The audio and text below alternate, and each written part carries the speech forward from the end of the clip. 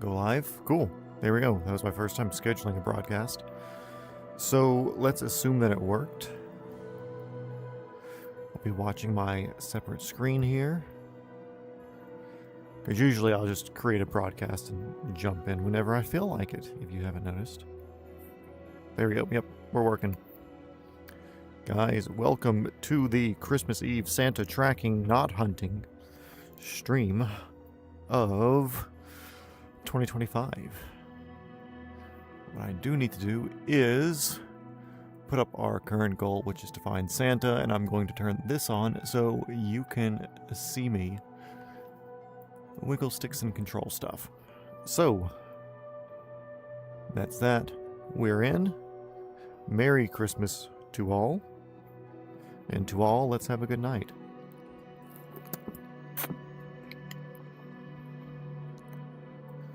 Let's see, have an email that just popped in. Cool, don't care. I feel like I can tilt camera up just a wee bit.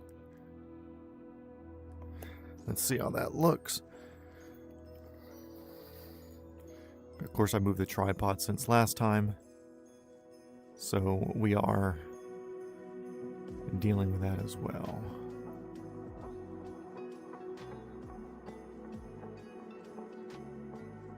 That really didn't do much.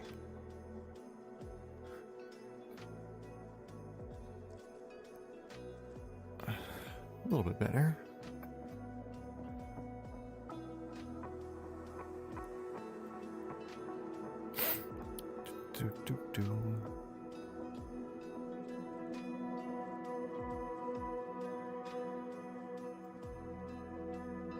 Yeah, that's all I want. I just wanted those few little extra inchy scratchies.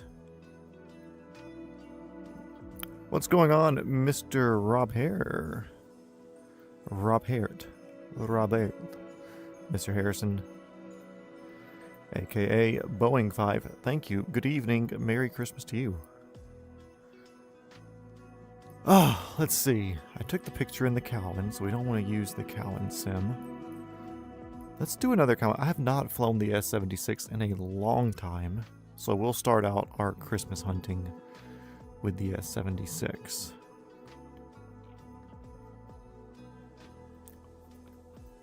And actually, it's like 70 degrees outside today here in Georgia, so I'm going to go turn on my air conditioning real quick, because it's going to get warm wearing a flight suit. But that's all part of it. I'll be right back.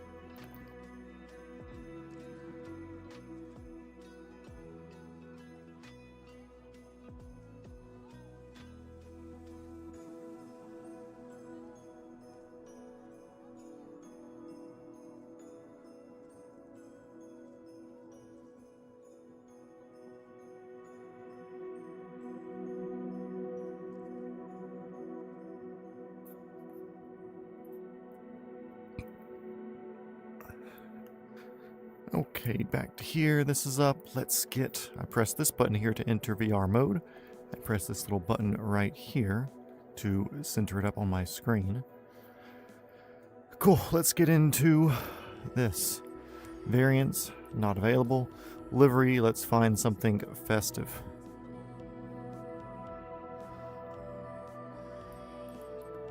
I'm speed looking. Kind of festive.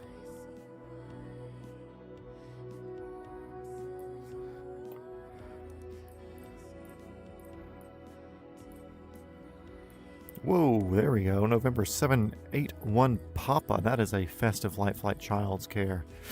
Oof, tough subjects. But it looks good.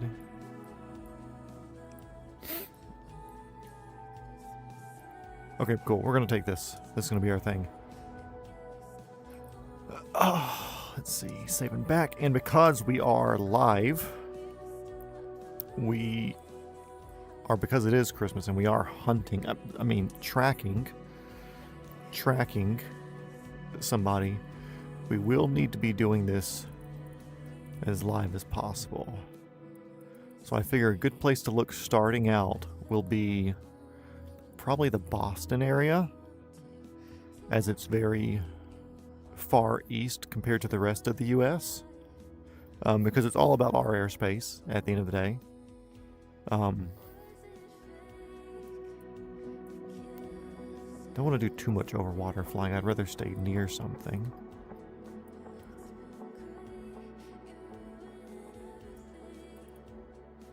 Let's see. Heck, let's just start here in New Bedford Regional. Set as departure. Cool, we're into it. Also, being Christmas, we are caffeinating.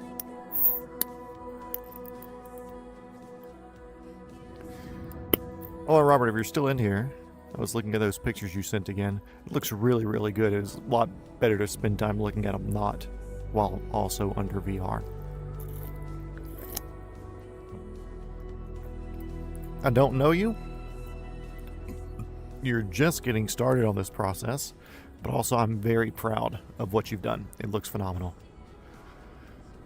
Okay, things to do. I don't think Cowan's put any sort of pre-flight. Look at the droop on these bad boys. Holy crap. Yeah, that'll take off your noggin when they're going slow. Holy dudes.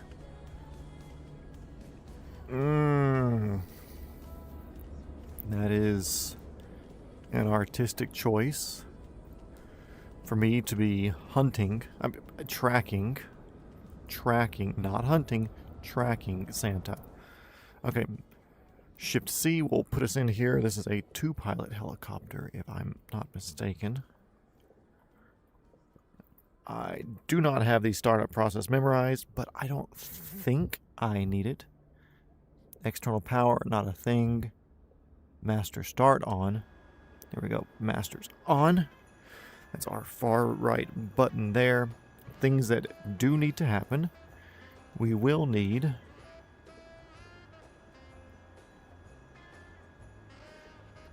Let's see. Pitot heats, washers, that's anti-icing control and lights. Master electrical here. Master start is on there. Familiarizing myself with the panel. Looks like we have fuel control up here.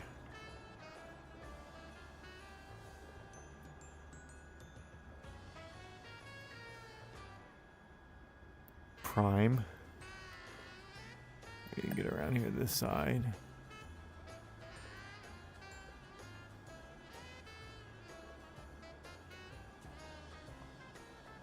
Prime, crossflow. It's really, they like to do crossflow and prime for different reasons.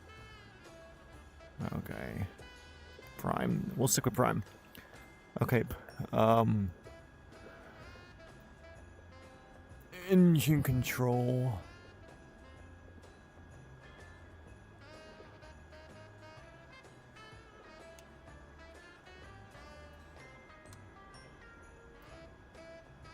Engine number 2 prime. I don't want to do that. Bleed air. Goodness, this is a very involved airplane. Oh, just click master start. Let's see what happens. Oh, that's right. This is the...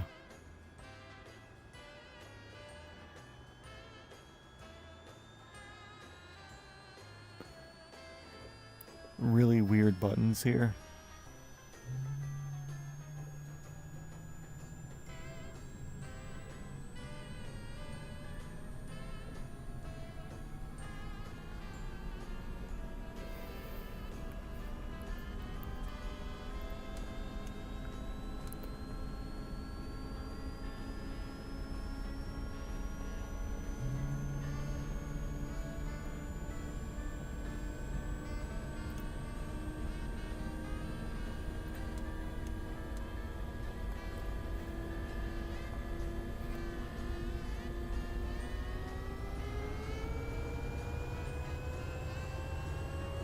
Fly, sure. Fly.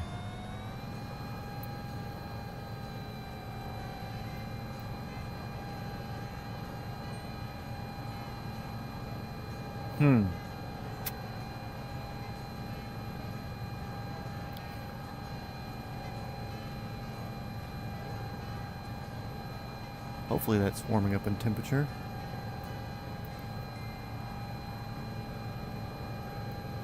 Let's see, got my TV volume a little bit down for you guys.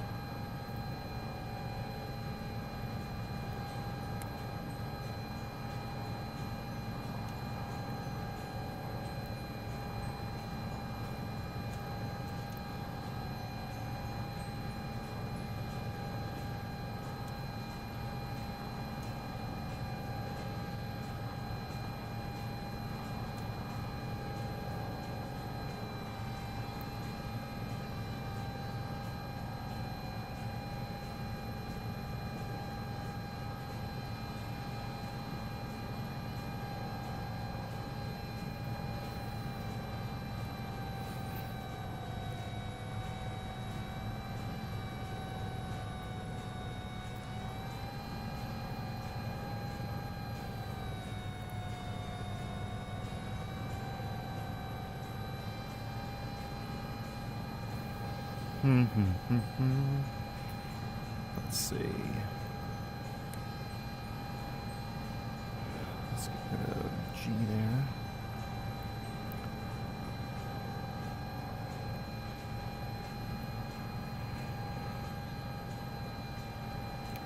Autopilots, not going to use them.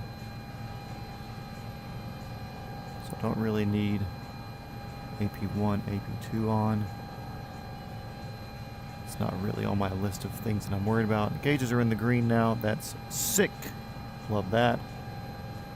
It is kind of cold, so we're going to turn pitos on. Engine anti-ice, might as well turn those on. Logo lights.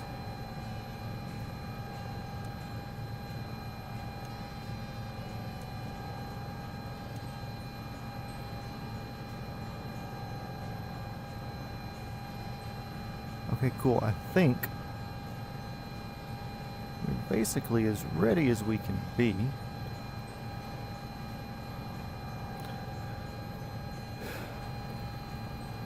We've definitely rotated ourselves a little bit. So I've got my parking brake off. I'm just going to go ahead and work on picking straight up here.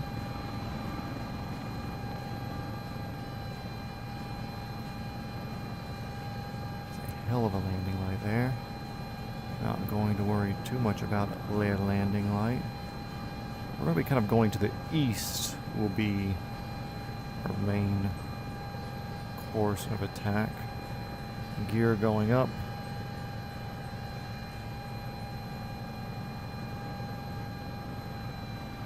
We are heading over to Boston.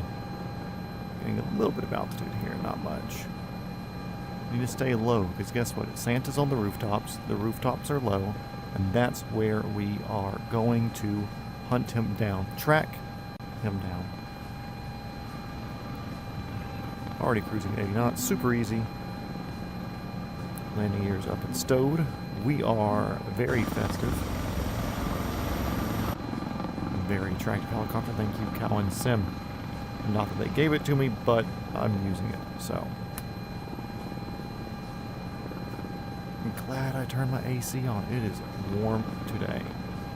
Okay, let's figure out where we're going. We took off from something regional airport over here.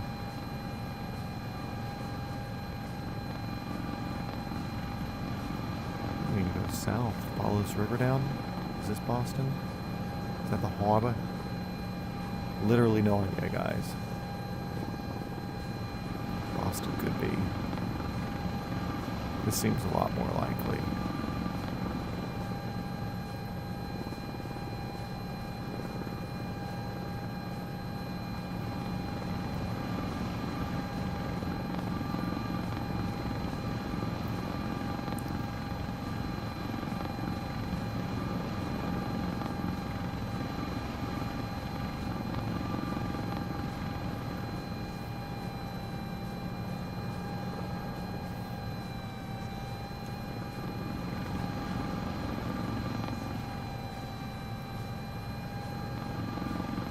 Boats down here.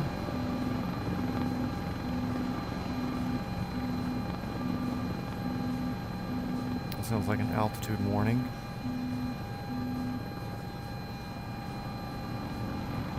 Let's see, we come up here, does that move our decision height? Yeah, that's all on decision height, so we'll move that down.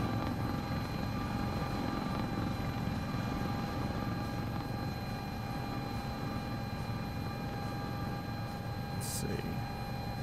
Which direction?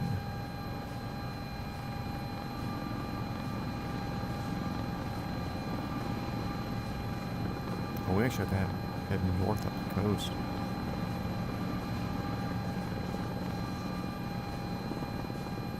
So we'll head over to Providence, then head up to Boston.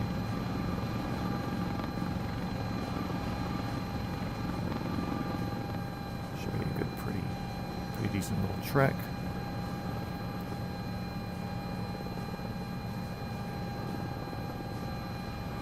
Tab. This is where we want to end up.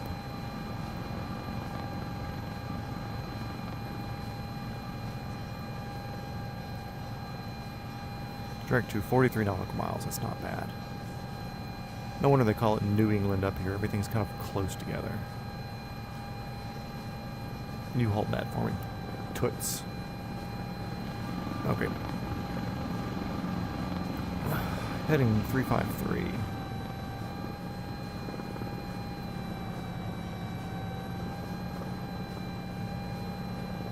I'm barely adding collective. Don't you dare say I'm trying to over-torque you.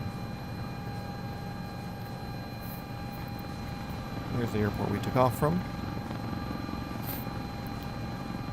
Hopefully nobody's on approach, because we are cruising over.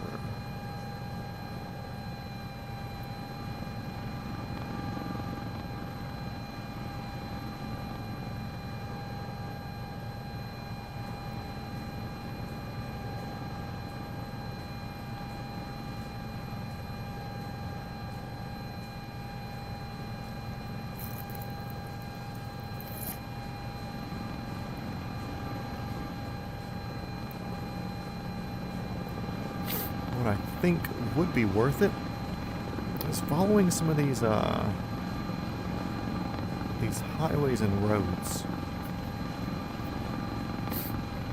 Because if I'm using my logic here, as we should be when hunting Santa Claus, tracking Santa Claus, it would stand to reason that he's not getting to altitude. I know the flight radar thing shows him at a consistent 60,000 feet. Maybe there's magic involved. I don't know.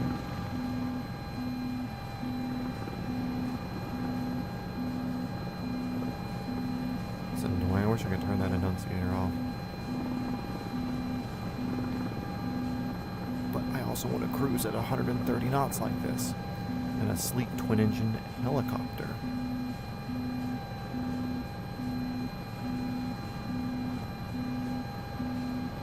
Have to deal with that because I am not going to get off that. Unless I can silence it. Yeah.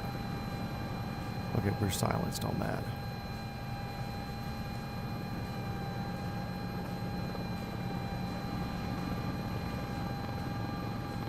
A Riff 1. I have a very good friend named Riff.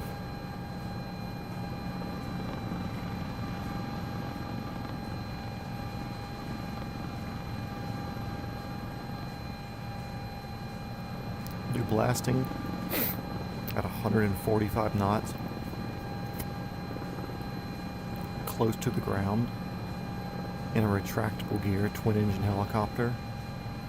It's like a pure engineering missile, just blasting over neighborhoods. Must be fun. Holy crap.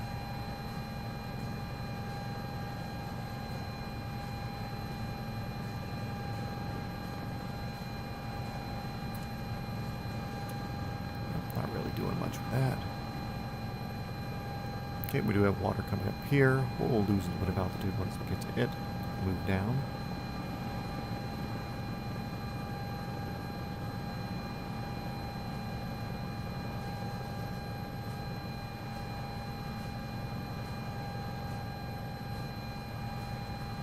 $153 knots, just sustained, right under V&E.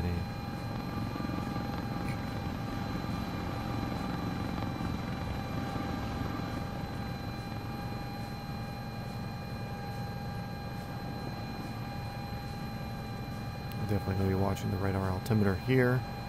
Trying to keep about a good 100 feet or so. Because the sky and the water become hard to tell the difference, even with light on.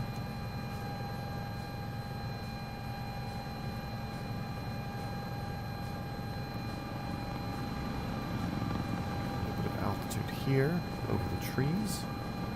I'm sure there could be power lines or something running through. We're now working our way onto our map, which we have a 4-mile scale.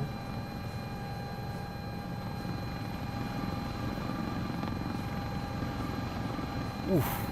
Sorry about that, fellas.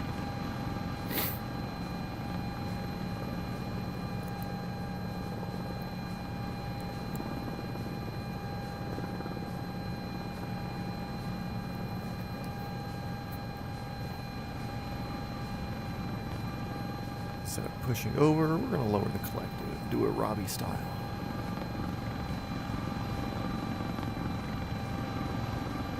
There we go. I can see a little bit of wave action here.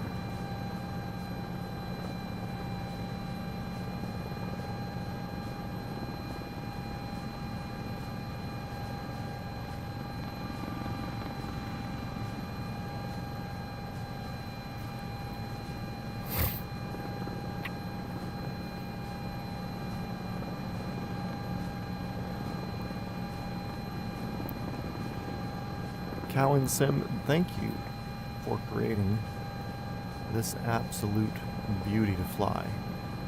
I'm sure the real thing's just as fun. Hope to get my hands in one someday. The S-76 is definitely a cool helicopter and domestically made. Sikorsky is very cool.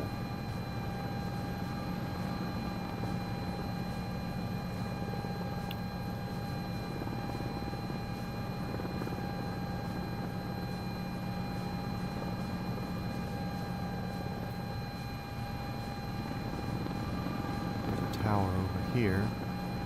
Going to aim for it, not to hit it, just because there's other stuff over there. There's probably not a tower right next to this tower, so I know that I can avoid it.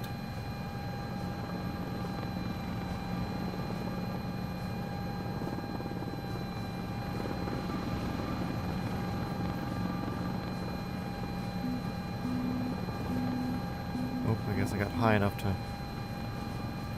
reactivate our landing gear. Should be deployed announcer. We're over some non-house areas right now, so we'll put a little bit of out on it, you know.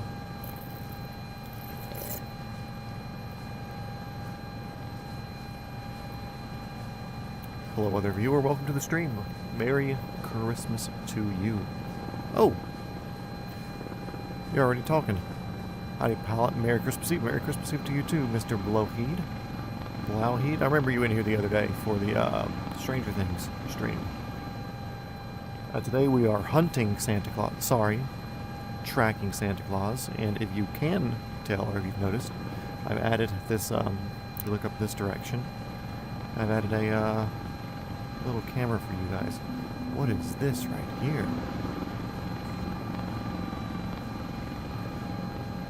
Random artifact light over the windmill. Could that be Santa? Nope, it's just an artifact. We will continue moving on up towards Boston. Hope you're doing well. Glad you're here. Glad you're back.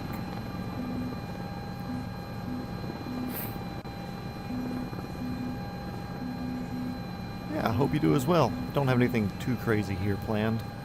I'm in a family of everybody who's grown, really no kids. My brother's dating a girl with a kid, but they're not here right now, so it's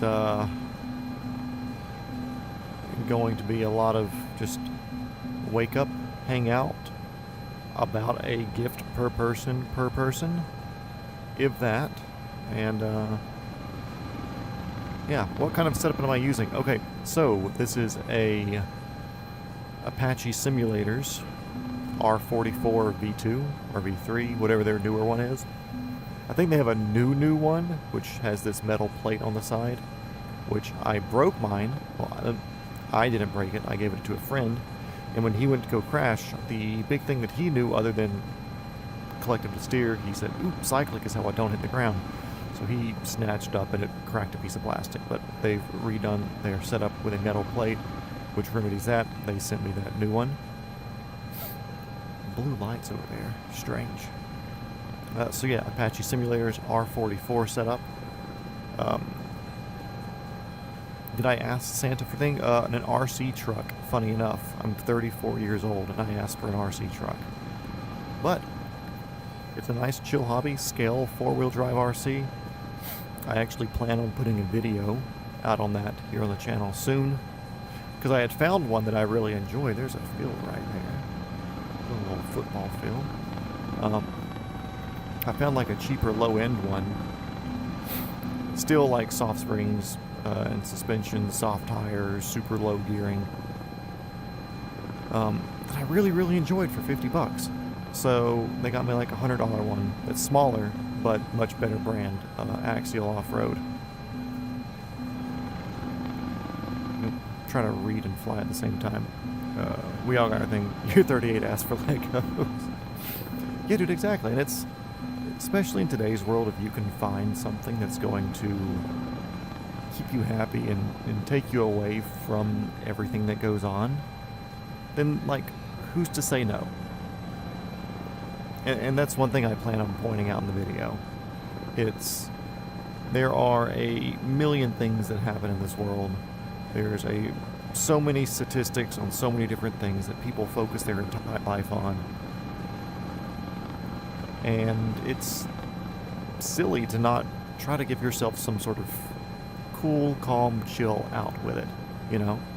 And yeah, like, I think the reason I heard of Axial was, like, to preface, like, I'm not a game on my phone sort of person, but at one point I had I had purchased a tablet, and when I had that tablet, this was like 2013, there was like a little 4-wheel drive off-road game, and I want to say it was Axial who was like the main sponsor or whatever. Anyway, that's how I heard of them, and I ended up playing with that pretty consistently when the tablet was functional. And we're getting here to more suburbs, so we got to keep an eye out. So I was like, hey, this is kind of cool. Like, of course, I live in the country, so off-roading is not a strange thing for me. Got a 4Runner, 4-wheel drive out and help winch people out and go exploring and stuff. And doing it in the real world's not a strange thing for me, but to have something where I can just spend no money, go outside and set the water hose up and drive through the mud and dirt and crawl through things, or I've got a pile of rifle and pistol magazines that need to be reloaded since my last range day, so I'll use them as like an indoor type of thing to crawl around. Like, why not, you know? Let's see, I see you saying something else over here. You said Lego trains are my thing. Oh, cool. I worked with a fella, had an Axial truck, I think, and brought it to work a few times. We made snow for a living. We played in the snow. A lot of fun. Dude, I've seen some cool videos of people like driving like underwater. Oh, you got an FJ 2007? Hell yeah. FJs are, I don't want to say so weird, but they live in a very weird place for me. I'm a Toyota guy. I've got a Toyota tattoo underneath this sleeve here. And I'm also 6'2". So there's times when I do sleep in my vehicle, like different jobs I've had, where if I get there earlier and it's a weird turnaround, I'll just sleep in the truck. Or if I'm going from one job to another because I work on contract sort of things. It's like, cool, I like to stretch out and sleep. FJ doesn't have the room for that. But if you look past that, it's like, cool, if you're just driving home or whatever. I also do a lot of gun stuff for my job, which is film industry. I do, I'm an armorer, so I'll do guns and firearms for film, TV, movies, stuff like that. And I have to put rifles and stuff in lockable cases.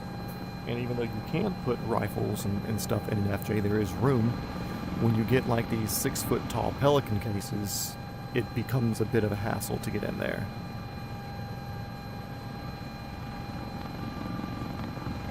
Like, great for legroom, not good for sleeping room. But like, I drive a 96 4Runner right now that I've put a lot of money into getting it the way I want it, and I'm just able to fit in the back to lay down and sleep. Slight angle, but either way. But I love the FJs. They're super cool. Short wheelbase, works really, really good off-road. They had the manual transmission versions. They had, pretty sure they had crawl control in the Trail Teams editions, which they also had some really, really cool looking colors that were specific to Trail Teams, and they matched the roof. What a cool little hill here in the city. Go some G-forces on this Sikorsky and see what she does. But yeah, I really enjoy the Trail Teams one just because they look cool, especially if you get whatever year the green one was. You get a green Trail Teams with that matching roof with like low mileage and a manual transmission. You're sitting on gold. I mean, they, like, sure, they devalued some, probably, but you can more or less buy that truck, and as long as you don't abuse it, you can drive it for free for 5, 6, 7 years, as long as you put lower mileage on it, and get to enjoy it whenever you want to. You keep it up, and you can effectively drive that for free, just because they're holding their value, which is awesome, and I love that about Toyota four-wheel drives. My biggest downside or thing about the 1GR FE engine, which for those of you who are watching and unfamiliar, the 1GR FE is the 4-liter V6 that is in the Tacoma, the FJ Cruiser, the 4Runner, and the V6 Tundras from 2005 all the way up to, I mean, shit, they split the Tacoma and 4Runner engines and the newer ones, but up to like 2021, 2022. Maybe in 23. They kind of tweaked around with the 3.5 on some of the Tacomas, and the 4-liter stayed in the 4. Anyways, that 4-liter, it sounds like a sewing machine. You put an exhaust on it, and it sounds like a sewing machine. And that's my gripe. That's my oof. We're right here near the approach path on that, so that's fine. Manual FJs are harder on fuel than the auto satellite because they cannot switch to two-wheel drive. Okay, I can see that. It's like, cool, if you're doing the big commute and you're worried about mileage, that's definitely a thing you should have to worry about. More elixir going down. Rain body fuel. And now that nothing else is on approach, or there is a lot of stuff on approach, but we're not worried about that because we're going to be dipping well below their glide slope here. I'm watching my radio altimeter, which is on my bottom right gauge there. We're at 300 feet, 200 feet. We're getting our approach dinger. There's our water. We're at 100 feet altitude. We're coming into downtown Boston. Let's shut this bad boy up. Quiet. Let's start hunting for Santa Claus. But yeah, I really do love the FJs. Super, super capable vehicles. I love the way they look, especially when you get the color-matched roof. But that's a personal decision at the end of the day as well, because there are people who probably really, really like the white roof thing. And I know it's a popular thing and that people do like it because of the newer Toyota CHRs, which is kind of like a CVT, very gay, transmission. If they had released the CHR in a manual, I would have gotten one of those as a daily because it would have made sense. But they did a white roof thing with it, and it looks really good. And the white roof does look good on the FJs. I just like the color matched roof. 35-inch Goodyear Duratrack stock LSD gets through everything. Yeah, my 96 4Runner was a limited, so it has the push-button four-wheel drive, where as long as I'm under 62, I can click into 4-high. I love that. It's great, especially in snowy times. The rare times that we get snow down here, which turns into ice almost immediately, so it's kind of worse than snow. I'd much rather have snow. Definitely don't have the Boston update. All the buildings look the same. Okay, now it does stand to reason that Santa would spend more time in a city area just because more people could be living in apartments and stuff here, so we're going to be a bit more thorough while looking through heavier populated areas. Back to the FJs. Mine's got the TRD bumper rock rails. Oh, hell yeah. So yeah, my 96 4Runner, I'm on like 2.7 inches of lift front, 2.5 rear, rides pretty flat. I've got a 32.5 inch BF Goodwrench KO2s, right? Because I got those before the KO3s came out. Stock wheels. I've got a hidden winch in the front bumper. It's got a Tacoma 2004 front end conversion, so fenders, bumper, grille, hood, lights, all that stuff, but I'm still running the 4Runner fender flares on it. No different bumpers, still stock bumpers. Kind of my goal with this was to look as like a, oh, Toyota could have offered this from the factory sort of look for it. That is an approach light on this car, a landing light on this guy, because he's very bright. Look at that. We're going to attack this, whatever BCS3 is. Anyways, that 4Runner, when you put it in 4-low and you do the rear locker on it, just like you were saying, your LSD, it becomes very, very stout. It is almost a tank. I would like to put a front locker on it, but I'm also not really planning on taking it anywhere where a front locker would become necessary, if that makes any sense. Open at present day because Christmas Eve, currently building an A10. Let's go. The real question is, does it have a real titanium tub on the inside? Which I think is one of the wildest facts about it, where they just basically made a bathtub out of like, what, 1/4 inch or 1/2 inch thick titanium, and even more. Because titanium's very stout as it is.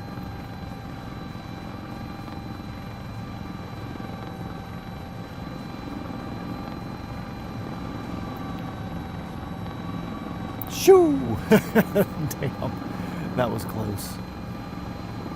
If I had timed that one a little bit further to the south, we probably could have gotten a full intercept on him.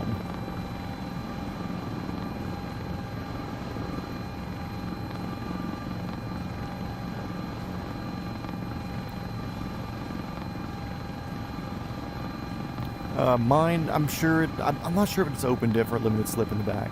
It does get sideways some if the roads are wet and greasy, and I'll floor it going around a corner, so very good chance. I honestly have never looked, don't really care, because I drive that thing like a grandpa anyways.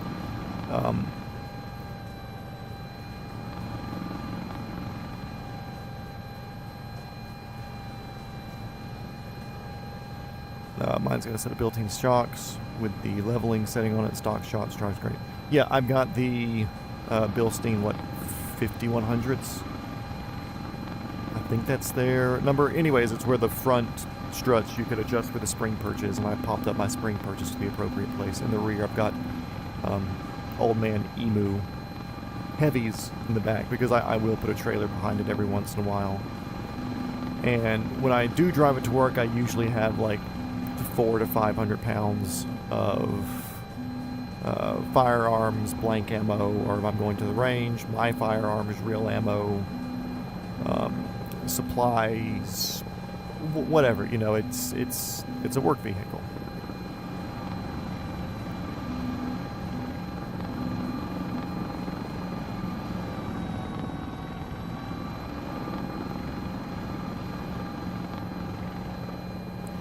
I wish I knew more about Boston. That would give you guys a little bit of a tour, because I don't know what any of these places are.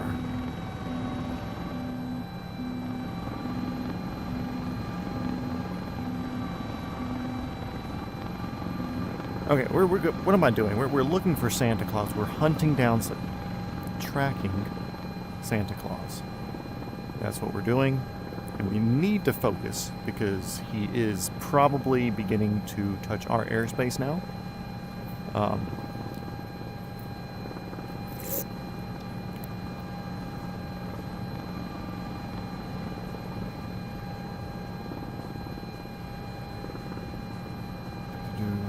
guns. I'm down. Oh yeah. Like I had guns when I was younger. Starting out as like BB guns and stuff like that. I think when I was like 14, I got a shotgun from my grandfather.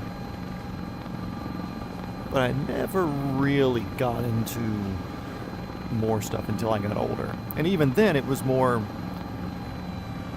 It's always been more of a necessity and a right sort of thing, rather than a, oh man, I'm super, super into it, I really, really want to collect or whatever. It's like all my stuff's very purposeful. I've got a handful of very well set up ARs. I've got a lot of ammunition run through all of them. I've got pistols that I train very consistently with, but I don't have like an excess of them because I don't see the point in owning 40 different ones that I can only shoot one at a time. Okay, there's Massachusetts State Police. We're just going to check in on him since they are also most likely, you know, keeping an eye out for Santa if he's flying low over the water here. So we're going to do a quick check-in with Massachusetts State Police.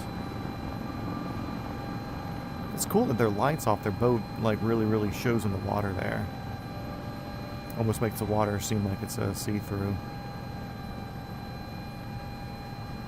Like it has that bit of translucence to it.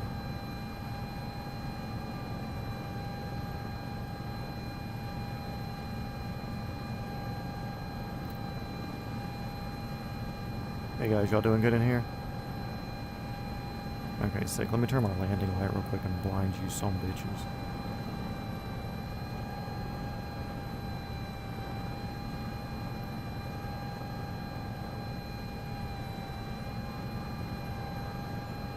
Wind coming off the tail there, I can feel that.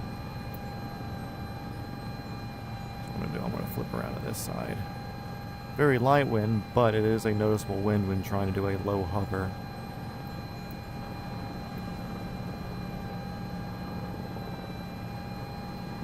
You can very much feel your movements around. You have a little wind pushing you like that.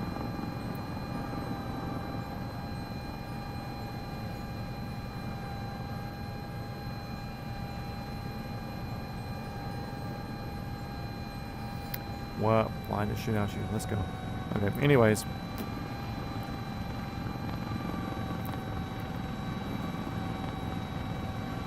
I'm barely using any collective and it's torquing me. Let's see. Always uses his rifle. He's a Lapua guy. Oh, wow. I'm going big boy. Of course, I live in rural Georgia where there's a lot of trees and stuff, so I don't really have sight lines to justify buying anything like a Lapua. 308 is really the biggest that I could need or want to use. Of course, there are long sight lines. Like you get on, if you're looking at like a full-on invasion defense scenario, of course, there's long roads and long sight lines and stuff that you'd most likely be fighting over, but I just don't have the time to practice and to invest that much money in something like that's not worth it for me yet. And if I may mildly brag, I went to school with a Canadian sniper who currently holds the world... Oh, sick.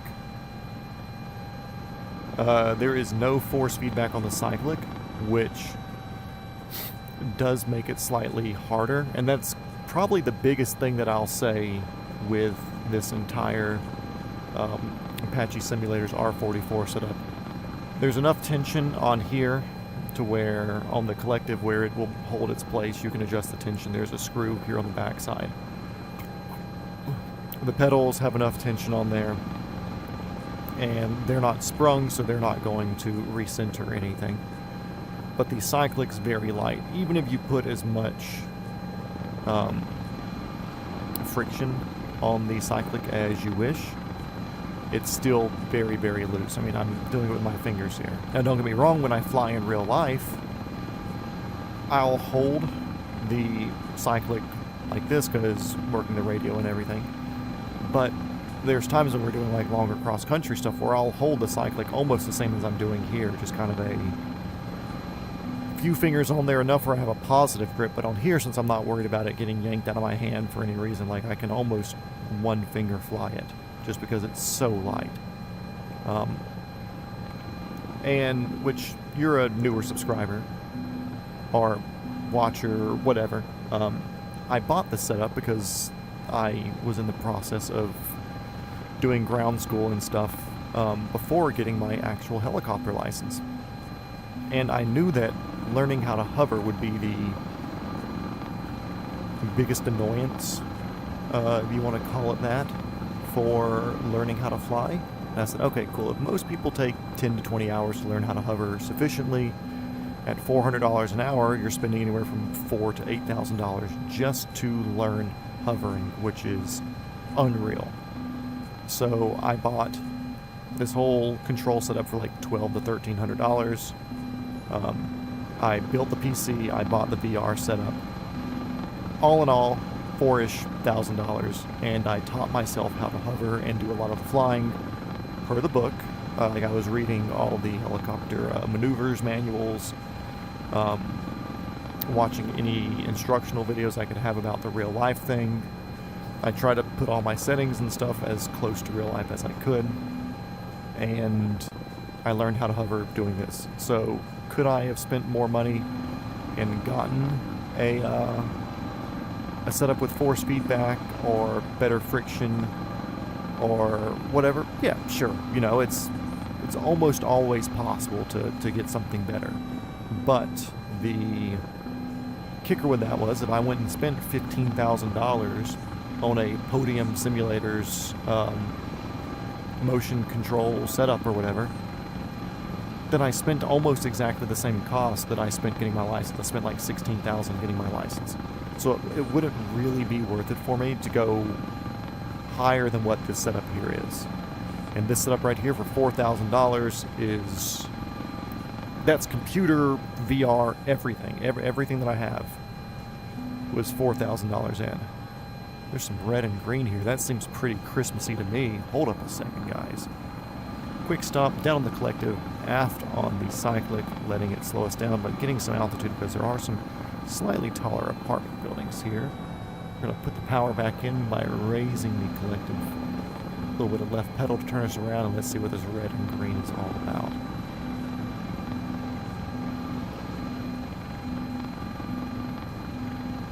Yeah, exactly, and I was able to hover within seconds.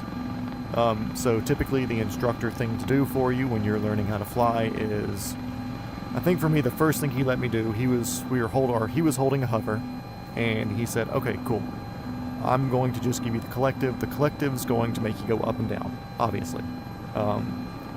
So he let me do the collective. I got to feel that. He's like, okay, cool, take us to like 10 feet above the ground, lower us down to like 2 feet above the ground, and do it slowly. And he's like, okay, cool, now do the pedals, give us a left 90, right 90, turn 180, whatever. And then when he said, now control the cyclic, and it was just the cyclic. So he was doing the pedals and he was doing the collective. And let me move my freaking mouse here. So when he said do the cyclic, my left hand, like I'm still riding along on the collective with him, I'm still riding along on the pedals with him. But when I was just doing the cyclic, I was doing a bit of the swimming with it, where I was like, okay, cool, I know what I'm doing here. I can feel it, but I'm over controlling because I could feel my left hand and my feet trying to compensate for everything. And then he's like, okay, cool, I'm gonna very easily give you all three. As soon as he gave me all three, I was hovering. He said, okay, cool, now left turn, right turn, then follow the edge of this little parking lot thing we were hovering around. I followed along the edge, and he's like, shit, okay, cool, I guess you can hover. Because I had bet him $1. And I was like, dude, I'm not gonna take your dollar. I had 200 hours on the sim or something before that, and the first 100 hours of me flying on the sim was basically just hovering because I wanted to have that down. And I did it in multiple different aircraft as well, so I wasn't just learning how to hover in the R22 model from Cowan Sim here. I was learning how to hover in all the models, so that way in case one model represents something better than the other model, I would get used to it being slightly different. The family hunt came as 2,000 yard silence. Jeez, yeah, I would love to do some long range stuff. It's just not a thing where I'm at. You know, like the most I can really find anywhere is like 250 to 300. As far as a place where I can legally go shoot. have me fly in real life. I could see how not having pedal controls would make it tough. Oh yeah. Do you fly in real life, or do you sim or anything? What's your helicopter knowledge or experience? Let's get to the other side of Boston over here, other side of the river. So our red and green was not Santa over here. The row houses look pretty clean. But yeah, like I said, my left hand, my feet were very much trying to do the rest of the flying. And I don't know if he felt that or he saw it. Or he was like, well, he got the other stuff. Well, let's just... Because they're all also obviously going to be riding on the controls. But I felt really, really good after that flight. Because as we were doing a very slow hover taxi back up to the helipad, he had his hands off the controls, checking something on the phone because he had heard a weird call on the radio or something like that. So he was checking the ADSB in on his 4 flight. I sim both poorly, fly in real life.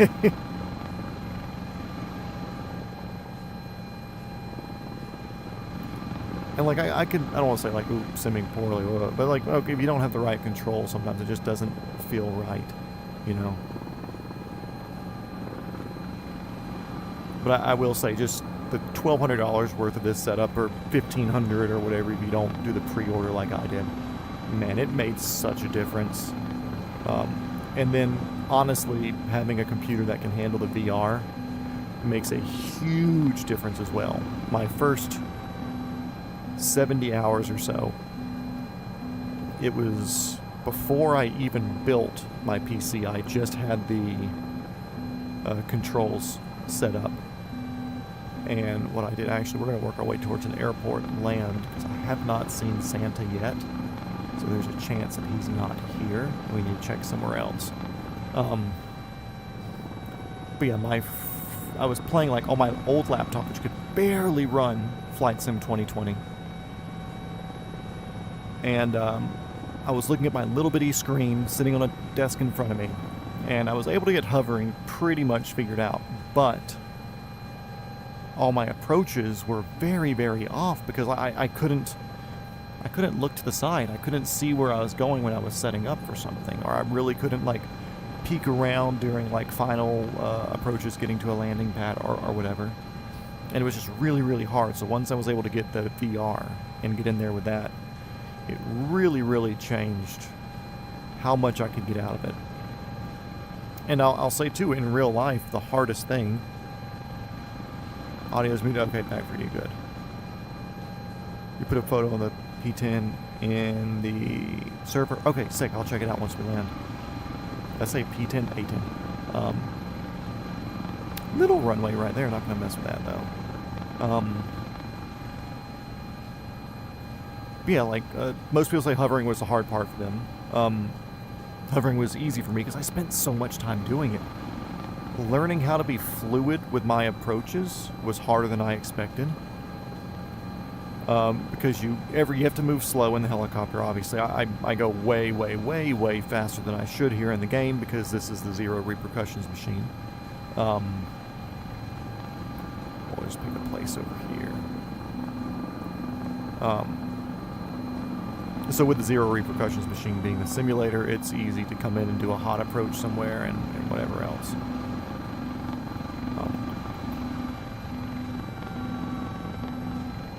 Also, I wish I could just like reach up and click my landing gear, but whatever. But yeah, so it was learning approaches, real approaches, was difficult. No, I don't want to say difficult. I want to say it was not what I expected, and the main reason with that being, your approach is infinitely variable with the helicopter. And in the book, they say like, okay, cool, you have your shallow approach, your normal approach, your steep approach. And it's like, cool, it's like a 5-degree angle, a 10-degree, and a 15-degree.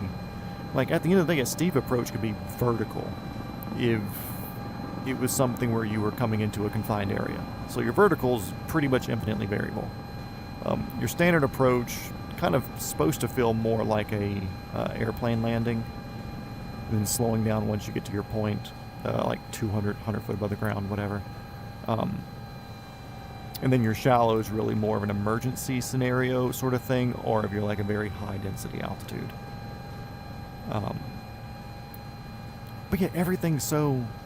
Can't go any further forward. Cool. Turn those down.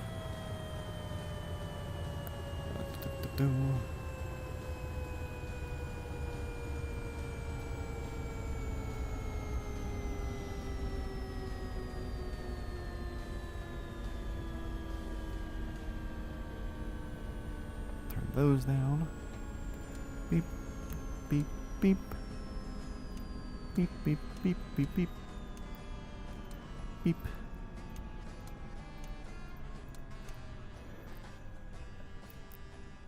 Oh, blades slow themselves down quite well, don't they? Don't care about the shutdown procedure. This isn't my helicopter. Okay, cool. We did not see him in Boston. We are going to have to go somewhere else. Let's get rid of that right there. Let's see. Shift, escape. I was about to say I can fly safe, but when I do the sim, you do things like you're not supposed to do, like full flaps and reversers, dive into my family's farm in a Twin Otter. I mean, that's what you're supposed to do, obviously. Flying helis in sim, I'm great at auto-rotation landings, but I've gotten hard time slowing down for normal landings. Do you do any VR, or is it all just flat screen? I did notice VR, I was able to slow down a lot more because the perception of everything changed. The auto rotation, you're flying in more like a plane with a lift from the rotor. Do you fly helicopters in real life, or are you just helicopter in sim? I don't think I was able to get that from your previous thing. I can't run flights in VR, no frames, but use eye tracking. Okay, cool. One thing that made it was like a full day, or not a full day, a full lesson for me to really figure out autos. And what I'll do, I'll hop in. I really like the way the R66 autos in this game. The 22, there's way too much rotary inertia. So just so I can see what we're doing, let's come over here to Australia. It's already Christmas down here. Let's go Grafton, sure.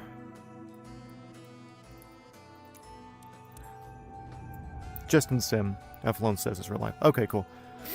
So, auto rotations in the sim feel very involved. Which, now that I have this camera, you'll be able to see that I can kind of do this the entire time, and it's not going to mess up too much. In real life, auto rotations are the absolute most boring thing that you can do. Which is like tense, because it's like, okay, cool, we just disconnected power or turned off the power flowing to the main rotors, but they are boring in real life, and that was what surprised me. And of course, after talking, it's like, okay, cool, if it's boring, that means you're doing it right, which is what really threw me off.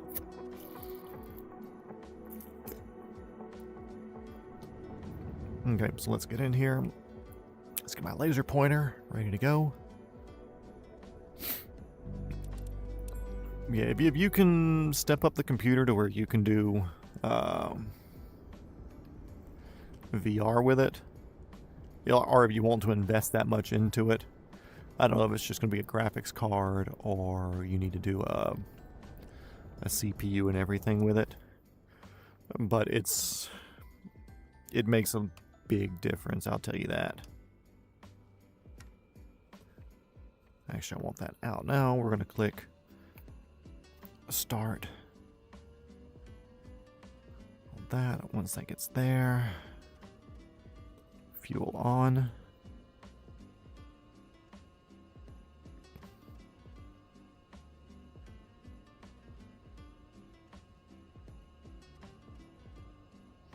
Or do I need to click it on the...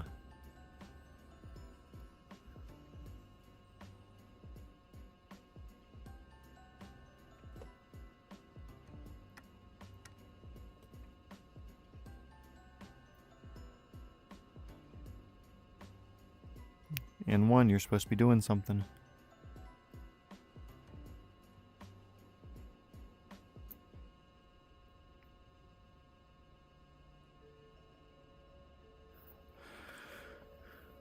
Oh.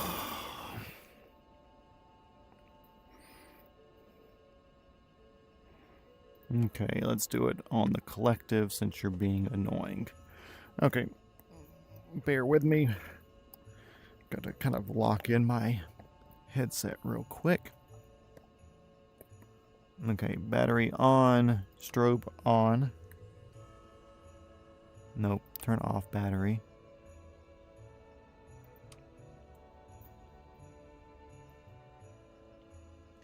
There we go. Starter's turned off now. That's sick.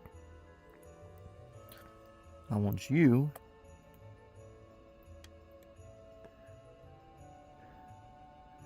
down there. Igniter on. Fuel open. There we go. There's our start. The starter button on my cyclic doesn't agree with this all the time for reasons unknown.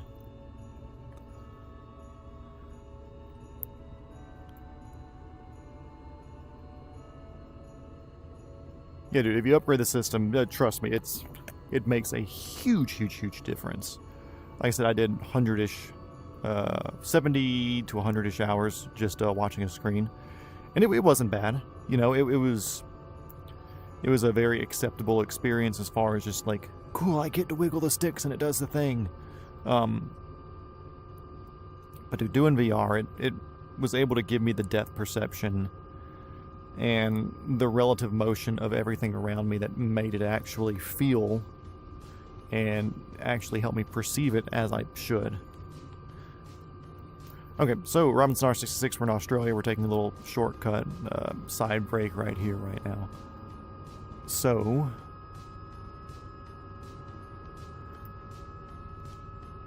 let's see, altimeter right now says like 300. Okay, so we'll get up to 1100. I don't see a windsock. Oh, there's one down here. Wind is kind of coming from the right in our tail, maybe? I've seen VTOL VR. I've seen Drewski play it. I've never gotten it because I don't know. Okay, yeah. So we'll come back this way. We won't be perfectly in the thing. So either way, I kind of made the thing to a saying to myself, or not a saying, but a promise that as long as I was using this to train and to be something as a profitable thing, because I believe me spending $4,000 on this has profited me in the long run because I didn't spend $8,000 learning how to hover.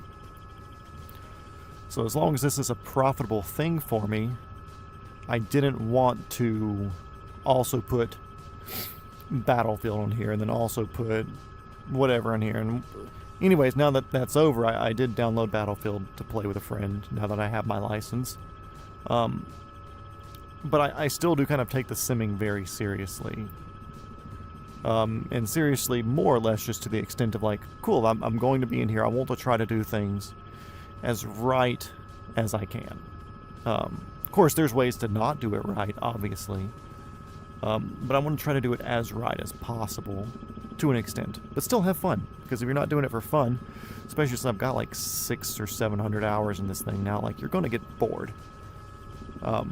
Okay, so auto rotation entry, we're going to do it the sim way first. Things that y'all are going to watch as my passengers. We're going to watch our rotor RPM here on the right. Our N2 will go down because that's kind of what the engine's putting out. And then our torque here should be reading low since we're not going to be using any torque from the engine during the auto. The entry into auto is going to be about 75 knots airspeed. We're going to go down right aft when this hits the bottom, throttle off, and I'm going to have to do the governor a little bit and kind of click it around because the sim's kind of weird with it. So we're at 75 knots now. Going to go down right aft. There we go. We're at 0% torque, and when I actuate that, it's showing no torque's being used. So we've got 65 knots going. I can lower that a little bit because we're about to get low RPM warning. A little bit back on the cyclic, and you see how I'm kind of like micro moving my cyclic right now? I don't really have to do that. Now we're at a 200 feet check or so. Start flaring more. Add the collective in. And on the ground. Anyways, there was a lot of little adjustments and stuff I was doing there, which when I was trying to do that in real life, it was really, really playing my rotor RPM against me. And that again is this, which in real life, the inertia of the rotor system, it's not as instantaneous as the sim wants to make it be. So when you're doing your maneuvers in real life, which I see more things here, you need to use touch controllers because you use all the switches. Oh yeah. I think you'll find it more sim than you think. It's so involved that it's frustrating sometimes.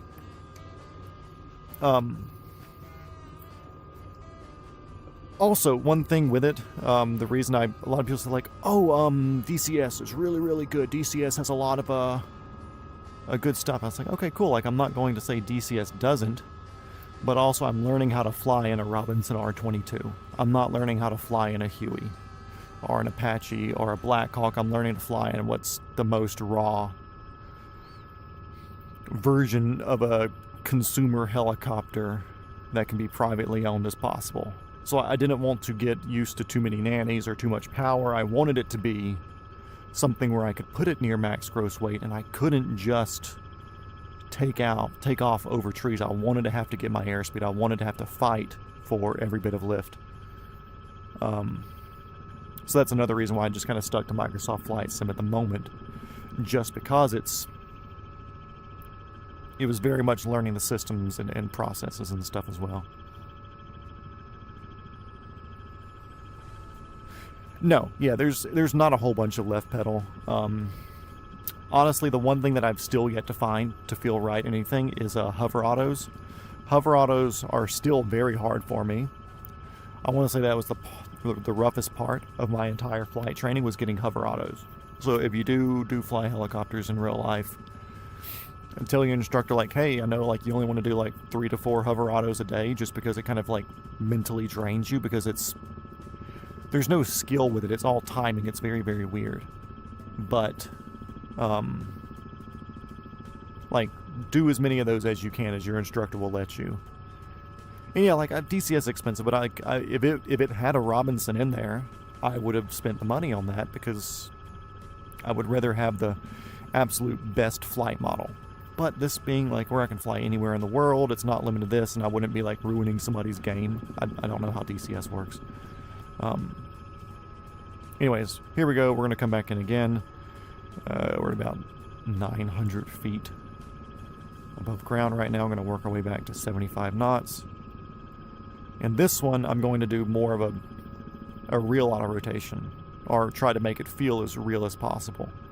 Like I said, I'll kind of have to fight this on the bottom a little bit just to get it to register that everything's turned off. But that's just kind of part of it. So again, we're going to do down, right pedal, aft, bottom, close, and then bump up a little bit. So there's 70, 75 knots. Down, right, aft, bottom, close, bump. We're pitching for our 65, and this is it.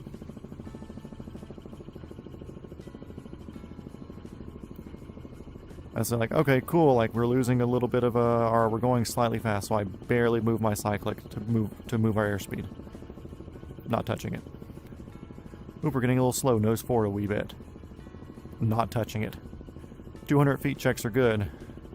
Gonna leave it here. 50, 40, baby flare. Full flare. Coming back in.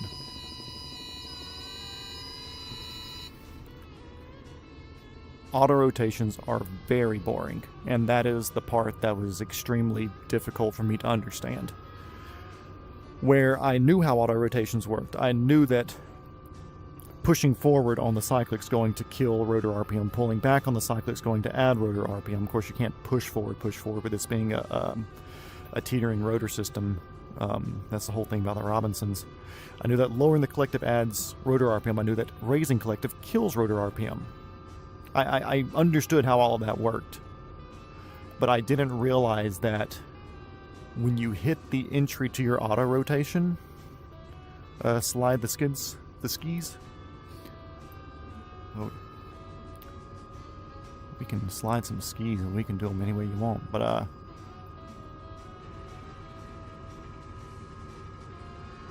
you can drift the skis too if you want to. That's another weird thing, like they won't catch here. It's like I'm skidding right skid right now and we're up off the left one. Let's see if I can...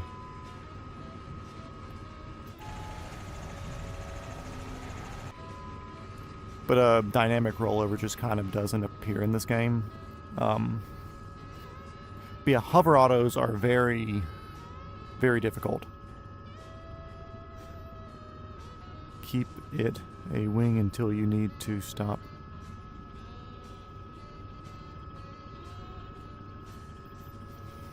Alright, say that again. Keep it a wing until you need to stop.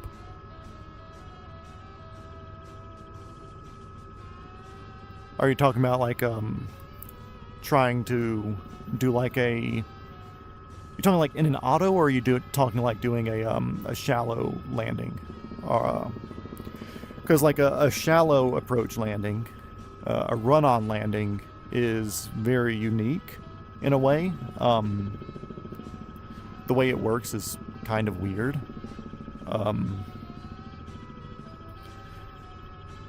We'll do one of those real quick. So basically, when you're moving forward, there's 3 different stages of lift in a helicopter. You have in-ground effect hover.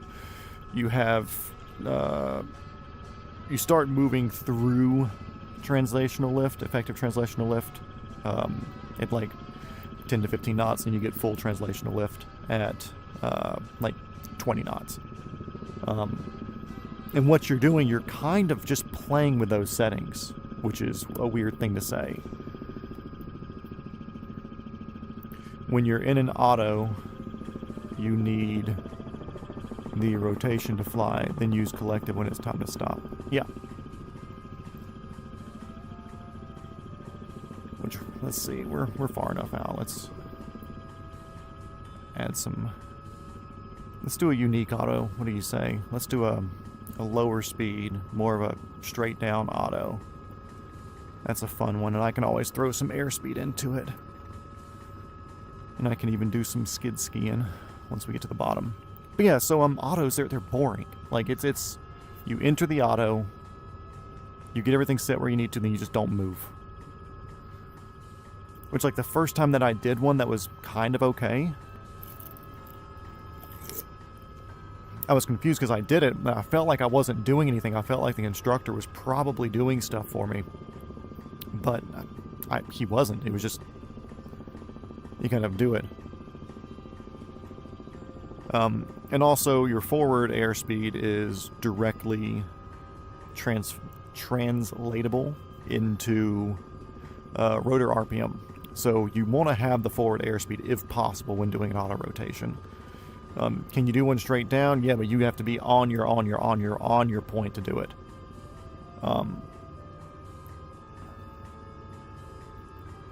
But what the really right way to do it, if we're here, we're basically sitting dead still in the air. So down right aft is, once we do this, we start pitching forward. We get some forward airspeed.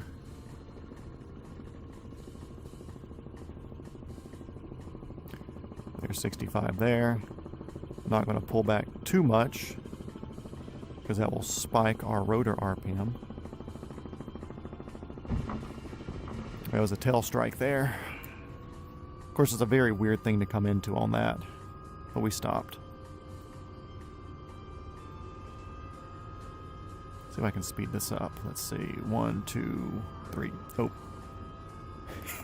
I tried to speed up time, but when you don't have the forward airspeed, it's a bit of a pain. 1, 2, 3. 3 clicks back.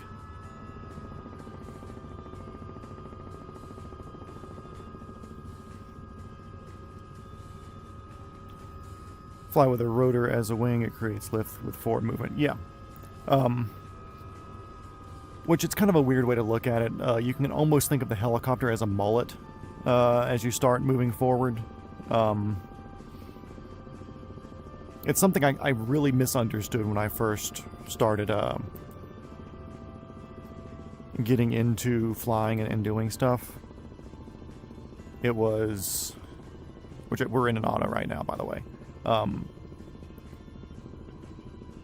I thought that kind of like the overall shape, sure there might be some sort of like effective lift with the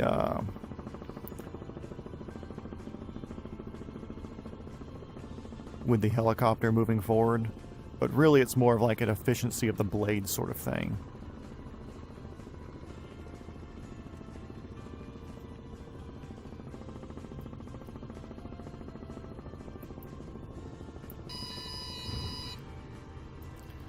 But anyways, we're not here to do this. We're here to hunt Santa Claus. So...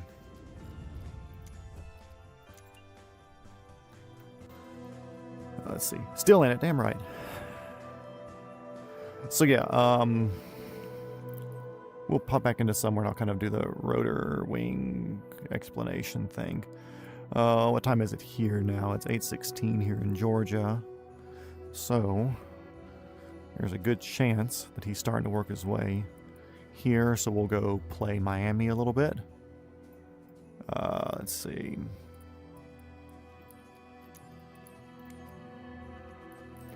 Helicopter.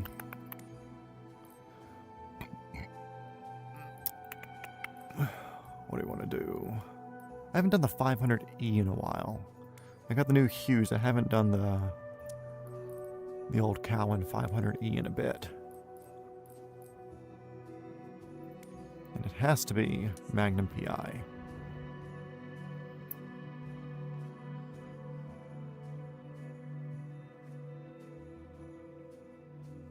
Yeah, just as your way of seeing it, correct. Which that's how I was seeing it at first. You're like, oh, you get forward airspeed and you start getting increased lift.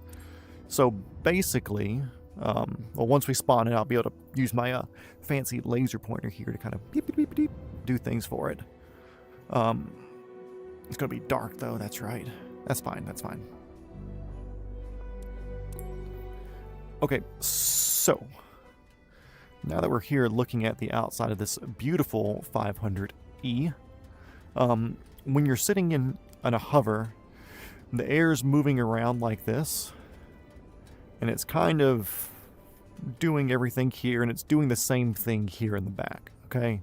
So you're getting a lot of dirty air that you're sitting in, and because you're sitting in this dirty air, it's taking more power for you to hover. Even though you're in ground effect, it's taking a little bit more power to hover if you were than being in ground effect at a lower altitude. There's a couple of different places and whatever for it. Shows him over Columbia, so he's south. Sky crane, bring the tower with you. So yeah, that's hovering in ground effect. Then, once you start moving, you have clean air that's coming forward through, that's coming down, but your rear rotor's still kind of picking up a lot of dirty air. So that's why I say it's like a mullet. It's business in the front, and then you kind of party in the back here.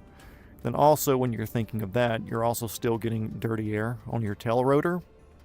So your tail rotor's not as effective, so you get a little bit of a twisting depending on what rotation your main rotor blade is. And then once you hit past your ETL limit, like in the Robinson, it's like 21 knots, 18, 21 knots. You start getting clean air in the front and clean air in the back, and that's when you have your full forward efficiency.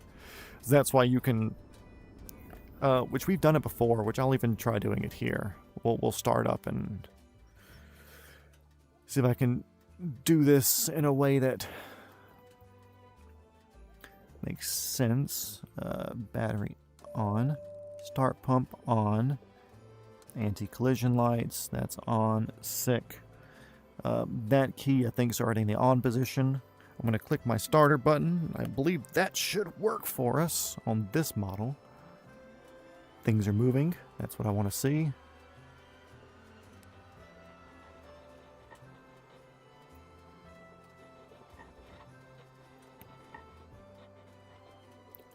That didn't grab the way I wanted it to.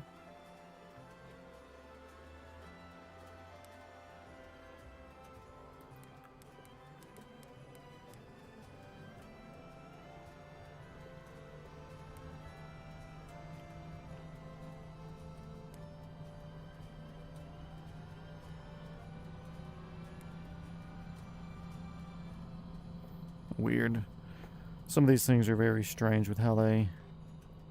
No, I want you at 0.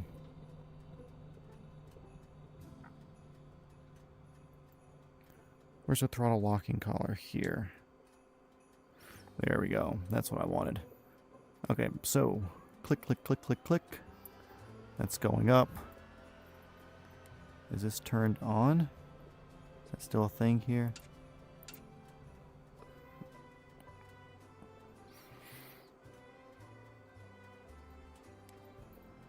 Start pump on, fuel on.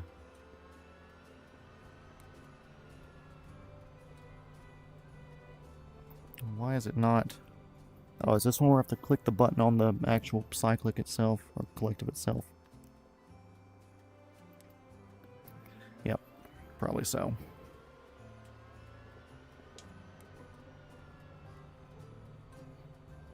Really?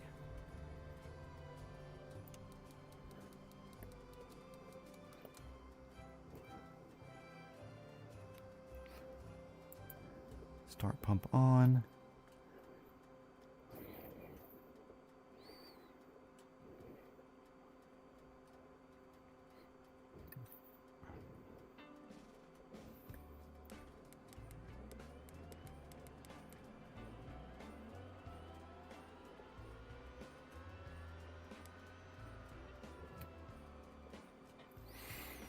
Sorry guys, this is beating me up right now. What am I missing? What's weird about you? Engine start. Collision, position, rotor rate's clear, key on, starter button located on the tip of the collective, yes, click. Caution, do not open the throttle before 12% N1. Cool, don't think I did. Do not exceed enter turn degrees management, engine out, warning light, engine oil temperature, engine switch check. Okay, cool.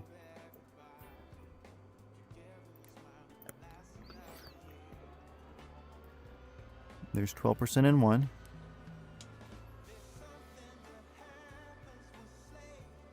Weird. Absolutely strange.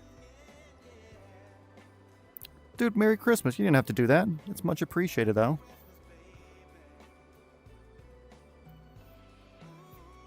I'm just upset at this helicopter right now for being picky. Of course, one thing with this key, I don't know which one's on. That's the weird part about this thing.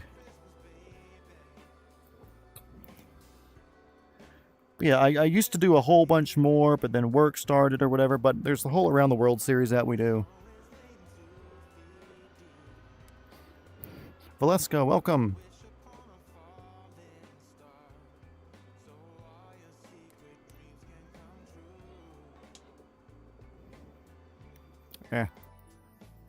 I don't want to fight this. Of course, it could have been broken in an update as well. In flight. Boom, right here. It says departure. Start. It's going to start in the air. So yeah, if you have a few seconds, we'll do a running takeoff thing here real quick. And I'll kind of show that to people. Okay, where are we? There's the runway down here.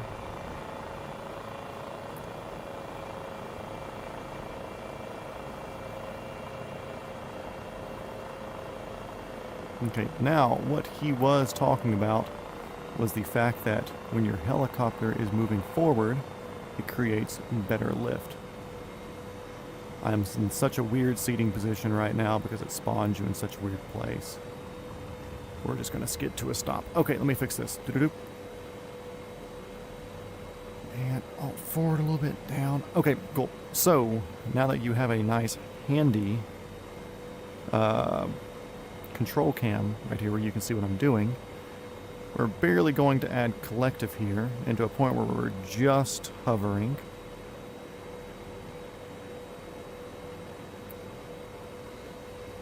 Okay, just hovering. And now I'm just going to leave my collective where it is. And we can't get any higher unless we start moving forward. As we start moving forward, the helicopter becomes more efficient in the way that it's moving. And now we are able to start climbing, and that's because the, like you said, it's basically more slippery-ish, if you want to call it that.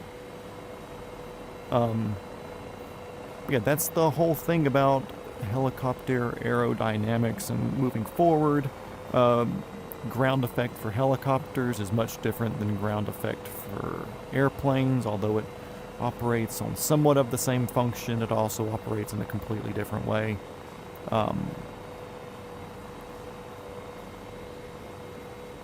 It's all fun. And out of ground effect hovers take more power than in ground effect hovers, but in ground effect hovering takes more power than in ground effect moving. And it's just weird. One thing we did actually with the little Robinson R22 a few episodes back, we took it up to Aspen, I think. Or somewhere now, we can't even get off the skids, but I'm just going to scoot us forward. But we went to Aspen and we loaded up to max gross weight for the altitude. And we had to do a skidding takeoff like this to get to a point of getting into translational lift, which we're in it now, but I think I just still haven't added just enough collective. There we go. That little bit more is what we needed. But it's still a very... I mean, I'm using just enough collective to not be on the ground. There we go. Very low torque, like 45% torque usage. Okay, anyways, we could sit here and talk all day, but I can turn this brightness down and we can go hunt Santa Claus. Which is, I mean, track Santa Claus. We're not here to hunt Santa, we're here to track Santa. And also, now that I'm doing this, I remember that Calwin does say their 500Es, their least favorite one as far as their controls, because it flies really, really skid down on one side, and they say they can do a lot more to make this one better. They just haven't.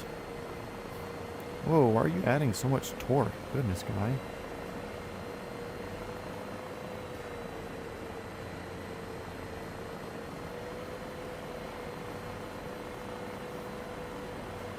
Anyways, let me look back at the comets again. Because we are heading northeast where we need to go. There's the Atlantic over there. Miami's to the north. I'm going to follow the canals. We did this last year and we had pretty good luck hunting down Mr. Claus. I want to say it was asphalt. Still grippy sort of feeling, but also the ground friction models in this with helicopter skids aren't anywhere as good as real life. In real life, it's very, very abrupt feeling skidding the helicopter.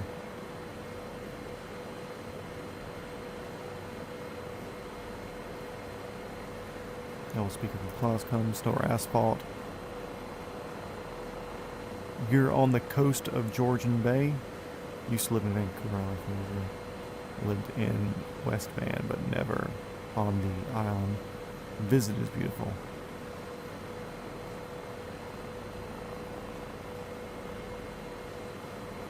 Oh, I didn't even notice a Canadian thing. I just read Georgian Bay right there. I was like, oh shit, he's in Georgia. I thought we had another local here. But I do see that was Canadian dollars now. So, thank you and sorry for not recognizing. Power poles there, that's fun. But yeah, I'll answer whatever questions I can. Also, remember, I'm not a helicopter instructor or a CFI yet. It is something I do plan on doing. I'm just not there yet.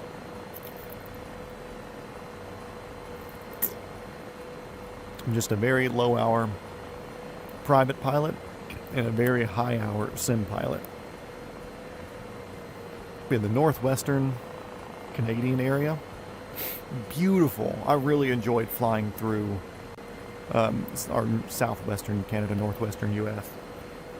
We flew through there on the Around the World series. It was like episode 6 or 7 or whatever once we crossed the border, and it was absolutely stunning. It was some of my favorite episodes, going up towards Alaska up there.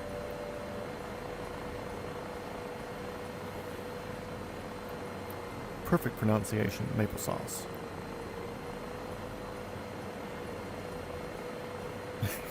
Maple sauce.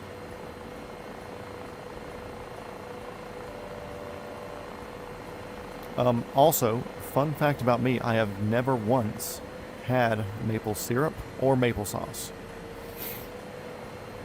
And I do know that that is probably a bad thing to admit, but I also have, like, as a child, nothing recently, but as a child, I have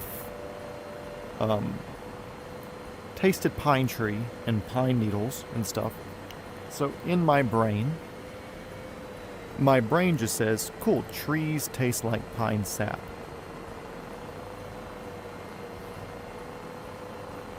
Tell Matt what deadly means. Yeah, she was trying to tell me I was deadly the other day.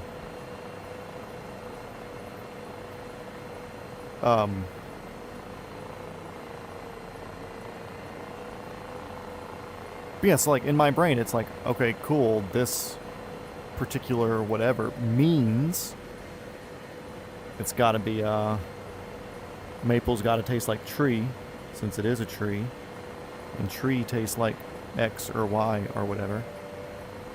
And, so yeah, I've always not done maple stuff just because I've assumed it tastes like tree. Pine Sprite. And you want me to trust you when you just drop sentences like that out of nowhere? Real maple syrup is very sweet. I've heard that. I've heard real maple syrup and the fake stuff is very, very different. It's delicious, but I don't have a lot of it. Tastes nothing like pine sap. Yes, I've ate it too. Definitely as a kid though, nothing recently. But yeah, it's one of those things where, like, as an adult, I can also admit that I know that it's not going to taste like pine. I know that. It's fine. I get it. But I still don't want to. Just like I've never had a cherry in my adult life. Because I had cherry medicine as a child, and cherry medicine sucks.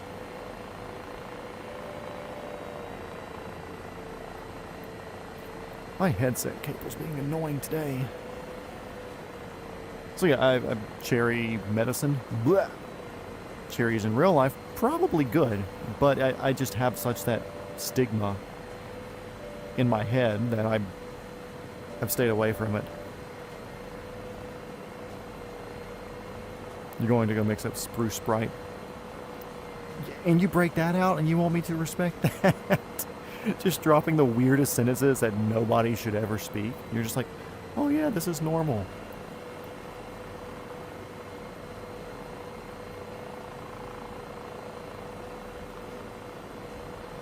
Menu. More options.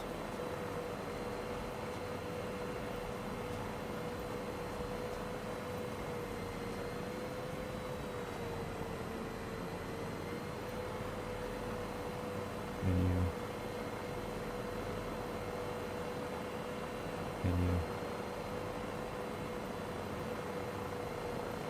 Backlight intensity. There we go, thank God.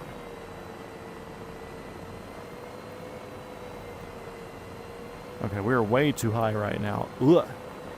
But Miami's in sight, so let's get hunting. I'm looking for red and green and a very bright red nose on that son of a bitch. I mean, that respectable reindeer named Rudolph. because we are hunting Santa Claus, tracking Santa Claus. It's wild how much different this 500 model flies than the Tao's Hangar one. Tao's Hangar one's very, very smooth. This one's very twitchy with a lot of stuff.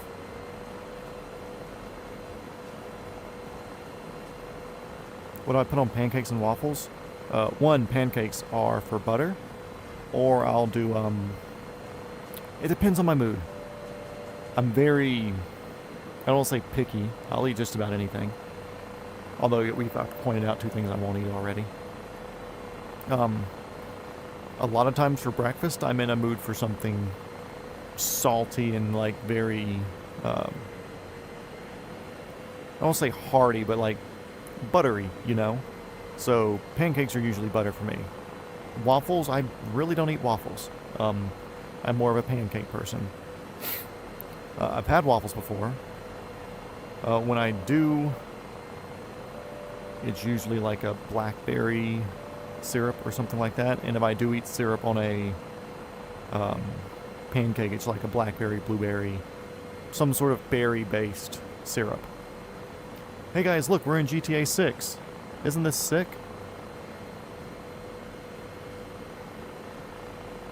Yes, I'm aware that maple syrup's a thing for pancakes, and they soak it up and it becomes good or whatever, but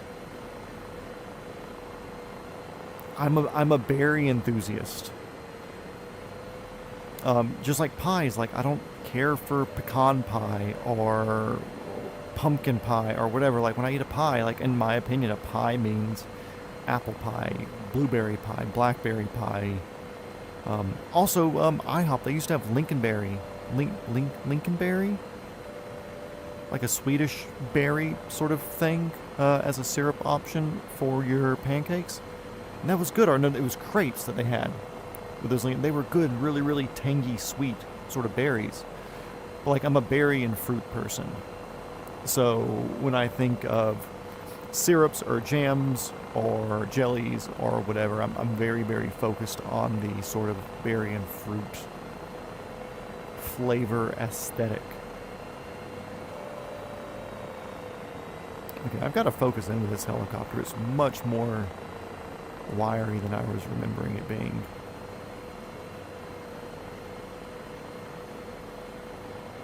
Okay, looking for red and green, guys. Looking for red and green. Gonna check the phone again as we're getting up close. Let's see. Waffles and pancakes. Both syrup and butter. Wow, based. Yes, lingonberry, yeah, my favorite. They're good. I don't know how to spell it, so I'm just going to trust you. What did Rudolph do to me? Nothing. He didn't do anything to me.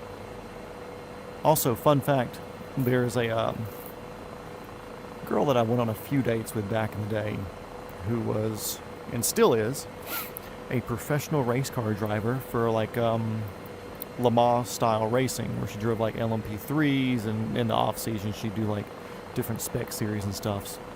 But she got invited down to Miami back in the day, and I think it was Red Bull was driving their F1 car along this street, and she was one of the other cars on the road during that, because obviously they're not going to drive it down the street during normal traffic or whatever, but she was one of the extra cars that was on the road down here during that. Whoop. Over controlling. I was way over V&E there too. That was on me, guys. My mistake. Definitely broke something, but we're not going to pretend that's a thing. This helicopter is very easy to fly fast, and like I said, this one, even Cowan Sim has admitted that it's very weird handling. Like I said, it flies very, very down on one skid. Those boats aren't parking the right way.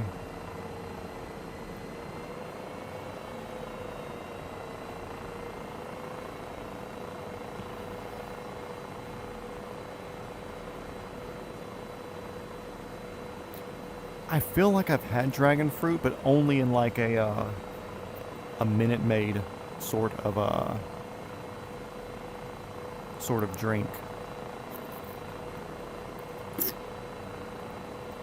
think I've looked for it in normal places, but I also have the world's widest family, where to them pepper is very hot, as in black pepper.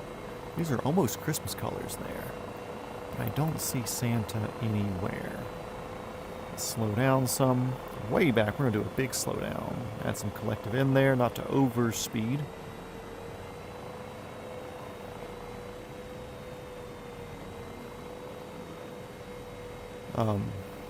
But I don't think I've ever had a chance to do dragon fruit as the fruit itself. It is something I've looked for in the store, but I have to like go in looking for it. If I don't go in looking for it, I'm not going to think of it, and it just won't be a thing.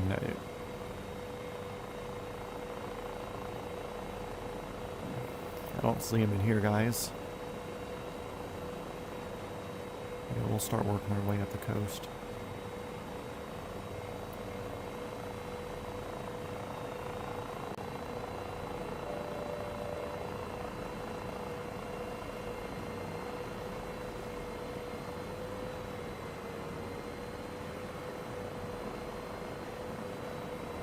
I'm trying to remember what helicopter I flew through Miami last year during the Christmas Eve stream. Which I had a lot of fun in this area just because it's a lot of straighter roads where you can do some building dives, and then there's the little canals and intercoastal type pathways that you can take. Very low artifacting, even though there is artifacting that you do have to worry about.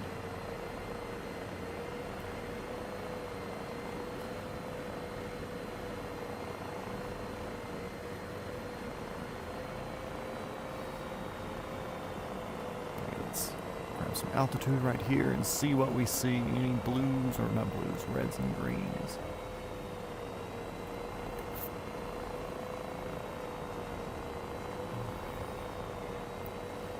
Oop, I see some green up here.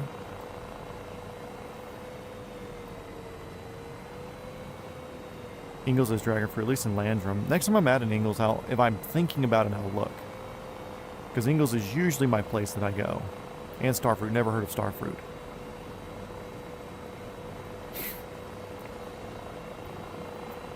Which, like I said, I'll try most things. It's just some things have been ruined for me by other things of the past, you know. I wonder if this jolly fella is trying to run the coast to keep out of sight from people looking over the city.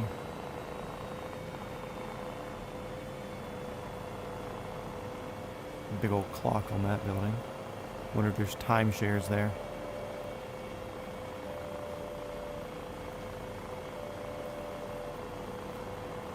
Say, woohoo, Santa. Guess who's been naughty this year? Not me. There's a very green light down here. Almost a river. Kind of red nearby. I don't think it's him, sadly.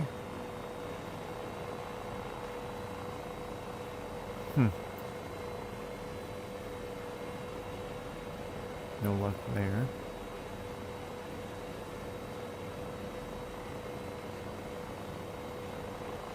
Let's see, let me refresh this right now. Just because sometimes my thing will freeze up. Okay, let's dive back into it.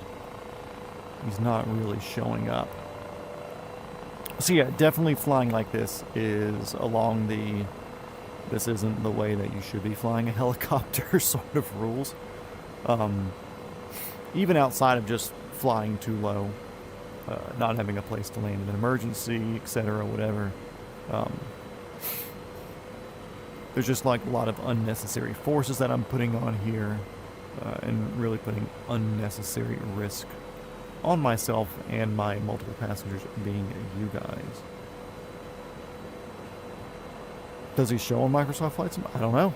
I've never seen him. Never seen him. So either he's good, or I have not looked in the right places yet. Could be either one. Could very well be either one. Let's dive back down in here.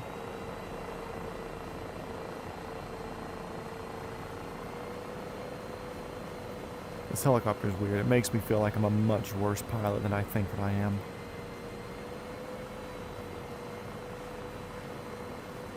Listen, if we were to hop in the OH-6, which we'll do that one next, just because it's the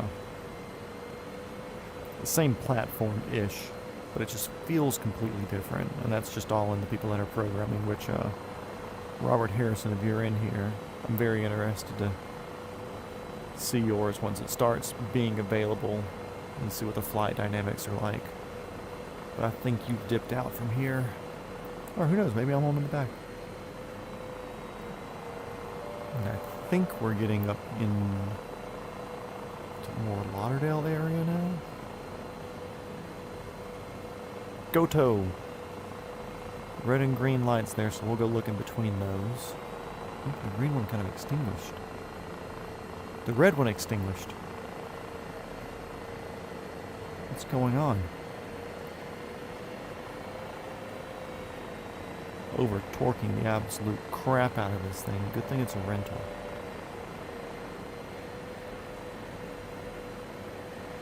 Let's see where we are. There's the red. Okay, there's the green. Okay, Santa baby. You scurrying down a chimney over here somewhere? Golf course in the middle.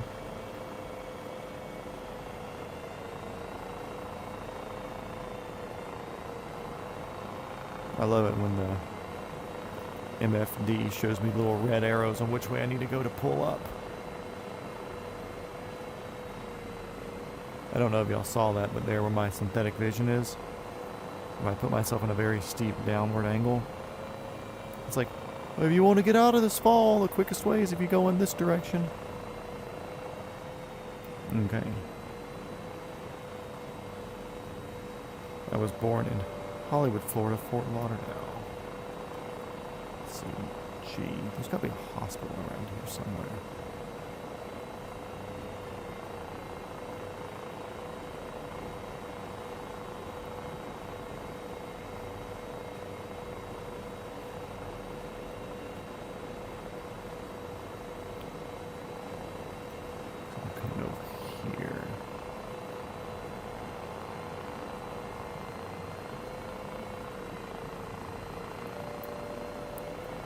Okay guys, I think we may be too late here in Florida, so we're going to have to move west a little bit. What location should we be going to? I'm going to need y'all to sort that out for me. I'm not a strategist, I'm just a pilot. And don't make it flat and boring, it needs to be fun. Okay, that's my one thing. Like, we can search in the middle of Kansas if you want to, but I don't think that's going to make for good TV. Well, it's Miami-Dade Police Department. They're definitely on the naughty list.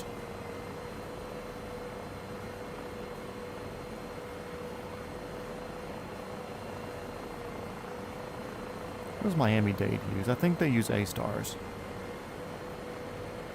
I think they're on 125s.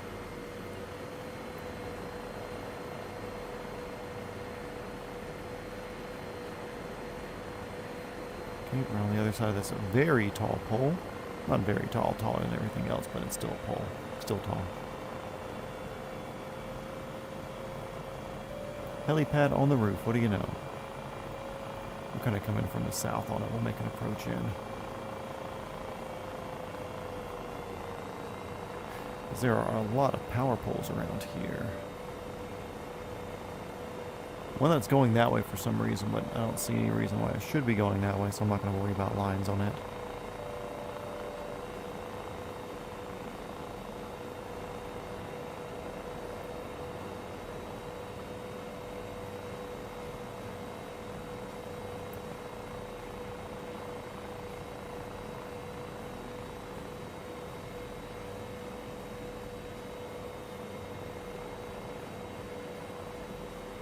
Let's see, let's see. Bring her on down.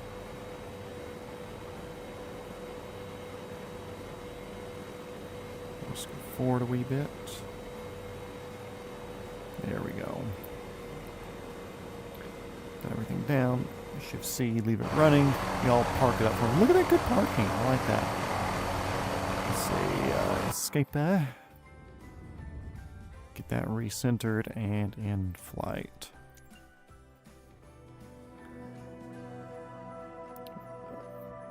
Can you pronounce that for me? Landstuhl Rheinland-Palatin.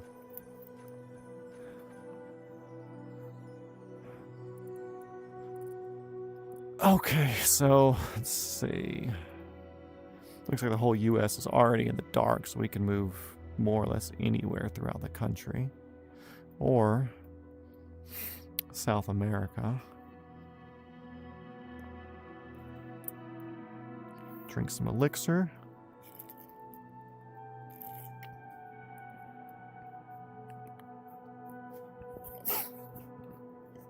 Okay, let's see. Where do we want to go? With just getting nighttime down here. This might be a sneaky way here.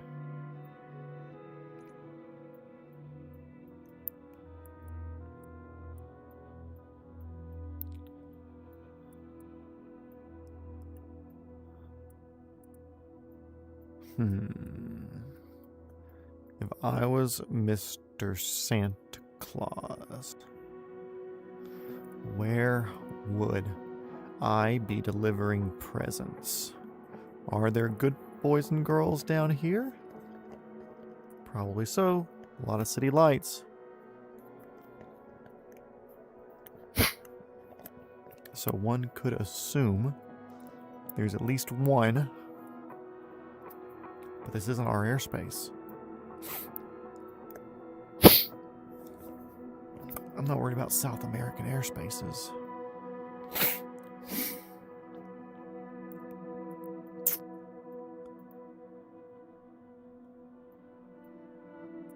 Maybe down here on our southern border. Yeah. Start over here. Work our way towards the coast.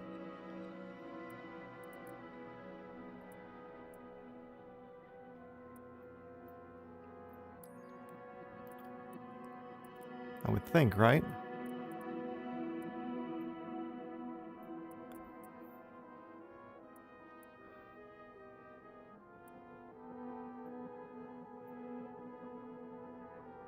Yeah.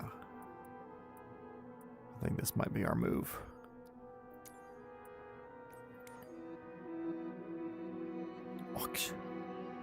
Great. Now we've got Germans in our chat. F.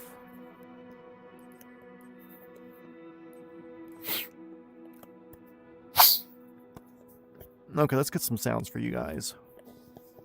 The Taugs Hanger, UH-1H, not the Bell UH-1H Taugs Hanger, the cock down one from the Stranger Things thing. No, we're using the actual one here.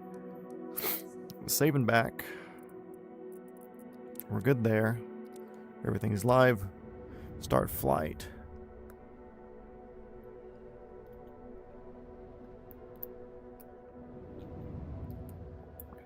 Okay, let's straighten up. Oh boy. Keep forgetting it's dark. Why can't Santa do this stuff at noon? Oh, fuel truck. Thank you. I don't think there's any pre-flights on the outside of this one.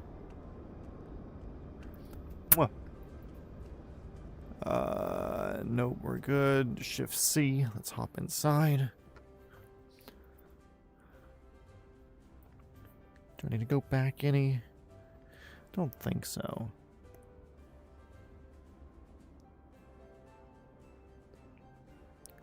See, there's our governor thing there. Sick.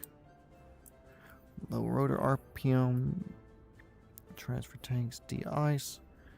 That's all where I assumed and remembered it being. Looking up here, let's go ahead and get our main battery on. That's setting on start.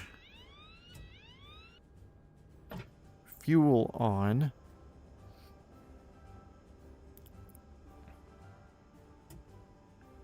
Flash. Inverter's fine there. That's fine. Essential. Okay, cool. Going to click my starter button. Lady, watch yourself.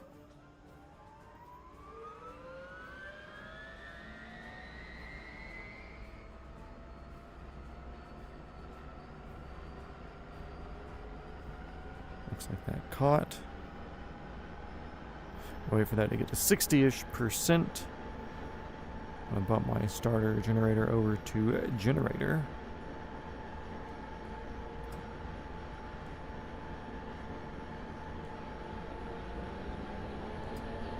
On main.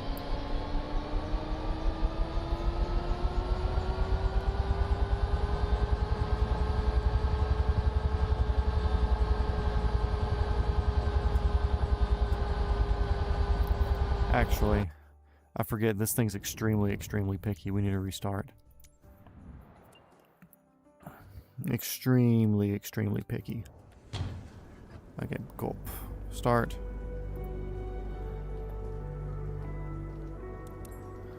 Shift C. Gulp. We're in. We're good there. Those are gone. Battery on. Starter's on starter. Horn is shut up. Fuel is on.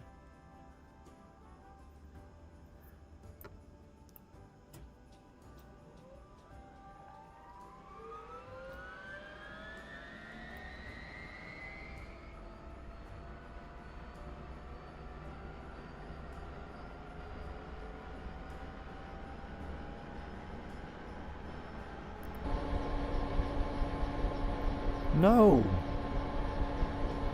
Okay, so what I'm doing here, guys, this model is very sensitive to any sort of fluctuations that will over-torque the engine or overheat it. And why am I so short? Valeska, is this what it's like to be you? Anyways, yeah, you have to be the world's slowest person here when starting the thing up. I completely forgot about that. Before starting engine, wow, okay, cool. I'm not going to click all that. Low RPM warning, switch that bad boy off.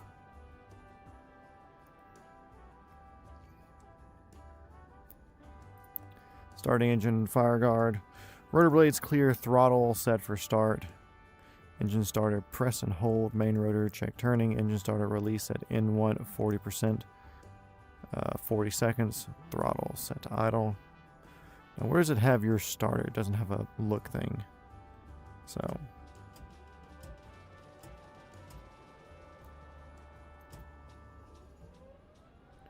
Looks like it's just click and let go.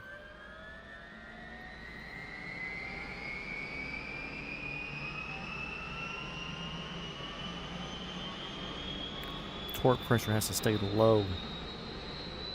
Slowly rolling up throttle until I start seeing temperature.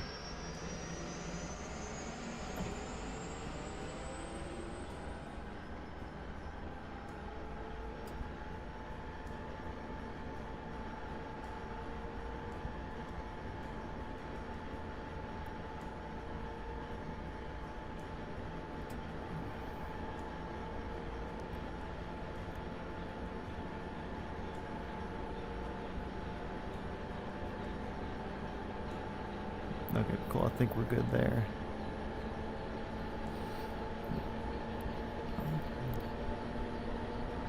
Inverter on. IFF on.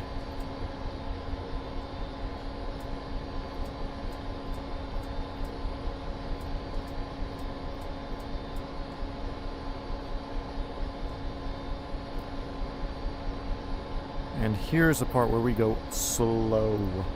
Slow, slow, slow, slow, slow, slow, slow. And you can watch my hand here. I am very slowly twisting to get the throttle up. For some reason the IFF light won't go off. I don't care. That's not an issue to me.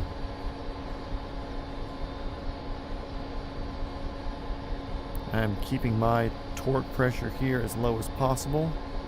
I'm working up our... Wow. Thank you.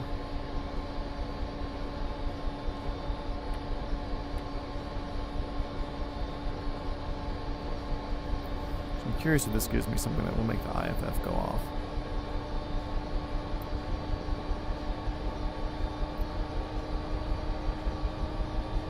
There's an avionics switch.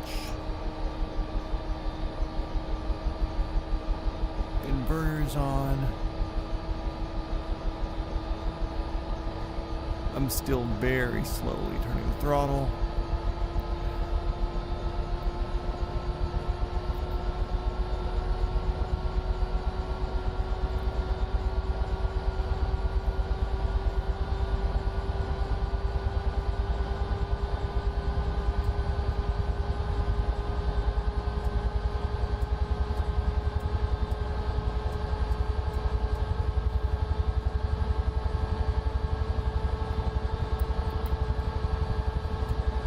Cool. We are where we need to be in the green here. Everything went there. IFF still not working for some reason, even though the switch is on, which is this switch here.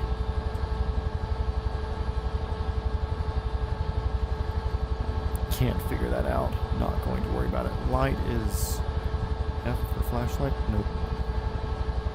L for light. T for torch. Nope. Oh. What is that? I'm gonna click you. Where's my flashlight button? Need to check that because that's annoying. Controls.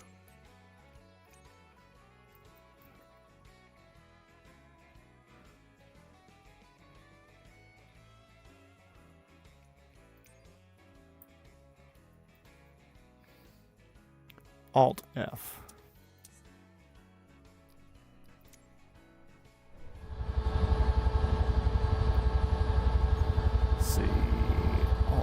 There we go. Okay, cool. Let's have some good sounds. I don't even remember where we're at.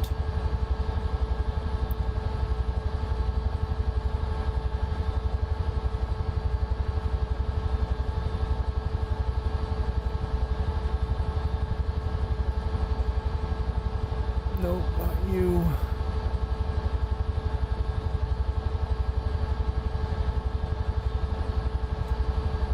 U.S. airspace, as we should be.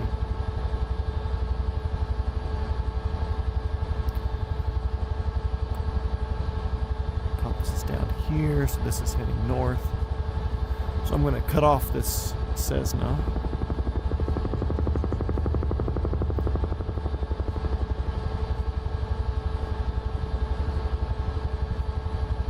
We're going to head west. Bit foggy, bit messy, but somebody has got to do this. Can you imagine a world where Santa is not kept in check?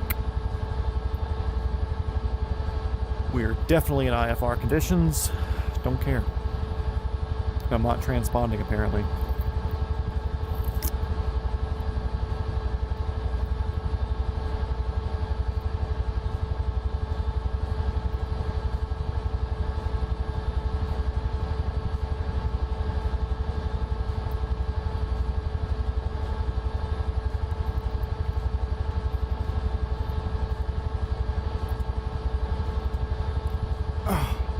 Cool. So what's going on with everybody now that we're working our border patrol route here?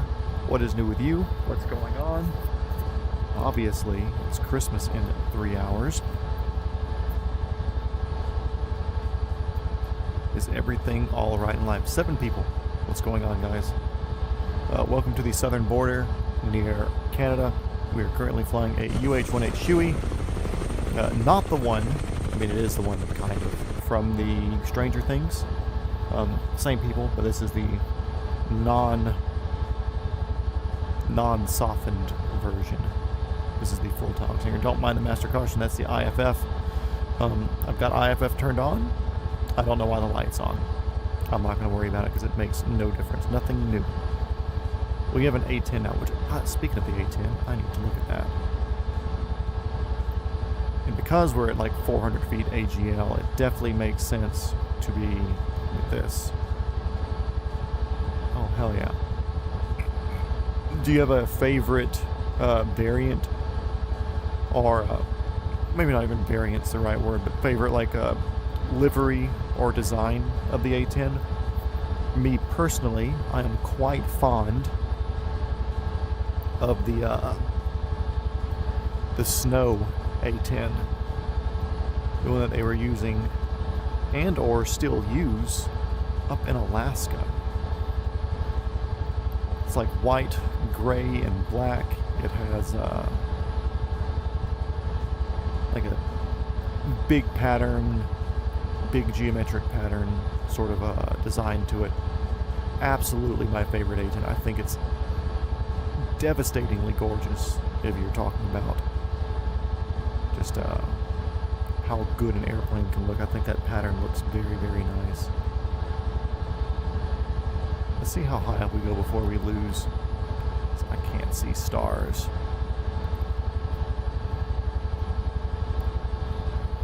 So this may turn into quite an instrument flight here, guys, for a second.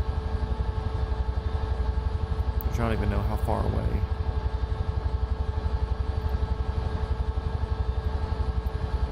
Yeah, over a desert and mountains. Direct to 77 miles. Okay, that's not bad. We're doing double that, so 263.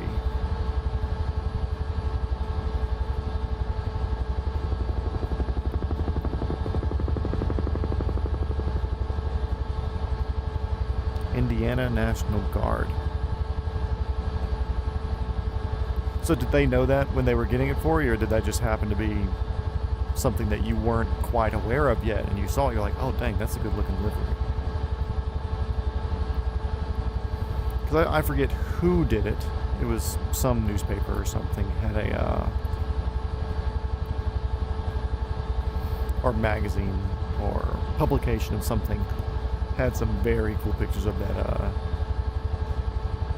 the Arctic Warfare A10s.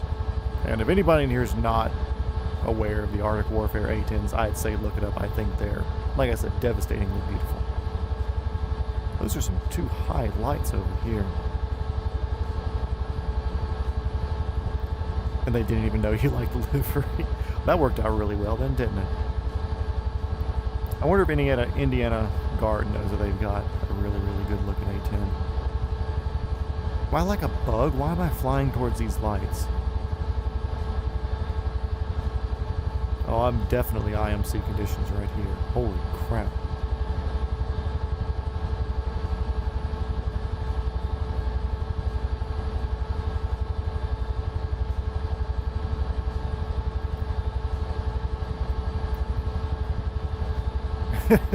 Guys, we're flying in the black trash bag. Once we get past this, there is nothing ahead of us. Holy crap. This may be too boring.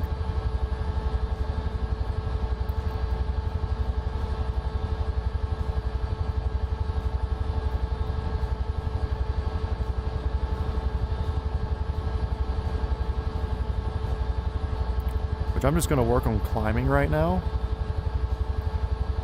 Just so we can see if we can get some stars. But I honestly think this may be too boring because it's just literally staring into black. A straight instrument flight. And even though I'm really down for the challenge, it's a random wreck square in the middle of nowhere. Even though I'm down for the challenge, you know, it's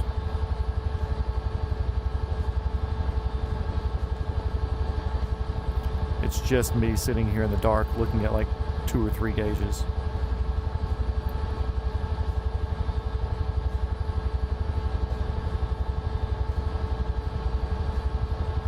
Which I honestly don't know how exciting that is for you guys. Wasn't on your list. Hey, well, it's cool that you got it then. Losing airspeed, so down a little bit. Still climbing. Just trying to go until I see stars, because there are also mountains up ahead of us. In like 10 miles, which go up to like 10,000 feet.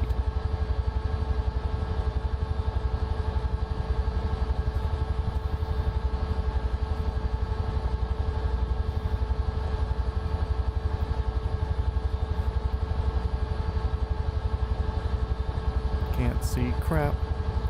Can't see crap. Still climbing though, so I'm happy. Still maintaining 50 plus knots. Torque pressures are all good. I want to try to break out of the clouds. That's current goal. Sorry if this is boring for you guys. This is now a mission for me. If Santa can do it, I can. He's just some jolly fellow riding with a couple of deer and a little sled. I'm currently driving what happens to be one of mankind's biggest middle fingers to the physics world. And if he can do it in a sled with deer, I can do it in a machine made to kill. So,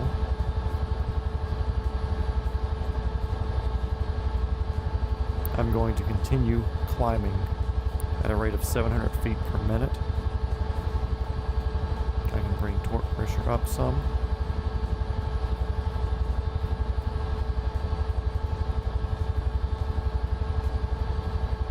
It's turning right there a little bit. I want to keep left.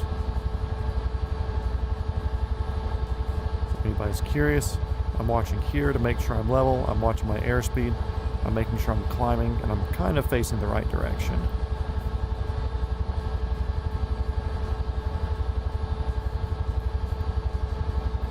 Well, I'm kind of just going north right now, so I'm going to put a little bit of a turn in and actually turn us to go back more towards the west. Oop, I see stuff out ahead of us. Cool, we survived some instrument conditions. We're now heading northwest, direction of 300. We're going to continue this.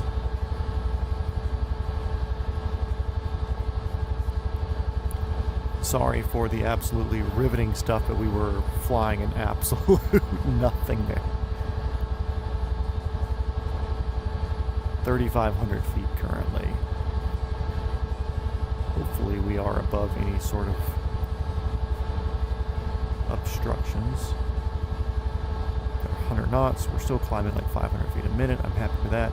Let's aim for this interstate over here. It seems like the smart thing to do. The interstate is heading in the right direction, but we have to head out of the right direction to get to it, and I believe that is a pass through the mountains to get us to San Diego. Also, you can see the low layer fog. If you can see out there, there's mountains there, and there's low layer fog. Oh, losing altitude there, don't want that. I also got a Cessna A37 Bravo at 172 scale. Haven't built it yet because it's one of those DIY models. I have the glue, but I need the model paint. Any livery you going to go with that, or just try to make it look good and make it your own? Because I know some people really want to match liveries of stuff, but yeah, we were just flying through a weird low layer fog. That's cool.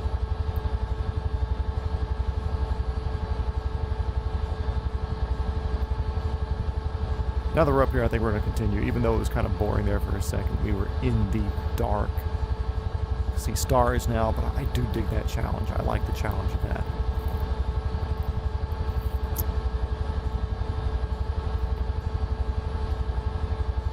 Let me tell you, if those gauges weren't there, we were just flying in a black plastic bag. I've done that. Not in instrument conditions. Ooh, change in wind right there. Not in instrument conditions, as I'm not an instrument pilot and I was not flying an instrument-rated ship. But flying out of Speedway at night, if you're taking runway 24, kind of pointing to the southish. There's not a lot of lights in front of you, so when you're doing your night flight, so the wind favors that direction, and you take off in that direction, it does quite feel like you are flying in a blank plastic bag for a few seconds. So you have to very, very much mind all of your instruments until you get to a place where you can actually see some lights ahead of you. I can see desert ground below us now, so we're getting past the fog and haze. That's good. I'll try to get classic Vietnam War livery. I'm not that artistic, but it can't be too hard. I think that's what most people say before they figure out that art's actually kind of hard to do. Let's see, I want to look at this. So we were going more north there, so I want to head this way.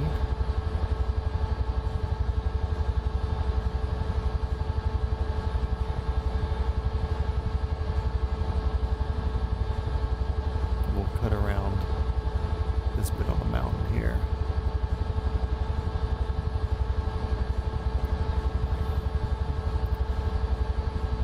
Shut up. I say that with love as somebody who's been told that they're artistic, but as I can confirm, I am not that artistic.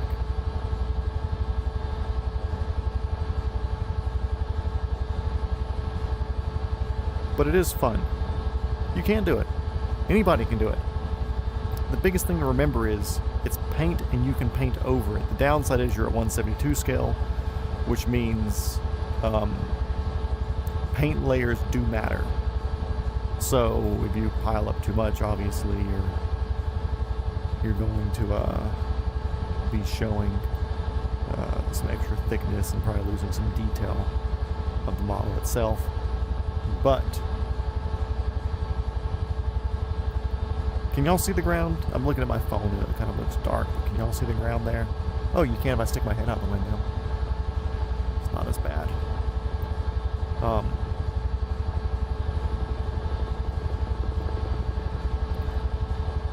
The big thing is, like, if you're trying to do like more of a worn look, obviously you got to pay more attention. But I think at 172 scale, you're not going to be getting too much into like details of like oil streaking back from like the engine area, or like darker on the top of the, or it's, I'm thinking QE. So it's like you're obviously not darkening this area of it from engine exhaust and stuff like that. I don't think you're going to get that involved at 1/72 scale.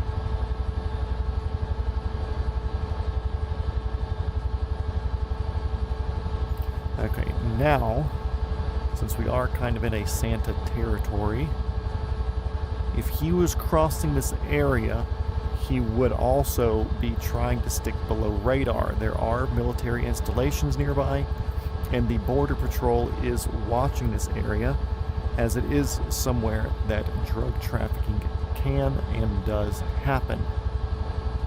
So we are going to be looking for something flying low, flying fast, and flying with just a single navigation light that is red up front. So we'll have to catch him while he is coming head on. If he's heading away from us, I very much doubt that we would be seeing any sort of red nose on a reindeer.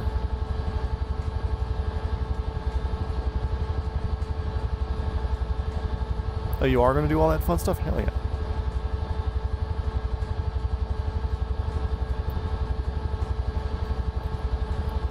And then I'd say, obviously, start with base layers and stuff. Get it the base color of everything you want, then work on watered down colors for fading over things. Always have a paper towel or something ready to wipe other stuff off.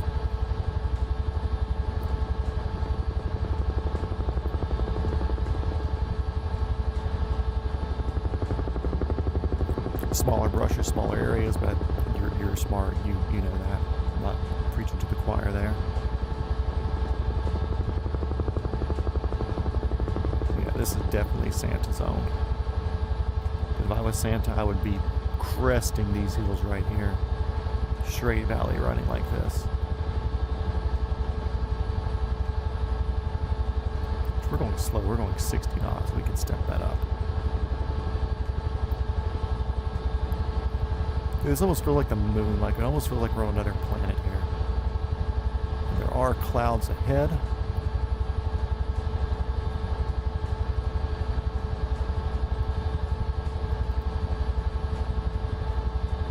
Looks like we have a little bit more desert ahead of us. We'll get to some more mountains. Then we can work our way over to San Diego.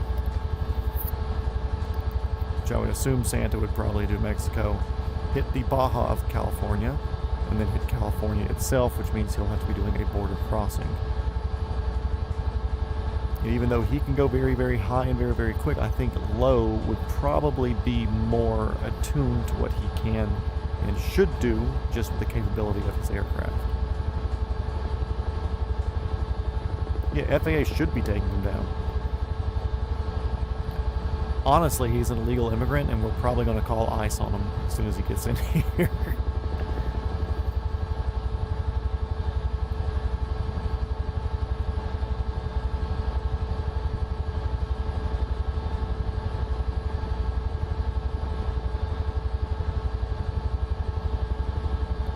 Radio altimeter's going wild.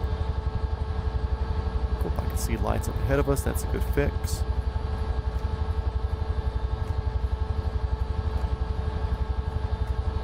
I completely forgot I had Christmas music playing. I heard the jingling. Holy crap. I thought we had actually found Santa Claus and I was going to have to end the stream here at 9:23.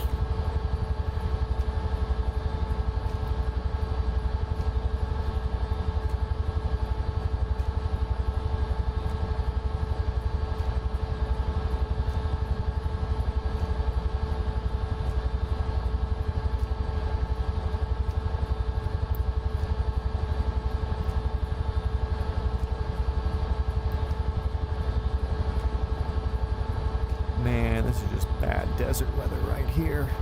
Tell you what. Even out the window, it's... Look at that.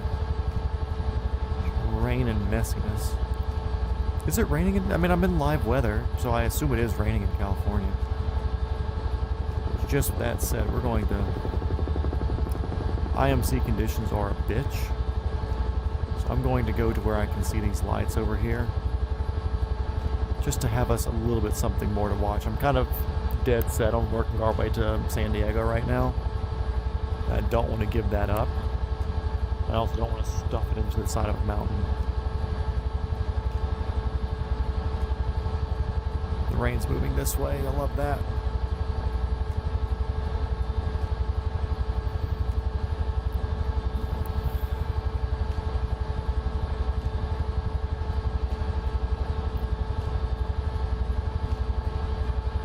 We're about to go IMC again, boys.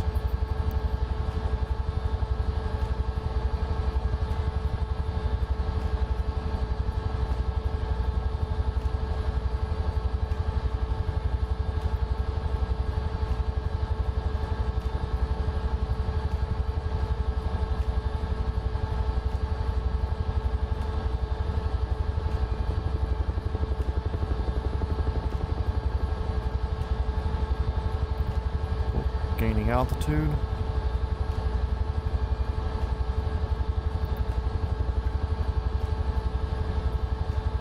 Honestly, I don't think we're going to make it out of this one.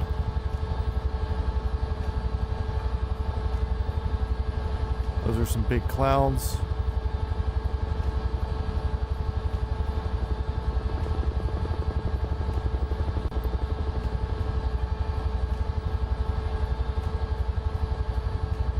There are mountains around us.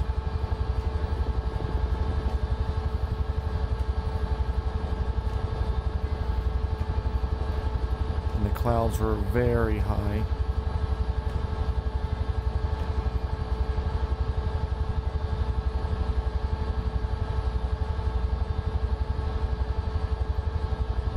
So I'm not feeling hopeful.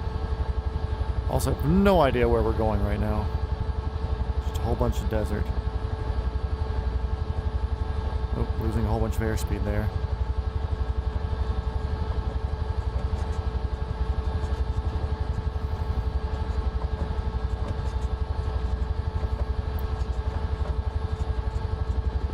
Oh, we're in a spin.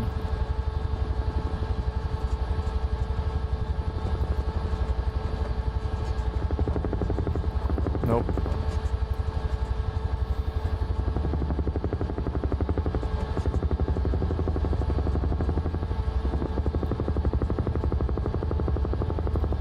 Watching my gauges. Somehow, we've gotten out of that. We still have 800 feet of altitude left.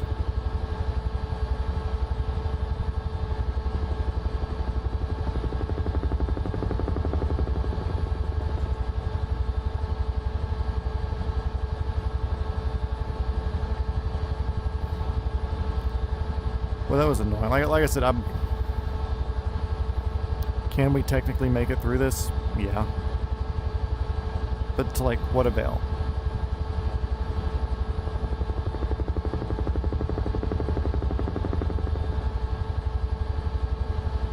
Oop, ship detector. Yeah, so we're losing it.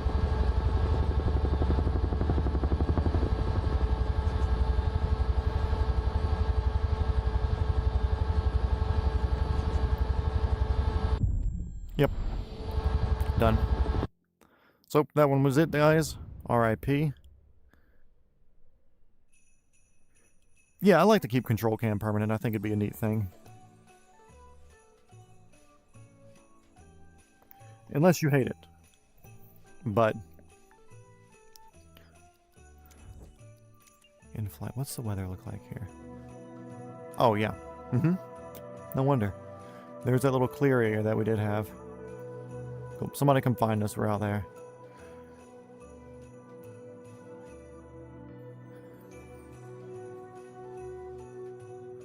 Let's see. Some elixir.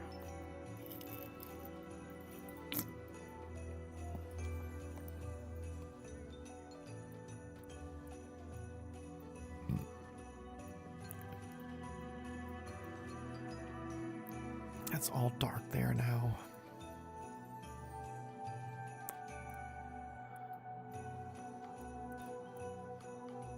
Homer. Let's go check anchorage real quick.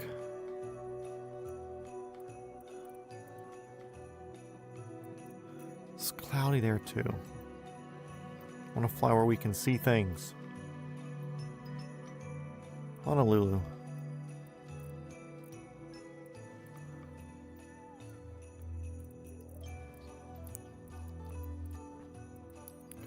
Actually, we're going far west. We're going Kauai.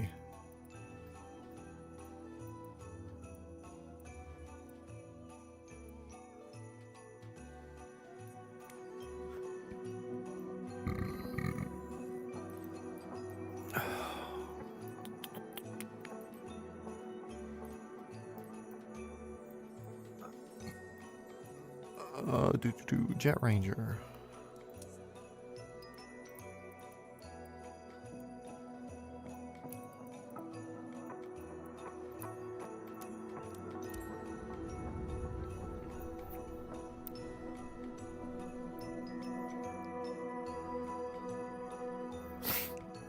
Let's see.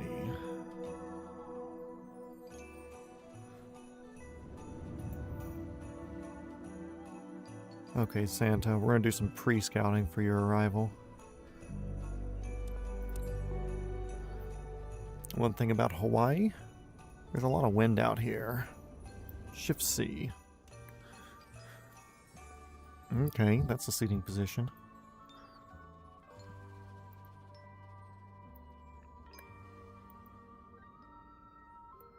There we go.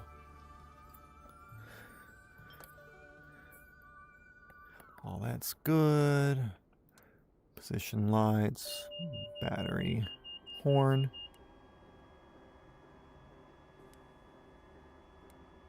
Cool.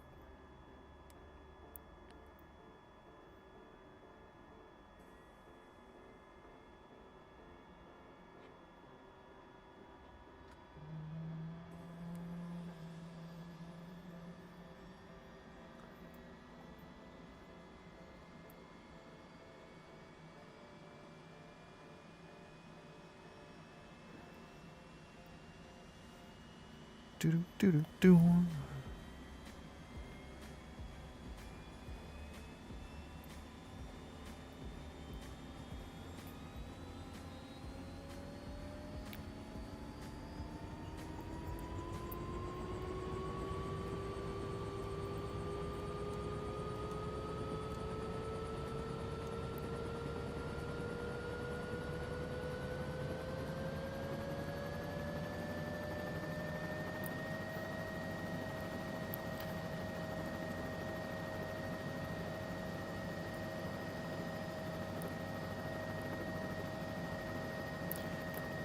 Garmin's on. Get those moving. Welcome to Hawaii. We are on the far western island. I believe it's pronounced Kauai.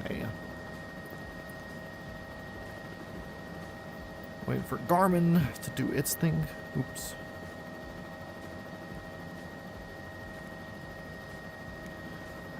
Picking up. Left pedal on this.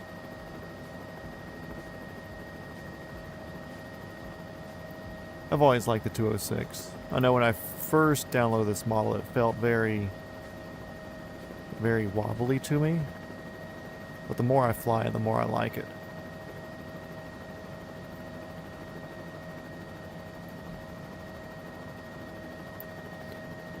Okay, little fella.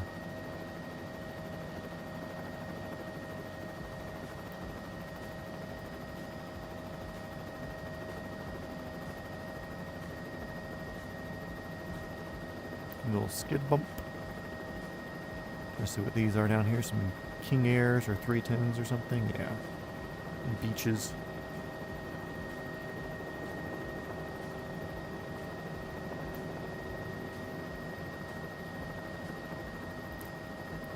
Okay, how would Santa Claus approach Hawaii?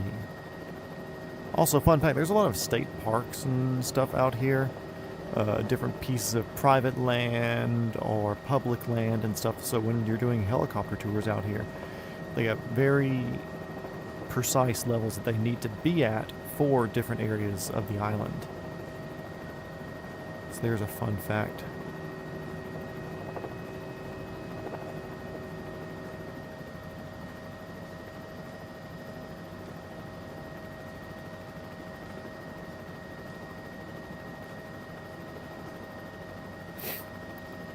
So yeah, Christmas is here, basically, for many people.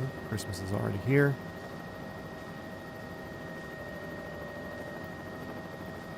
I'm 90% sure.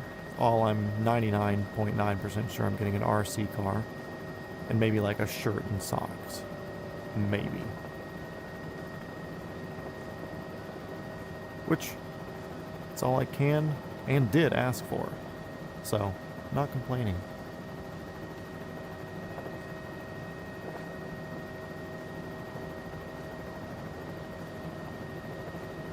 A Hawaiian island that's entirely privately owned? I don't know about Hawaiian. I mean, I know there's plenty of privately owned islands out there. Unless, like, maybe one of the ones more west of this. Let's see. Yeah, maybe this one here.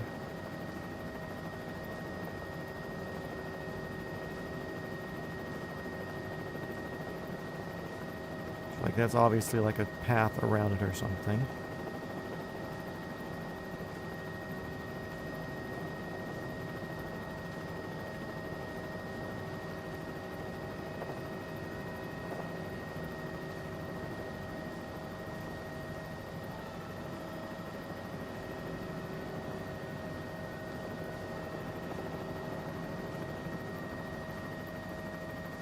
Which it wouldn't surprise me, because there's a lot of, like, big families and stuff. Okay, so there is some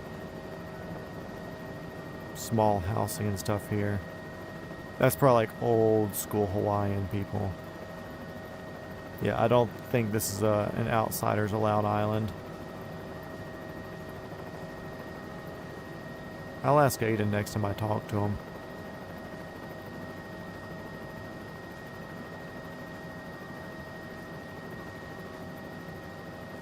Very cool looking dune stuff here.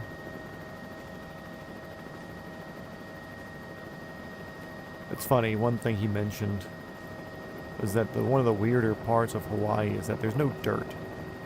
So it looks like there's dirt here. Dirt accumulates, but when these islands are made, it's rock. There's no dirt on it. Any stuff that accumulates there, it's either sand from the ocean of crushed shells, whatever. Whenever trees and plants and animals get on it and die, they decompose. But none of this dirt was here. All this is from when the islands were formed, you know. So here's a fun fact.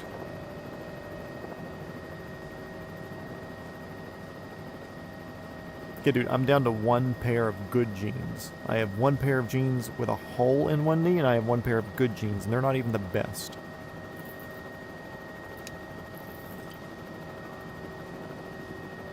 So I definitely need some pants. But I'm definitely going to shop that myself.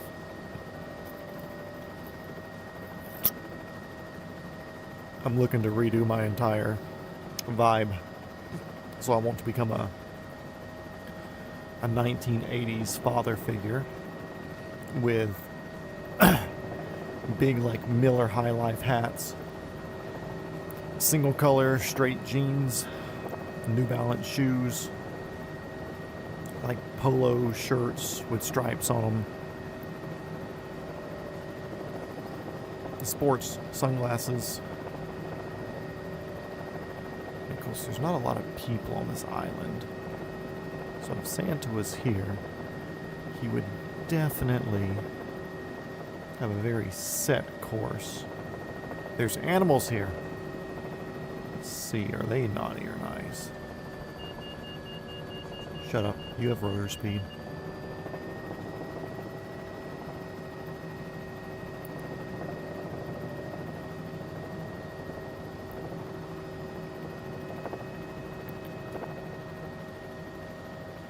You're climbing up that cliff like that? Okay. Yeah, sure. Yeah, sure. Okay. Are you naughty or are you nice? Let me know, let me know, let me know, let me know. What are you? What are you? You good or you bad? Huh? Huh? What are you? What are you? You good or bad? Huh? Huh? Tell me. Tell me. Tell me.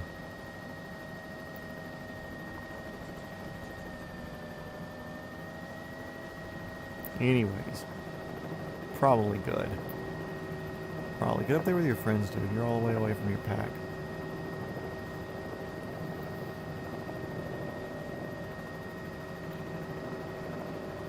Light work. He probably just flies over this island and throws shit out at 60,000 feet.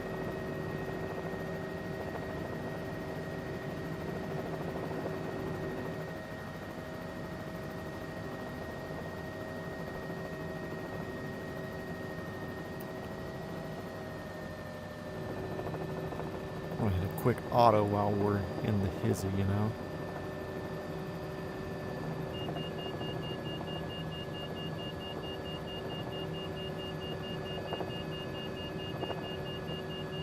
Hear that rotor RPM horn? Doing that on purpose.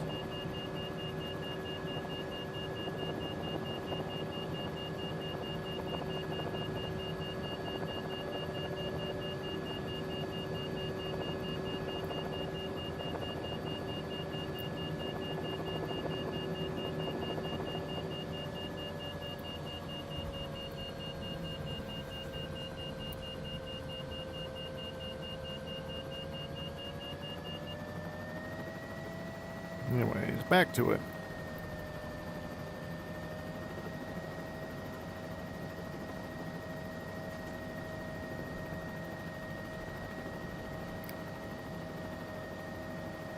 There's all rocks around here. I kept seeing these weird things rendering, but I guess it's just the rocks in the road. Yeah.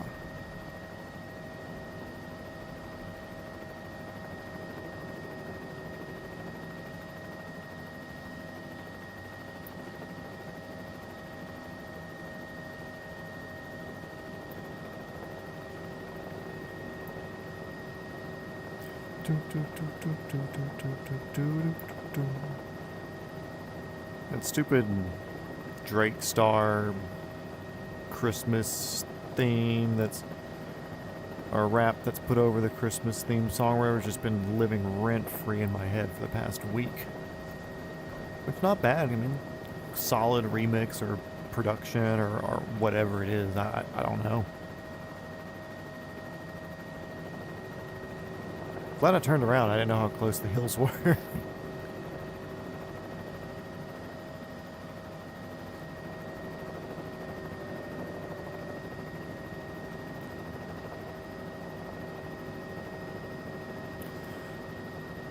Let's see.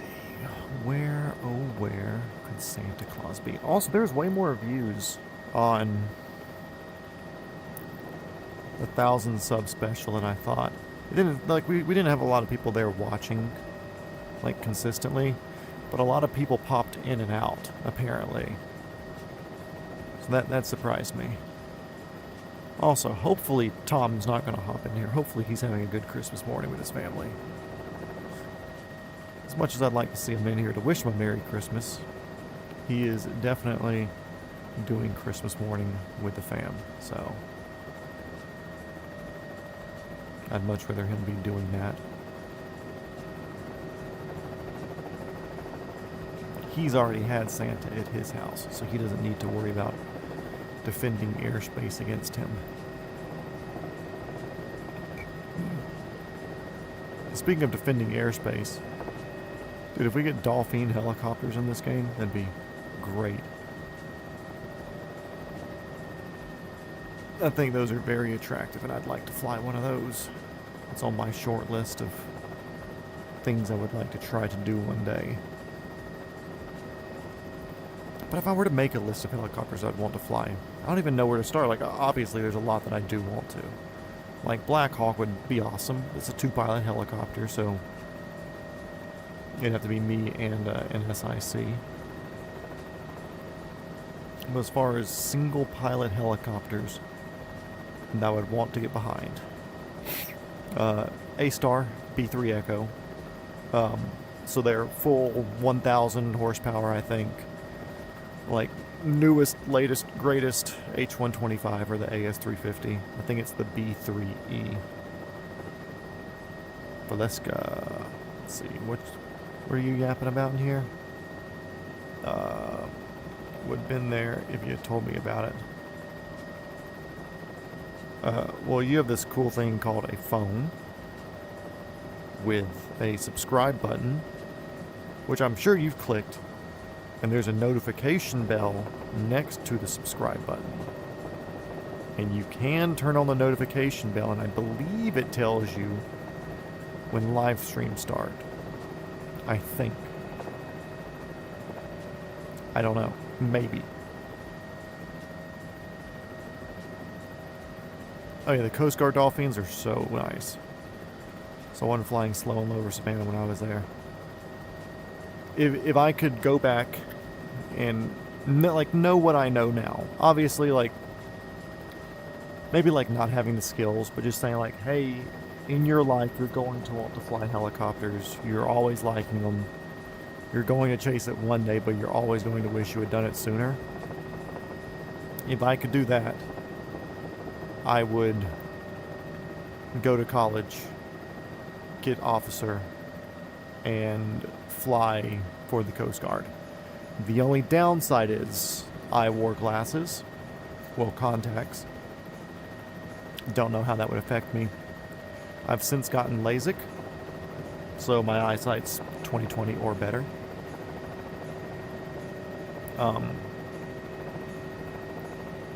But yeah, flying for the Coast Guard would have been on my list.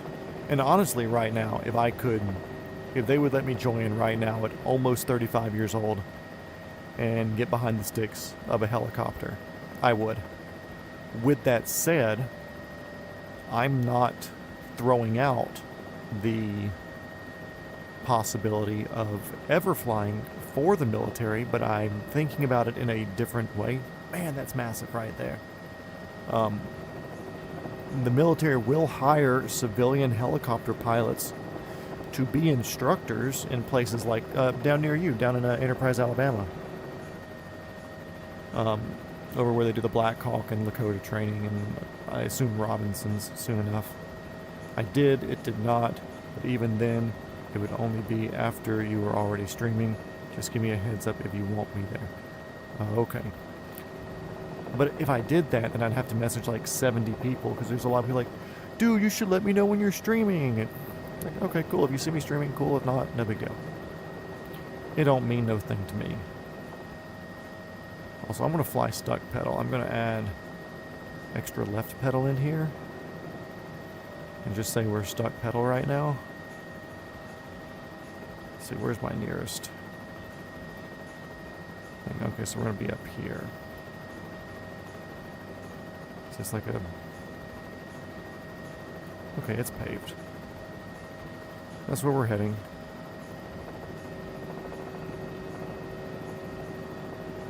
Actually, what would be... Right pedal would be harder. I'm going to do stuck right pedal.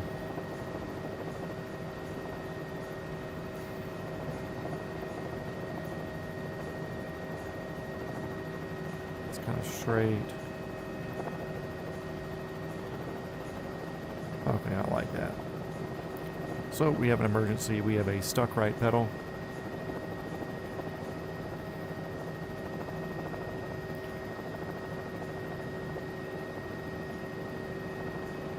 Dude, one of those heliports would be awesome. The cool thing is, like, I think a lot of them are not, like, necessarily in private area.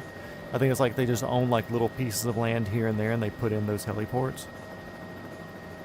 So I don't think they're that crazy to get to. Let's see, 10 miles away, 082 heading. So it should be easy enough to spot. I just don't know what their days are. You know, there's some days where it's super, super, super nice outside. But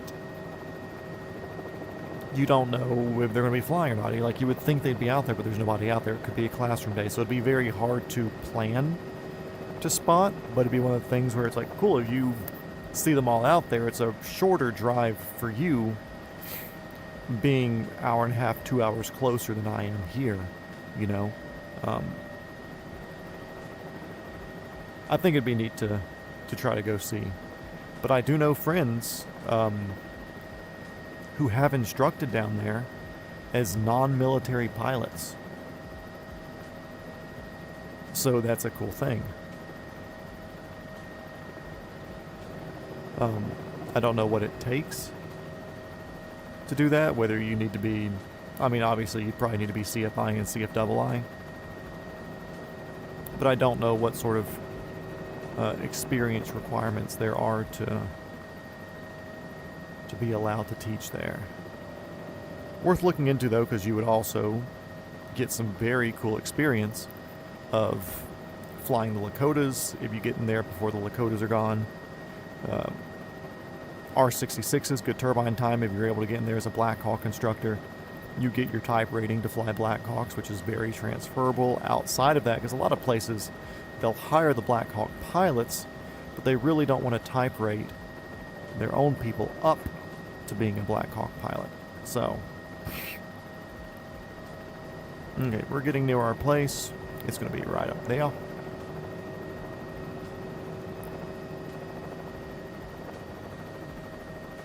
And once again, we are stuck right pedal. So if we were stuck left pedal, it'd be easier to land, but stuck right pedal, it's going to be more challenging to land, because that's the way that the engine wants to torque us. I've looked at Google Earth. Those are the easiest places to get to. Pretty much all of them have roads right beside and open gates. Yeah. Figure, like, there's probably a sign on the gate that's like, do not trespass, military, something, something, which, okay, understandable, I get it. But, I mean, as long as they're visible by the road, I don't see why they would have a problem with somebody there watching.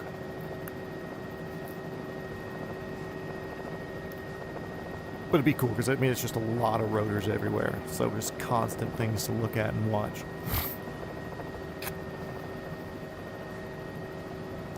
And as y'all can see, since I have my cam, my little feetsies down here are not going to be touching the pedals the entire time. So what we're going to do is a shallow approach. And then we'll be rolling off throttle once we really, really get down into it.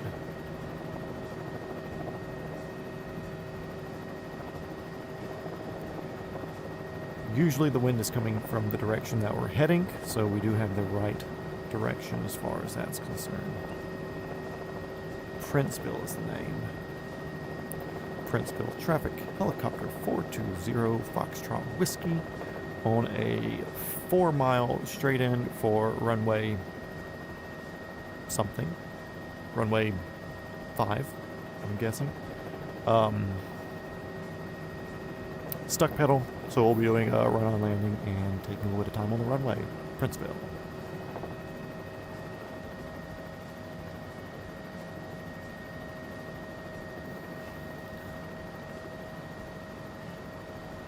If there are signs that say no photography, I don't know how to read. Dude, that 400M is such a good looking plane. I mean, it's like cool. It's like it's an AC-130-ish looking thing, but something about the lines and everything on it, and the opposite twisting, rotating props, having that really aggressive twist to where it's just not like a plus sign. Like it's just a good looking plane.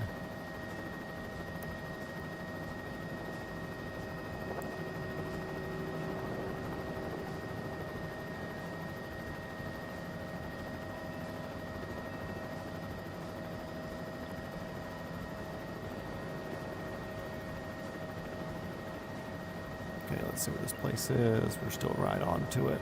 Sick.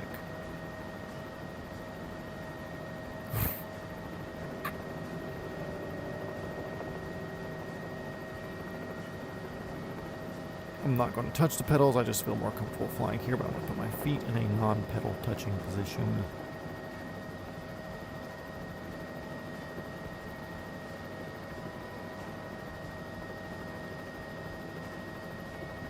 Yeah, it is runway 5.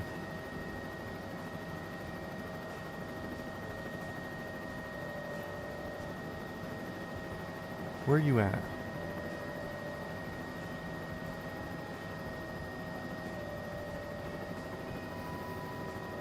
Oh, there it is. Cool. So I need to slow way down.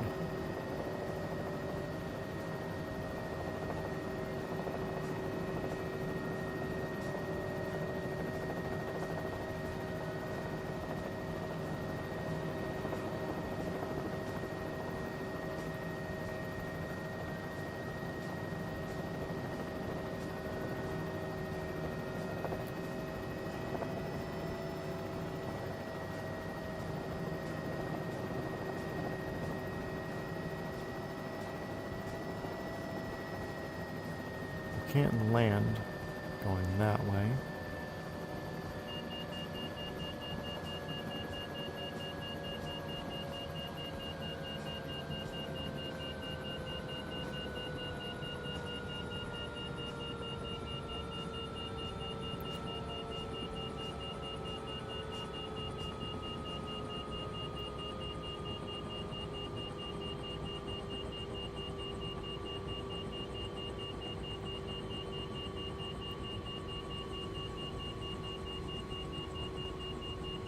Not what I liked. Did not like that at all.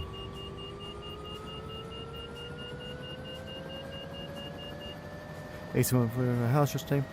It did not sound like a normal 130. It sounded scary. No wonder it's called Ghost Rider. My brother used to work on those things. He was avionics.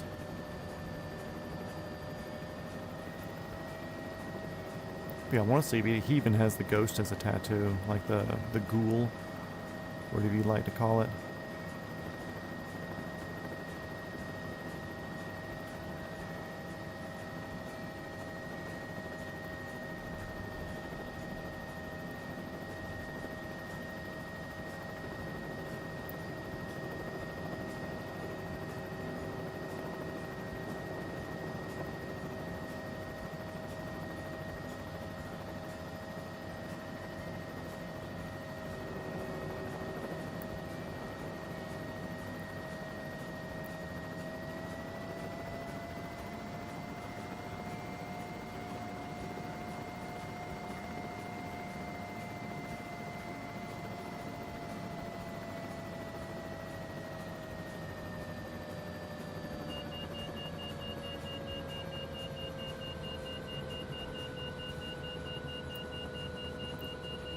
Don't mind me, I'm just experimenting. So, for those of you who are wondering what I'm diddling around with here, this helicopter, I'll even up my pedals. Whenever you take off, it should rotate to the right. Which, as you can see, that's the way that the helicopter wants to torque when you're not putting any pedal input. So, having a stuck left pedal is not that big of a deal, because that's what you would do anyways when you're applying torque to straighten up. So if you're coming into land and you have even pedals, when you're applying torque, it's going to twist you slightly to the right. Not much, but just slightly. So like left pedal is what you need when you're landing and applying torque and everything of the such. But when you have stuck right pedal, that means as you're trying to hover, it's going to just continuously twist you to the right. Well, how do you reduce the torque on the overall helicopter when it's rotating to the right? Well, you reduce the power that the engine's putting out.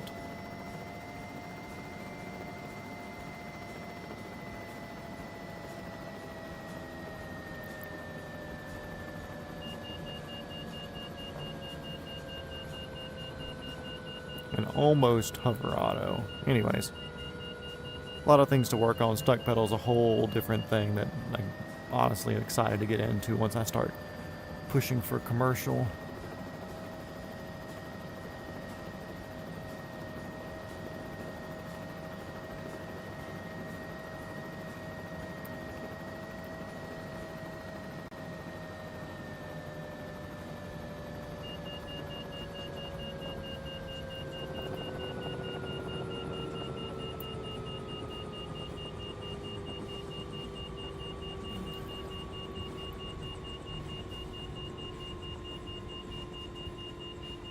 There we go. Weird auto. Anyways, beep, beep, beep, out of that. And flight. Okay, 10 o'clock. What are we doing? Been in a stream for 3 hours.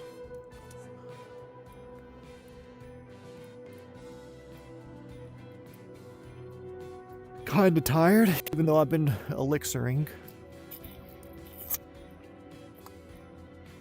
What are we thinking, guys? And gals? Or bots? Oh, it looks like it melted a lot of the snow off here. I know the other day when we were on, it was showing all of this being under snow.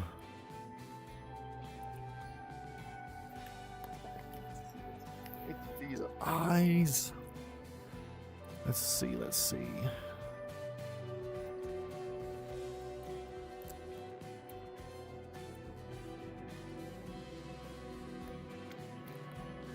What do we do? What do we do?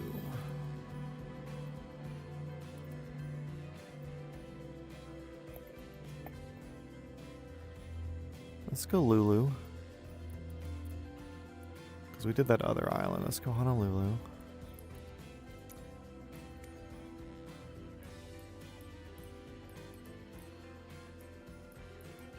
Did they ever give me my freaking Chinook pack? V for Boeing. No. Nope, they didn't give me my Chinook pack. That's so dumb. Check all to make sure it's not hiding somewhere. C-17, sick. Nope. Gone for no good reason. Other. I wonder.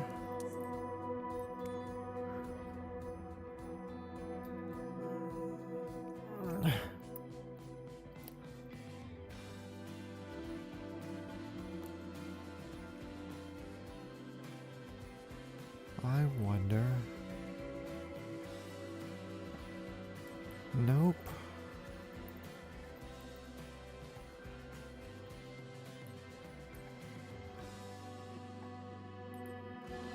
Santa Claus Airport. I'm not paying $10 for that. I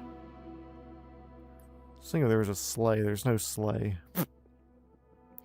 There might be one third party from a website, but nothing here in the marketplace.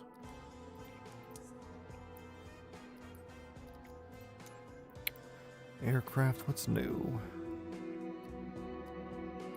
Don't tell me it's available to rent. I own you. I own you.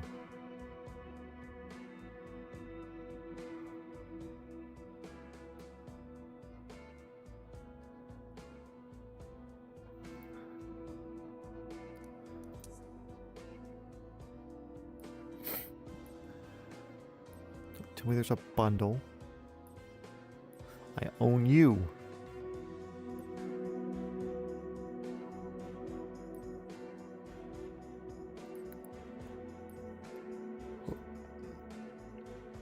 Yeah, we need to figure this out. Let's see. I can do this. I can do...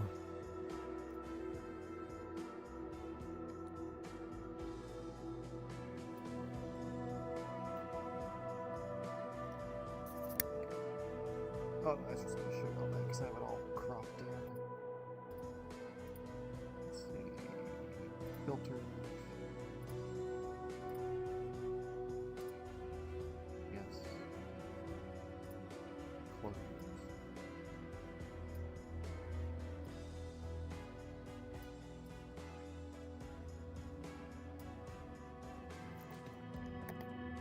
Okay, let me hop out of VR real quick. Still need to leave this on my head though because my microphone is here in my headset. Let's see.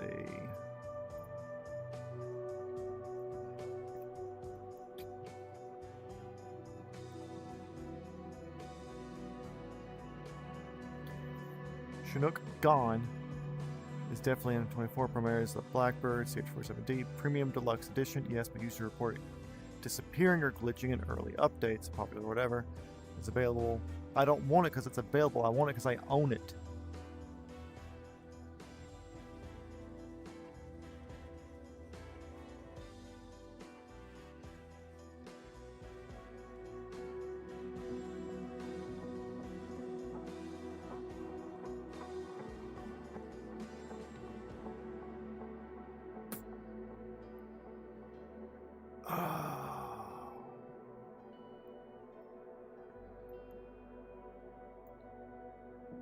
Don't tell me it's gone.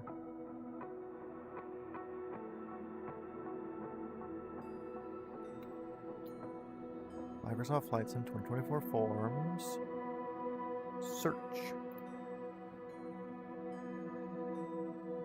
CH47.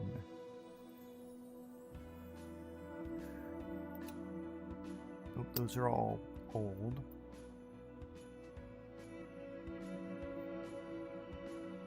No, I want to search. Just search. There you go. Sort by latest. Have to be disabled and then enabled again every time you start the sim to see it in the airplane list. The Blackbird simulations have to be disabled then enabled. Okay. So let's see. So if we go back to here.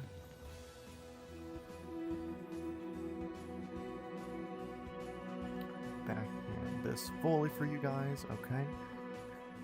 Means I can click here.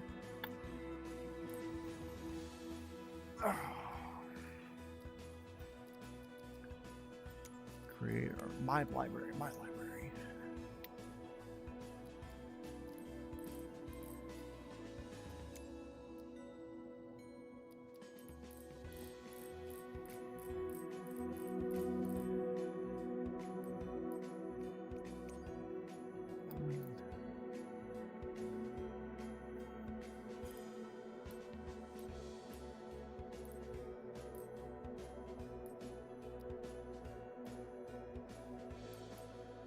Ready to install? Did it?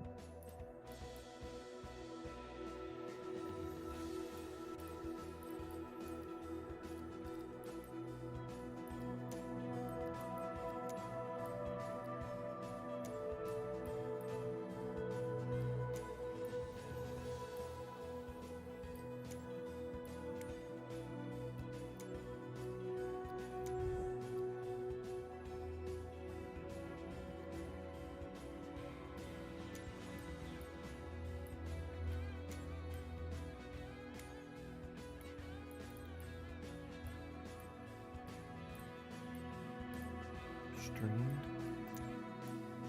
Base content. Oh, that's just the forest, okay. Pretty sure I installed this last time. Oh yeah. Installed. There we go. Thank you. Let's see. Back. Free flight.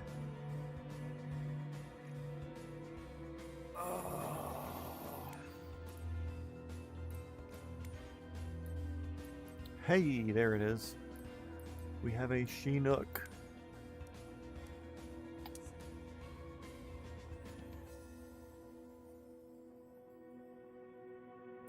We're going to fly this Chinook at Honolulu.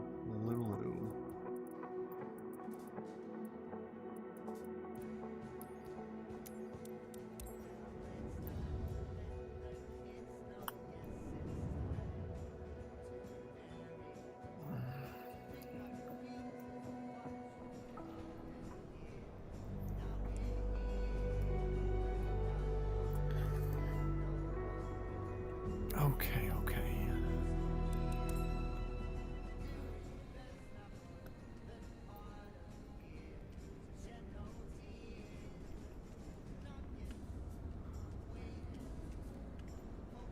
Engine covers. I swear if y'all walk into my freaking helicopter. Close.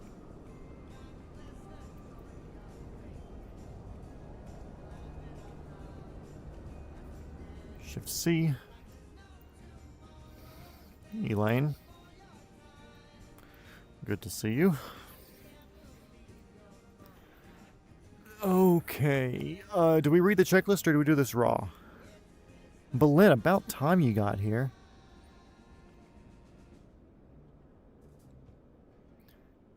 Yeah, we got the Nook back. I think I'm going to do this raw. I'm not going to use a checklist. Which means we need battery on. That's the APU generator there. So I need to start an APU. So first thing first, we need fuel tanks on. There's an APU starter somewhere. Let's see. APU here.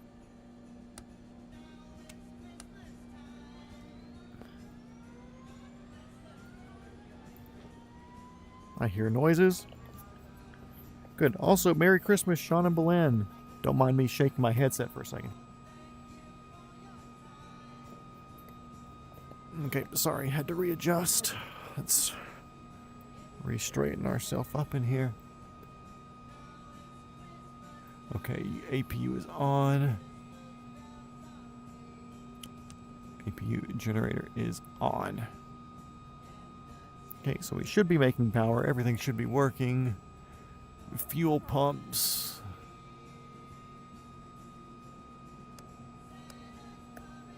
Crossfeed open. That's all good there. Blah, blah, blah. Battery on. Da-da-da. Now what I'm going to do, I'm going to use this right here to roll down to 1. 1 should be starting up.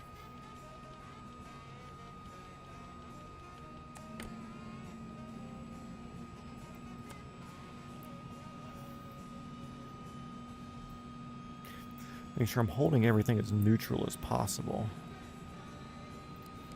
because it will try to fight me. And 2 is starting automatically.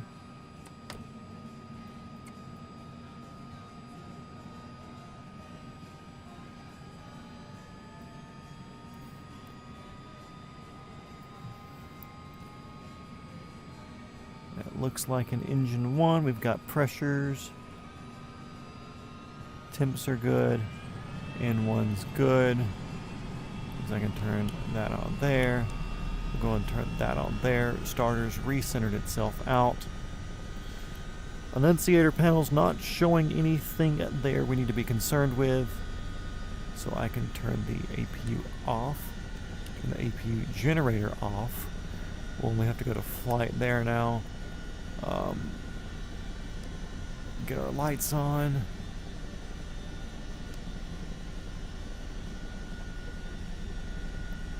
Let's see what else we need. Crossfeed we can close.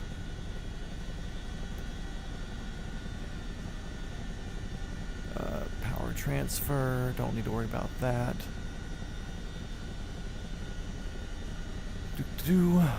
Sick.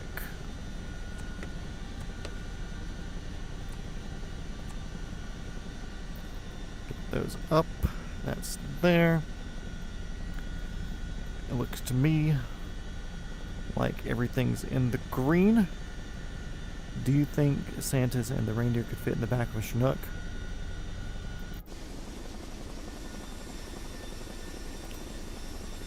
You know, if they weren't pulling the reins tight, I'm pretty sure they could. But if they were pulling the reins tight, I think they may stretch long enough because they need like room for like their hoofs to like do like that. But if they're all like chilling, like nuts to butts, then they should be fine. Now let's see. Let's get rid of our parking brake. That's good. Our tail wheels are steering back here. Take us more our weight.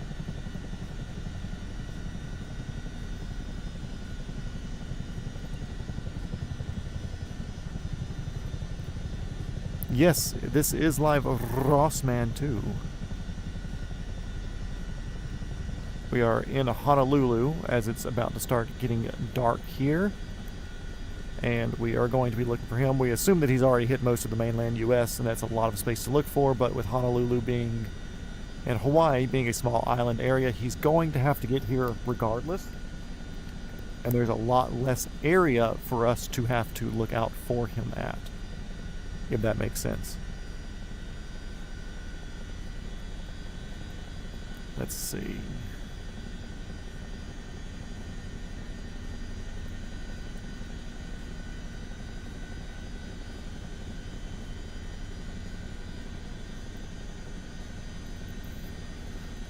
Good here.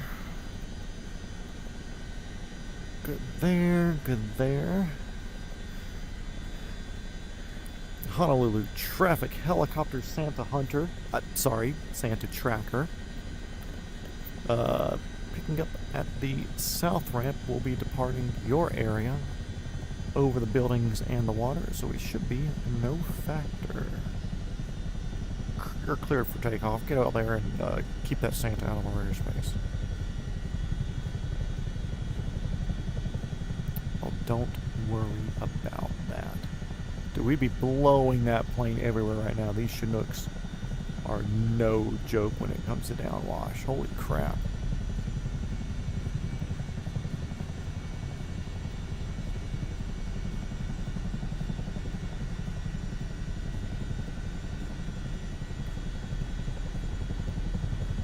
If y'all remember here, this is the location we landed the Spruce Goose and took off with the Spruce Goose at.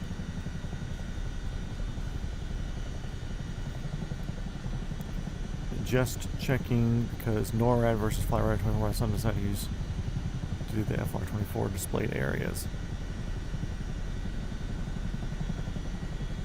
Yeah, Hawaii. Like I said, there's so many places for him to be going in the continental U.S. and, you know, South America, hitting the more western parts of that as it begins getting dark. There's so much ground to cover. Here, though, as soon as he hops over from Big Island over here, got him. We've got him. No chance. If your name is St. Nicholas, that you are going to get tracked by us.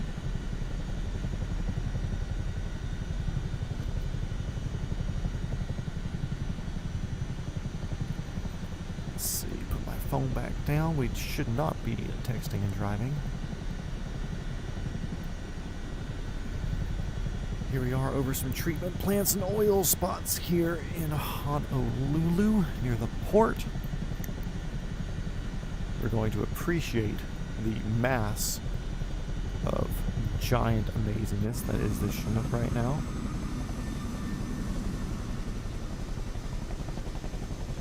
Is this a Colossal look? No, it's just a like standard Cal Fire looking Chinook. I really do enjoy the Colossal. Those are some good looking yachts. The Colossal liveries, because it's white, black, and red like this, but it kind of has like a paint splatter look to it.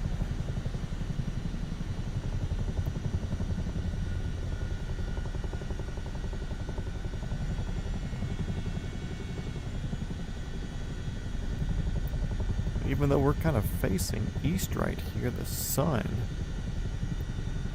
is not directly to our backs to the west. The sun's kind of like southwest here. So you can see we're pointing in a,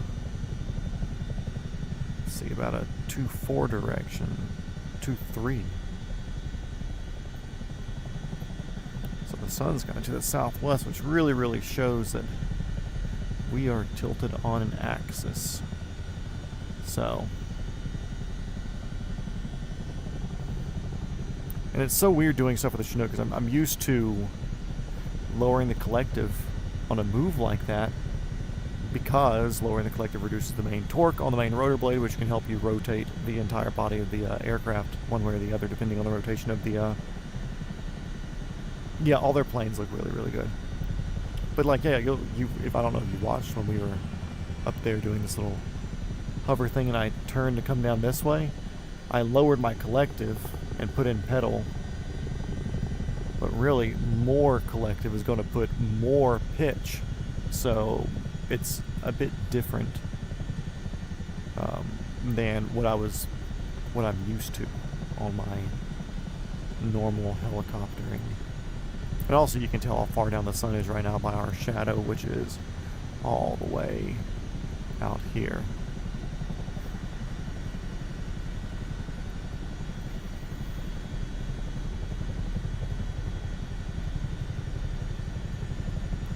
And yet, I still do not know if Flight Radar has Santa modeled.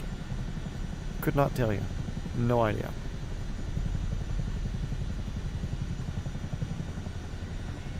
We're only using 40% torque here. This thing's a powerhouse. You can take advantage of that.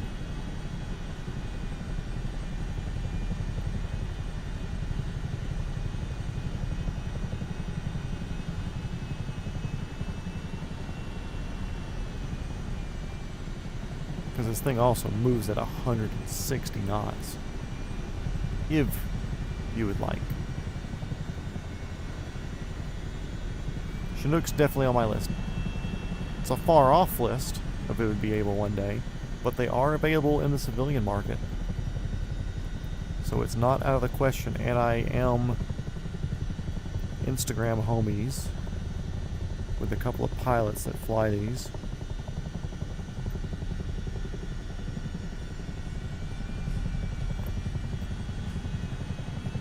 Ooh, weird angle there coming in. So again, just because it's such a different thing, I was trying to even myself out by pushing forward, but I was also all the way down on the collective, which means there wasn't a lot of general pitch in the blades whatsoever, so I had very light authority. I needed to add some pitch to give myself some bite in the air.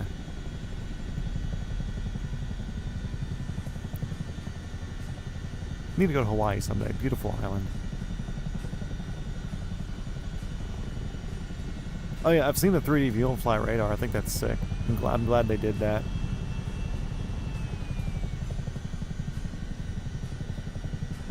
Okay, let's see. It's like I want to do Honolulu because this is a funner island to fly, in my opinion. That means we have to wait like another 30 minutes for the sun to go down. The altimeter is dropping. How fast can we go? 150, 160.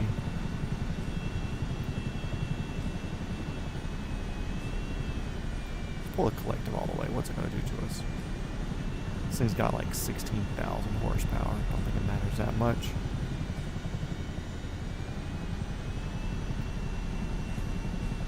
And it's funny, I'm used to like adding a lot of pedal when I pull full collective. Don't have to in this thing. There is no counter-rotating torque I need to worry about.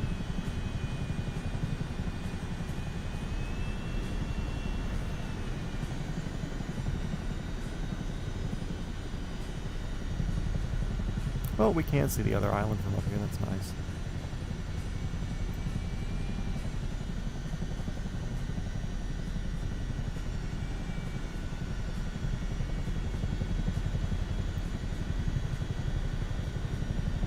power lines over the mountain instead of under. Probably much cheaper. There's a light down here on the shadow side.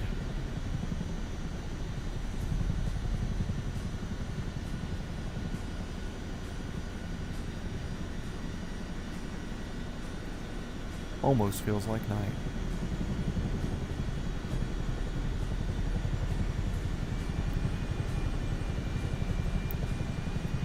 Dude, what do you think Hawaiian kids get for Christmas? All the same stuff, or do they get like extra coconuts for their allowance, or... Real question, true question. And I also feel like Hawaiian kids have probably a much different set of hobbies and activities. It's like, cool, you're not giving a kid from Nebraska a surfboard. But somebody here getting a surfboard for Christmas, probably pretty on point. Or like a longboard, skateboard, probably pretty on point because you could travel a lot of places around the island with that. Nebraska, longboard, skateboard, maybe not. They're probably more of a bicycle type place because you need a pedal. That'd be a neat chart to see. Like most popular Christmas gifts per state. Because I'm sure there's going to be some things that are always consistent, like women with their little stupid Labubu things, which are just beanie babies for people that are dumb now that want to buy stuff.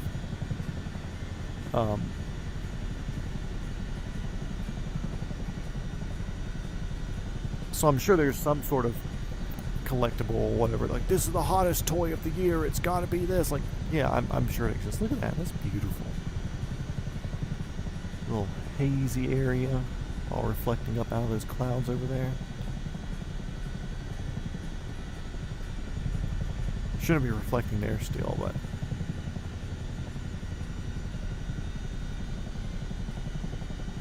spam musubi. Oh yeah, that's right, spam is a thing out here, isn't it?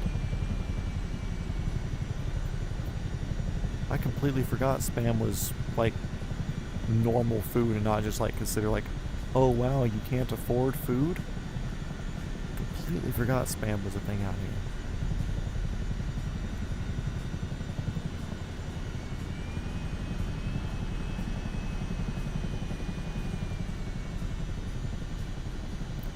Left pedal. Add some pitch. Pull it out. Pull up, push forward, get the airspeed, back up we go.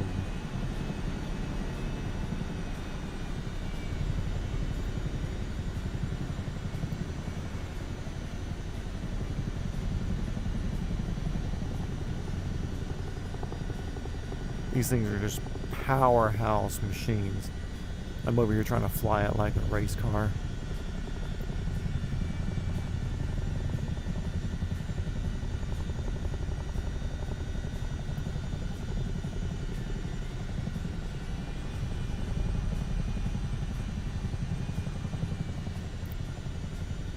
It wouldn't be that bad of a deal flying here every day. Canned pineapple in their stocking. Is that like their equivalent to coal? Because I feel like they could just go get normal pineapple pretty easily. No, not the canned stuff, Mom. It tastes nasty. Yeah, I'm not saying I'd want to go fly Hawaii, just because of cost of living and stuff like that. I do have an in to fly Hawaii now because of my instructor. He moved out here. So that's definitely a possibility. And I wouldn't say no to it given the opportunity. If there's a hot air balloon guy over here, we're going to go bother him. I mean, fly with him.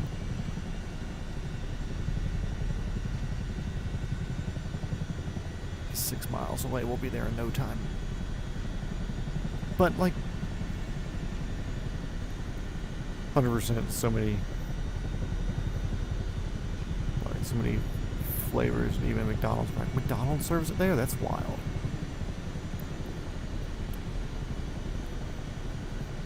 I wonder why. Is it like a cooking style that made it where it was common for them to do that?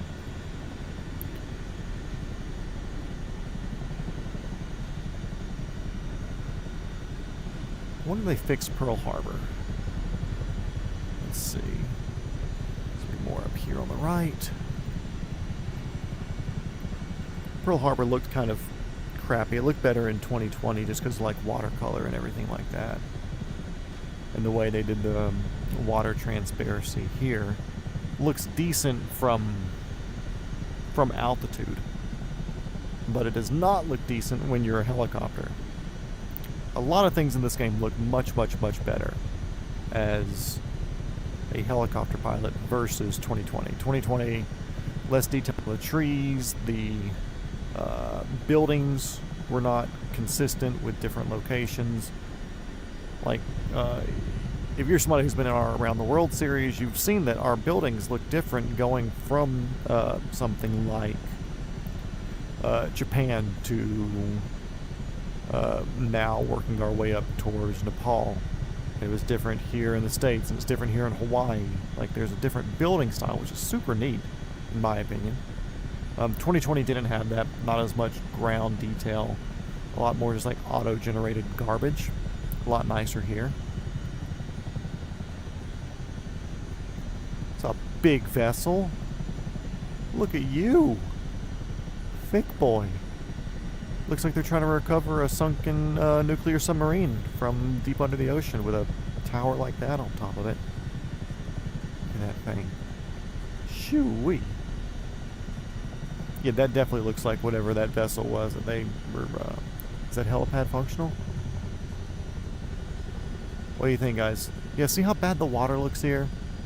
Like, they put the colors under the water, so that way it looks like it's shallower, but when you're here flying this low to it, it just looks bad.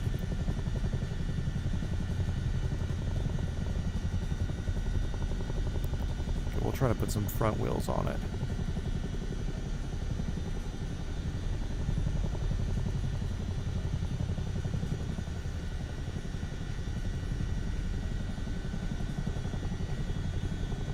I don't think it is. I think it's just going to be fly through. Because I'm not feeling any sort of ground effect with it. Big enough helipad, we'll try to put the whole thing on it. Nope.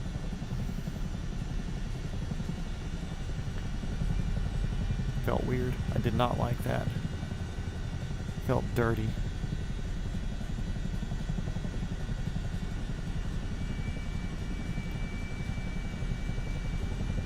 Whoop. Battleship. Okay, where's our balloon bud? Is he still here? Yep.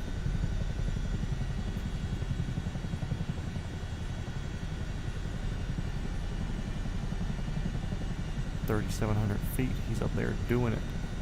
I'm sure the airport loves that right there.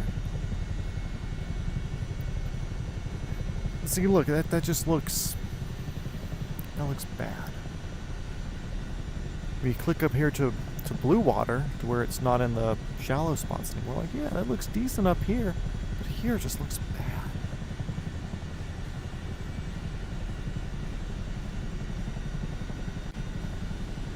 Okay, 8 people in here. What's going on, guys? Merry Christmas to all. We're here in Hawaii, just over Honolulu, to the west side of Honolulu International, because this will be the next place that Santa gets, and we don't have to worry about covering the entire American continent as we were trying to do earlier tonight. Now, we just have to worry about catching him when he's on the island. If you have any questions or comments, let me know, and I'll answer. If you're one of my regulars, get over it. I've already answered all your questions, probably.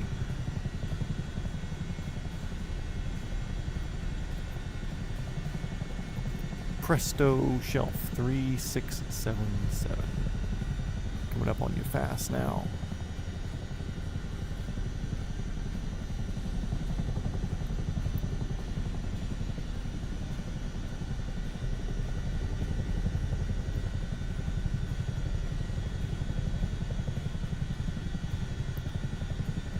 I've never flown around anybody's hot air balloon on the game yet.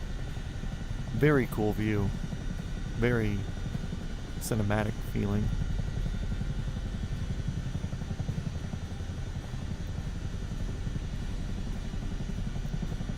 Don't know which way he's going. I think he's going the other way. Towards Honolulu. Which would be very hard to do because the prevailing winds around here are definitely going west.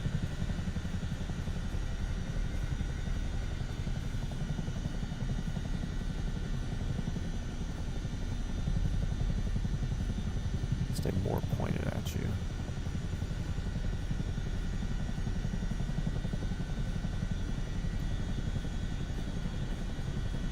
Up. See him blowing?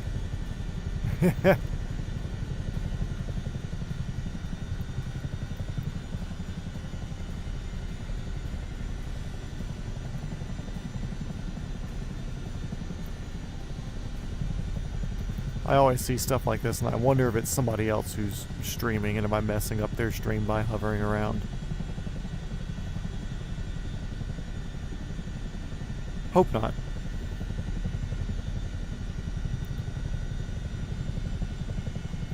I wonder if my helicopter messes him up.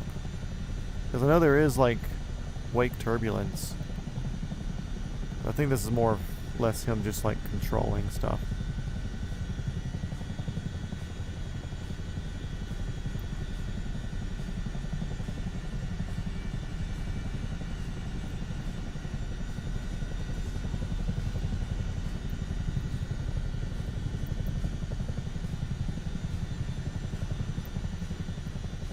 Okay, and since we are here, we're going to do...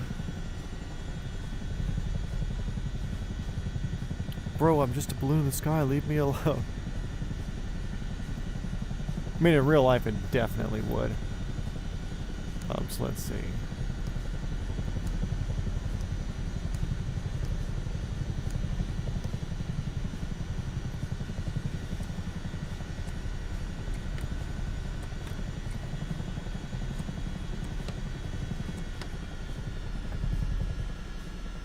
Let's auto-rotate a Chinook.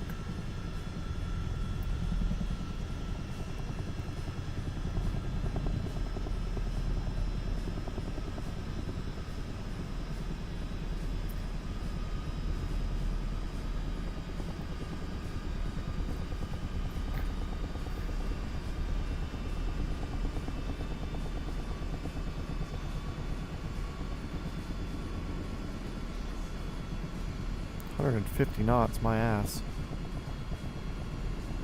There's no way my rotor's going 70% speed.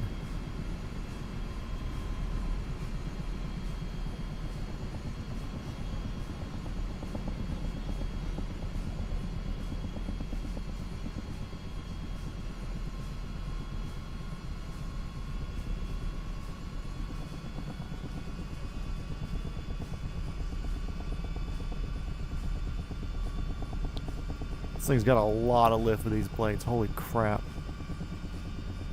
What I'm doing, I'm watching my rotor RPM here. I turned all the fuel and everything off, so we're just kind of floating down. So just right here, we're at 80% rotor RPM. We want to get back up to the 10%. If we got any lower, we would have been in trouble. But I've slowed our airspeed down appropriately.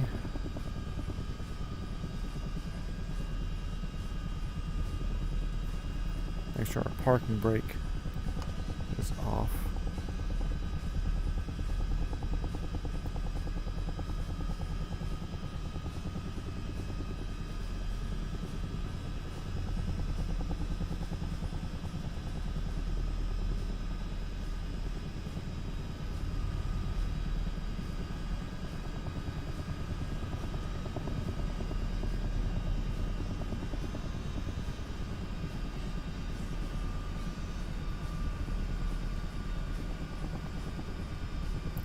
Sorry for how boring this is. We're Santa. He's working on it, bud. We're in Hawaii because we don't want to watch the entire continental U.S. We tried that. We could not find him. We even died once because of some IMC conditions in a Huey over the desert in California. So we're here in Hawaii now.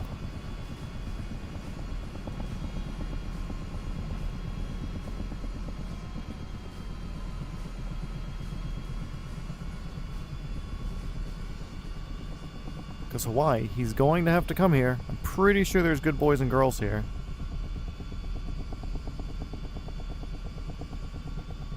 It's just a matter of, you know, him making his way here. It's not quite dark yet.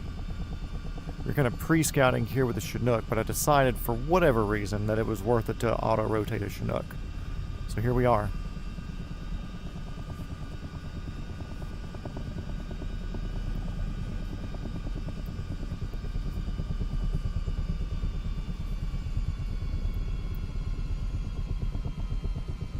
Just put it back in the hangar over here.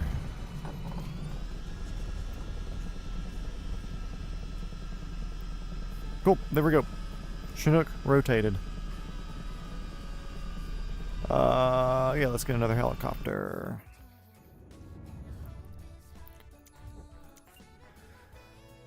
Actually, we have a few minutes. So...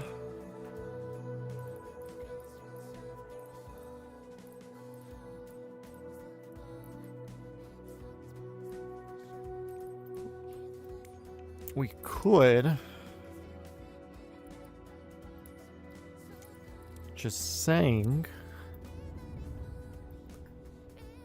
in China. No, it's already the 25th in China. The international date line is just west of where we are here. If you were not aware. Also, I did not want to go through the startup procedure on the A10. My apologies. It might get huge backlash, then maybe we'll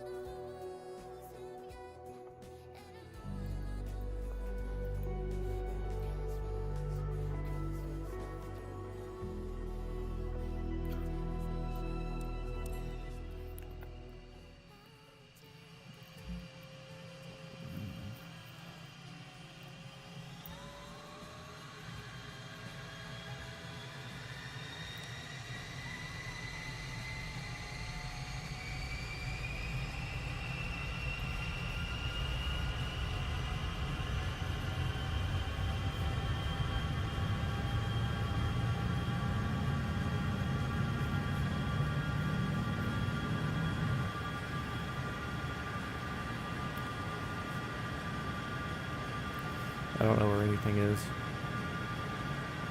Landing here. Is there flaps on here? Literally don't know.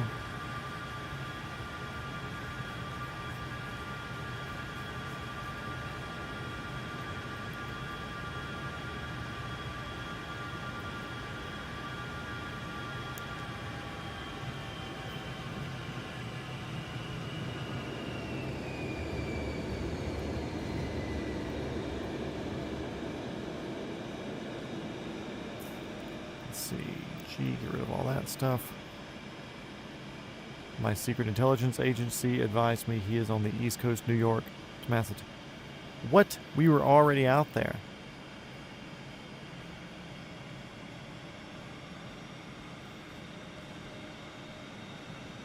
Do I have flaps deployed? I literally don't know. Maybe.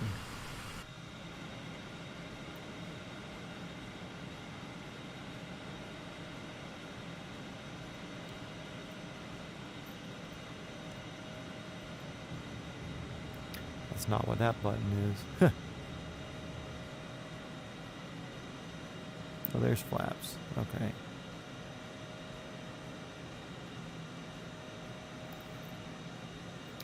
How do I change flaps on this thing?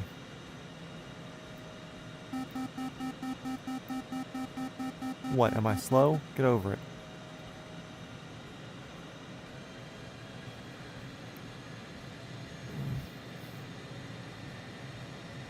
So I see landing gear. Don't want to mess with those.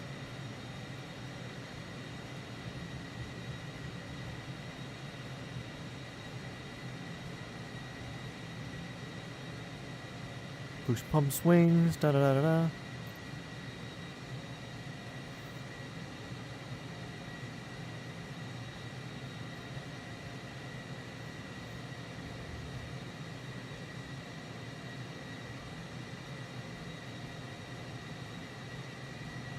Oh no.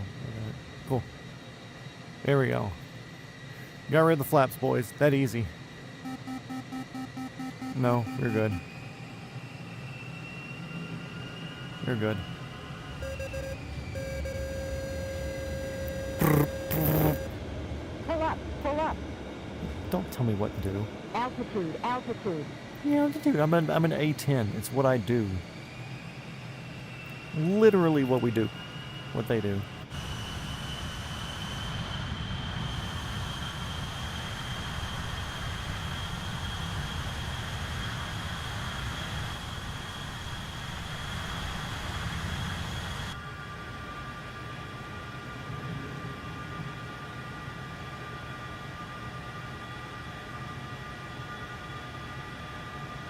Altitude, altitude.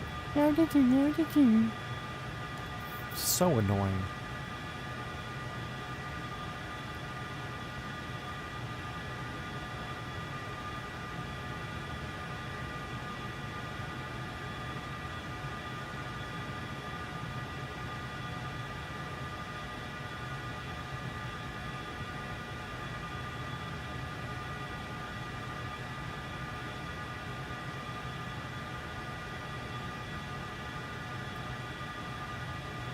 Altitude, altitude.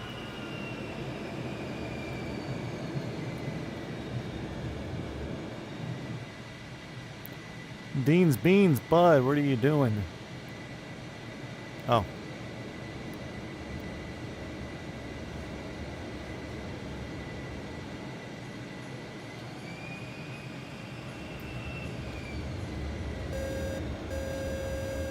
You're good. You're good. Pull up, pull up. Trust me.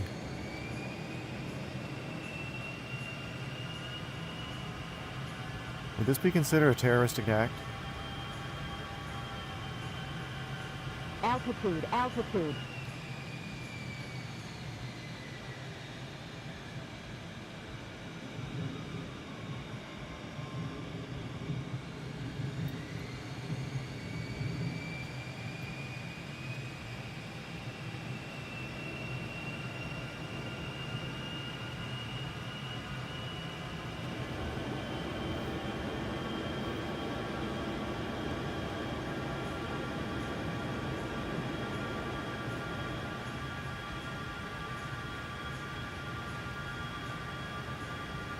All positive rate. There we go. That's positive. Okay, cool. No, for air show purposes. No, we're just going to shoot down the 737 for air show purposes, boys. For air show purposes. So let's work our way back over to a landing. Preston's over here. He's in the sky crane now. It's the dude who was in the balloon earlier.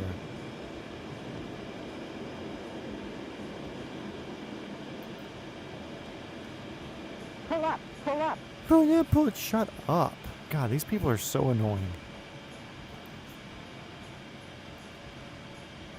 We're off throttle now. We're just gonna make pattern for. What is that? 22, so runway. Or no, 32 really. Right? Oh no, that's 22. Okay, so that'd be like runway 8. Or minus 18. 6. Altitude, altitude.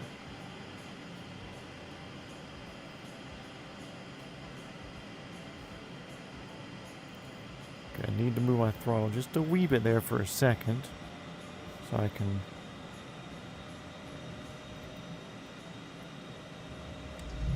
see my flaps button.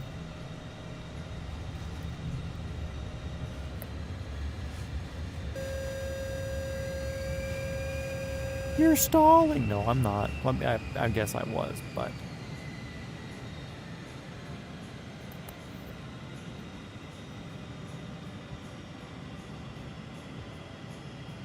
we're doing the short runway because we can. Still above slope. That's fine. We're doing a tactical approach in. There we go. Now we're on slope. slightly above, but I'm hitting my markers, keeping left of center because that's where I want to be.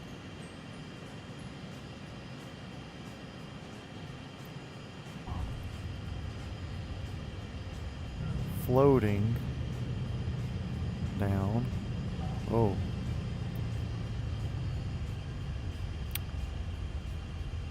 Tokyo Drift, fine. I'm cool with it. Also, my collector is my brake lever, because I don't have any brakes on this setup here. Preston Shelf, what are you doing, homie? Okay. Are we getting close to sunset yet? God. 9 people in here. What are y'all doing? You're definitely not being aggressive towards Santa using a A10. Okay, let's come over here to Big Island.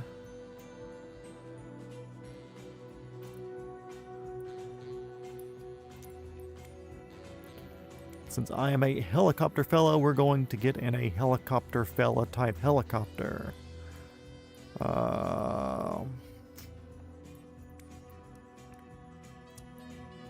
Configure. OH6. High skid, obviously. Livery.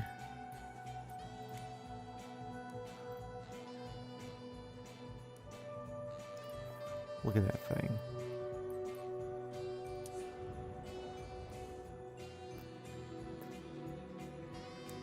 Very smooth drift. And also remember, I'm playing with straight helicopter controls here.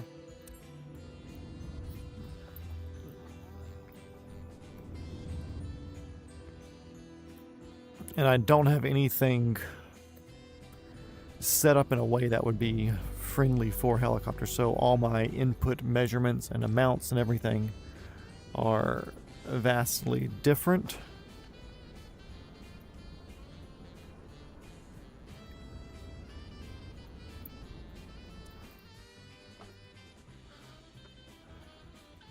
Get myself lined up in here. That feels straight enough. Let's scoot back and up. There we go. We feel to be about the right height there. Everything's good there. So things we need to do, we need to turn the battery on. Fuel pump on. We can hit the starter button, which is there. Except I think we need to hold this one.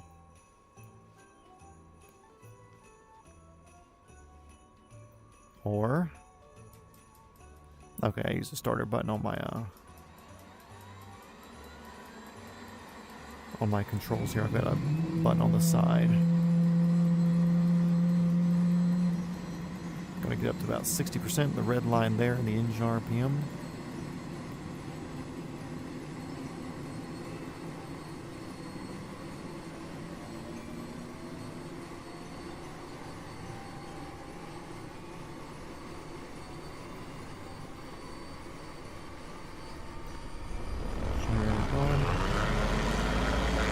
Goodness.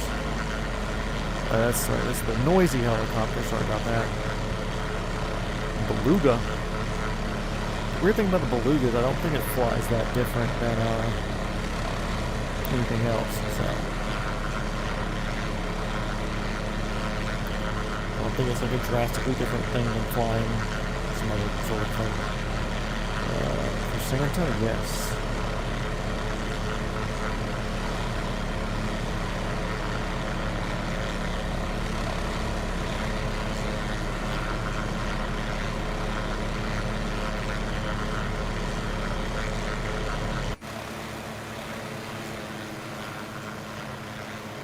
Cool, he can ride all over for Santa.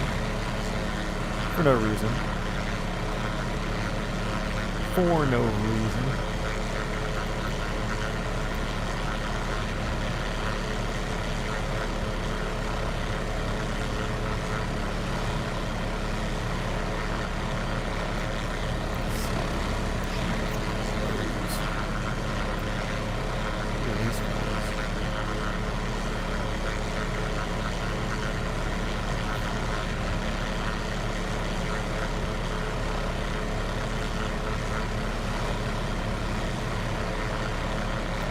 Okay, off we go.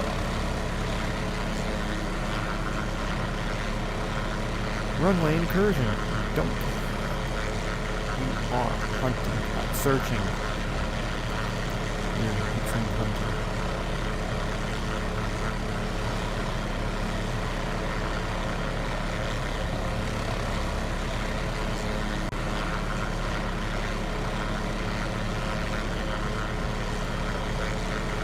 So this is a weird thing with the towels hanger stuff.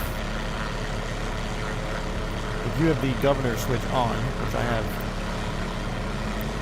on my collective here, it'll torque up the engine for you really, really quick on startup, which will a lot of times overheat your turbine outlet temperatures there.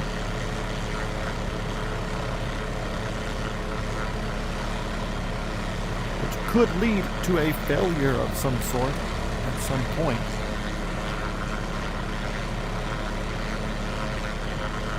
So I'm curious if we can actually kill the engine with this thing. I don't think I've tried that yet.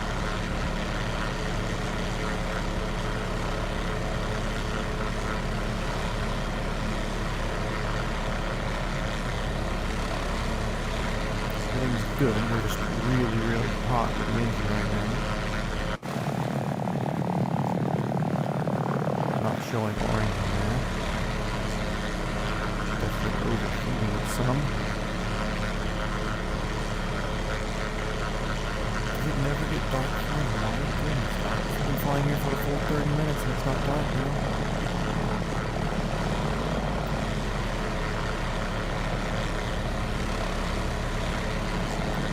Alright, over that.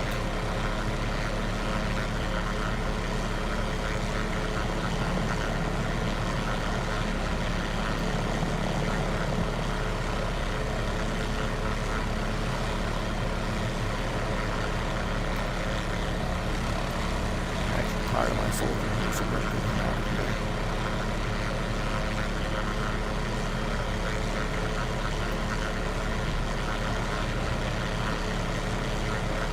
Laser.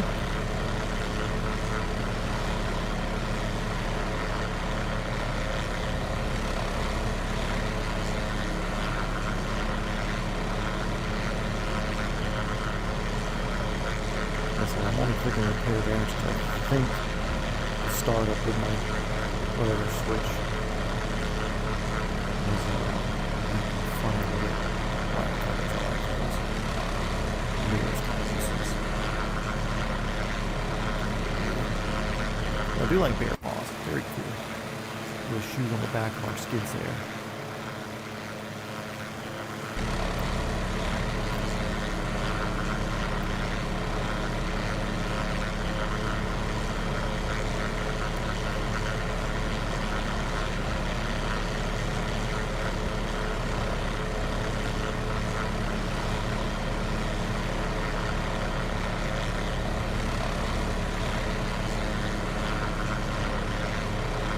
Hey boys, we're on an island with a volcano. I think that means we must go to the volcano. Fun fact, that volcano is the highest place my instructor had ever flown a helicopter. He went to school out here, the Mauna Loa helicopters, and a lot of times they'll fly up to the mountain because it's a very good place to learn about flying at different altitudes. I think it goes up to like 11 or 12,000 feet or something like that.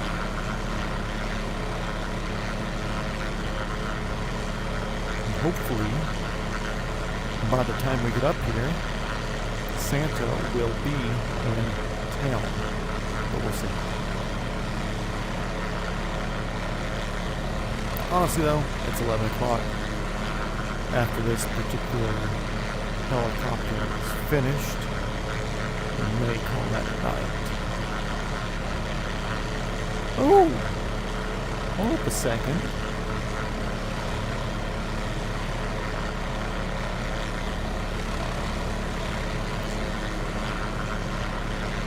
That wallaby pissing. Okay, I'm going to move my rotors into it just to see if it does anything. Wait. If it respawns us, it respawns us, whatever. But I can see the wall, and I think the water is on this side of the wall by a long shot. Yeah.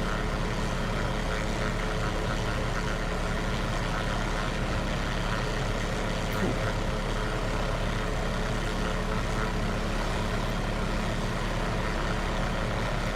Off we go.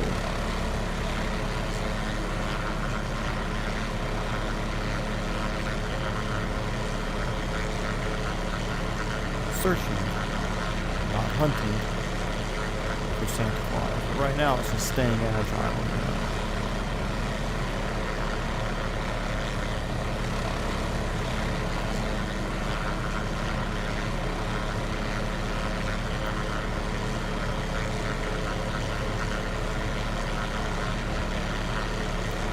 7 people in here. Welcome to the stream, everybody. If you're new in here, we're currently on the big island of Hawaii. It's getting dark here soon, which means that Santa will be here soon, and we do not have to patrol the entire continents of North and South America. So in an effort to stay agile and on our toes, we're flying a river up towards this little thing called a volcano. In the center of this thing called an island.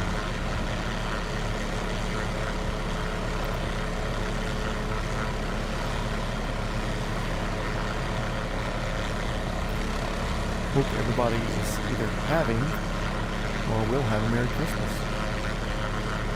Don't know what time zone you're in or where you're at, but either way, Merry Christmas either now or pretty soon.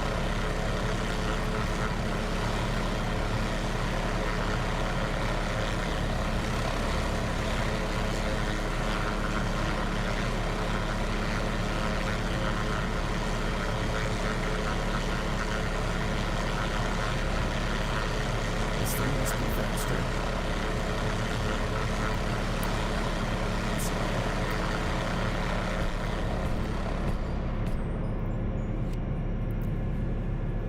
Give us a little bit more aerodynamics here, you know? Make it a little bit quieter in here as well.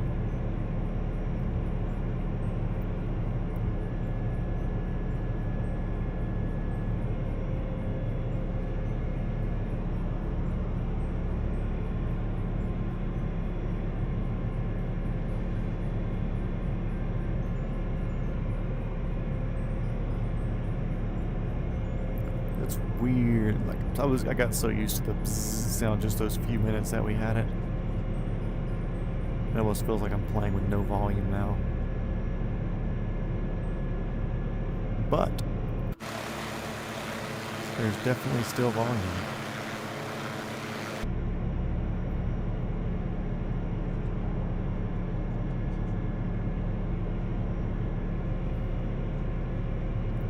Airbus Beluga. What a weird looking thing. So are you pro Beluga or are you pro Dreamlifter? Both of them are very similar. Of course, the Beluga is much larger, much bigger interior capacity as far as I understand. Even though Boeing's been messing stuff up, I like the Dreamlifters because it actually looks somewhat normal. The Beluga looks very, very off. But functional. It works. It looks like what they call it. But it just... it's too weird for me, if that makes sense. 9 people in here. Merry Christmas, everybody.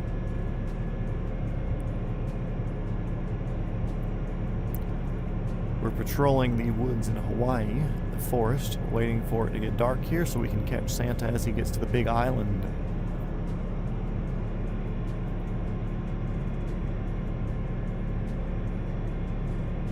You like the Beluga? I didn't know there was a second one. What?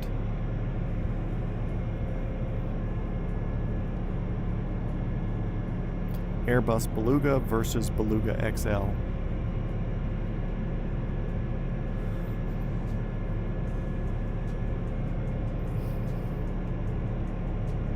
What?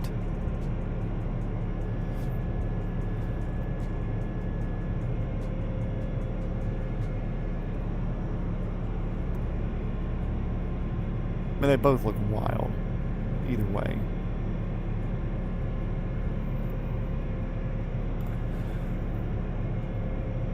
Also, don't mind me not using the pedals right now. It's kind of comfortable to fly this way, so I'm going to keep doing it, you know. I think that's a smaller peak. I think this will be the bigger one over here, I believe.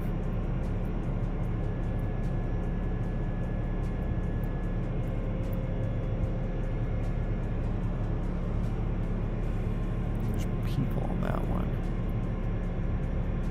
Nobody's setting up on this one.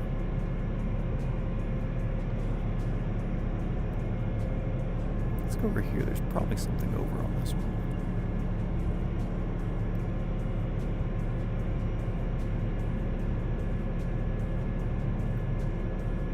Especially on this little peak where there being stuff's up here like the observatory. I'm sure there's something that's similar-ish to a helipad up here.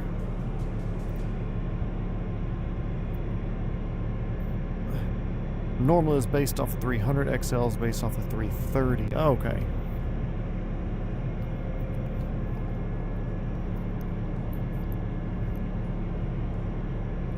So speaking of 330 and such, what is your favorite long-distance big body airplane? Like 777, what is it, the A350's big body, right?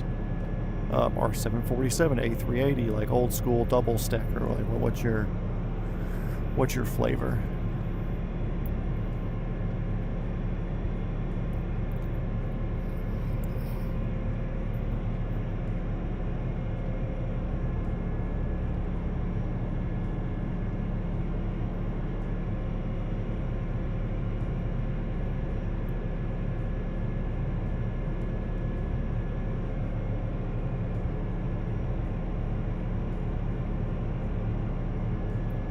And would that be considered big body? Wide body? A350-900? Okay, so that's like their, I don't want to say their 777 equivalent, but that's kind of like their 777 equivalent, right? Also, I'd really like to see one day, I'm sure somebody's done it, but a full breakdown on all of the different planes from Boeing or Airbus or whatever.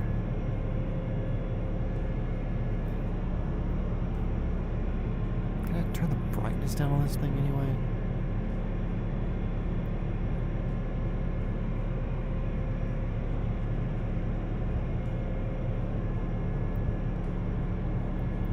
I want to land up here and turn this down. This is ridiculous.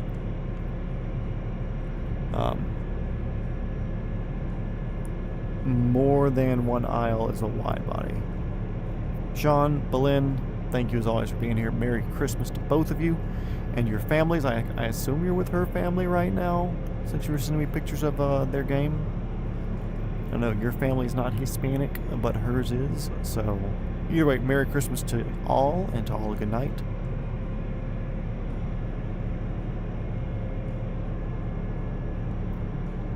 Okay, let's turn this thing down.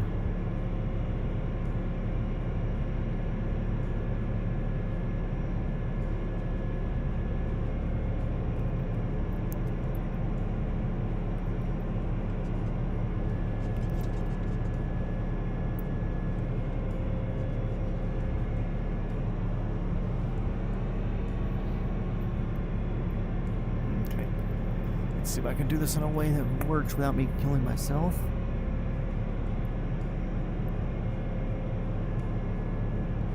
System backlight, there it is.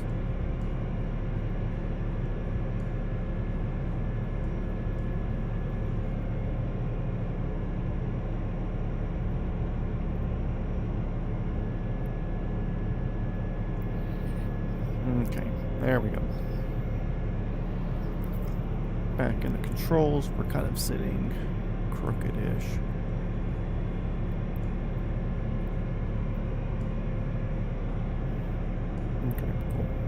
Sitting straight but sitting off to the left, and that's good because it doesn't put my headset here in the middle of that.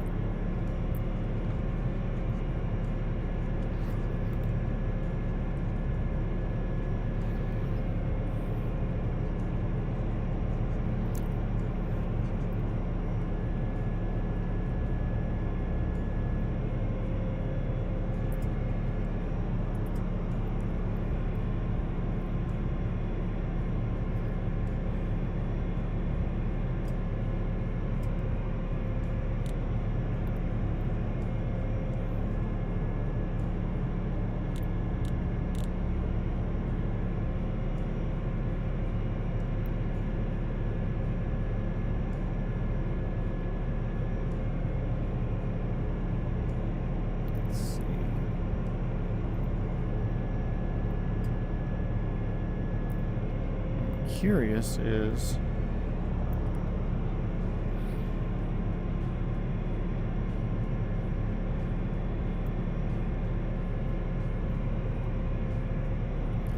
I obviously equipped a searchlight. I just don't know how to turn it on. Oh well. Trace people's in here. Everybody went to bed.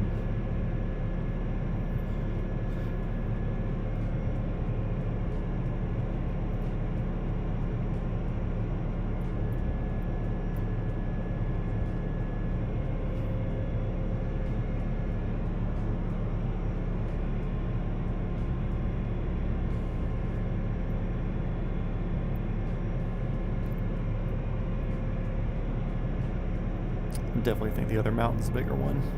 Oh well.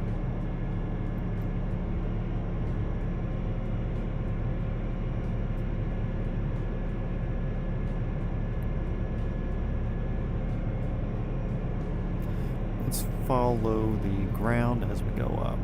Down to 2 people. Me, myself, my viewer. Singular.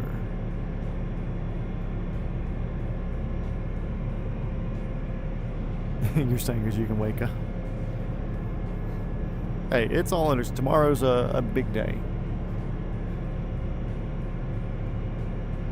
So I do not blame people whatsoever for skedoodling and getting out of here while the getting is good. The Christmas stream is never meant to go a long time. It's just meant to have a good time. You know? Which I feel like once we get up here, we might jump to the other peak real quick just to watch the sunset. But I think that might be it. Because like I said, I think Santa's probably knowing that I'm looking for him. And probably using some sort of magic to cloak himself like a coward. So, even though it's wishful thinking that we're going to get him, it still is, at the end of the day, wishful thinking. So I might just enjoy the sunset with my homies.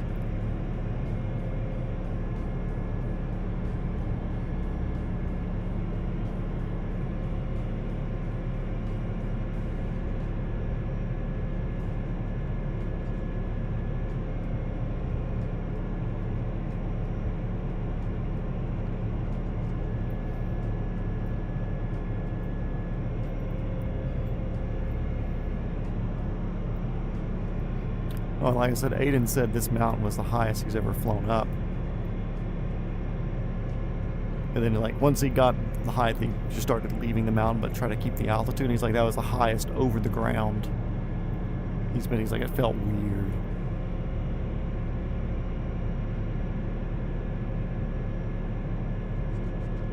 Oh boy. Definitely feeling strange. We've got full left pedal right now of you can't see. Or if you can't tell. 3 people in here. What's that, 3 people? Pay more attention to flying and less attention to what's going on in chat. We're going to get up here to this place and we're going to land at altitude just because we can.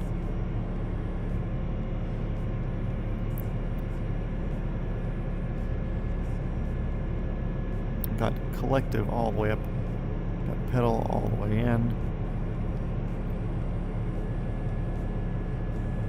In fact, I want to sacrifice some pedal for crabbing a bit as we go. Not that big of a deal, but it will free up a little bit of power for us.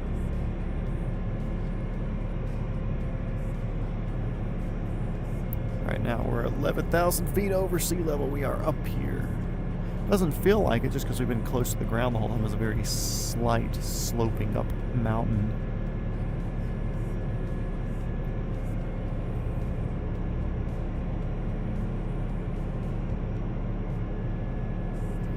But all I'm saying is if an R22 or R44 can make its way up here, then I think an MD500C can surely make its way up here.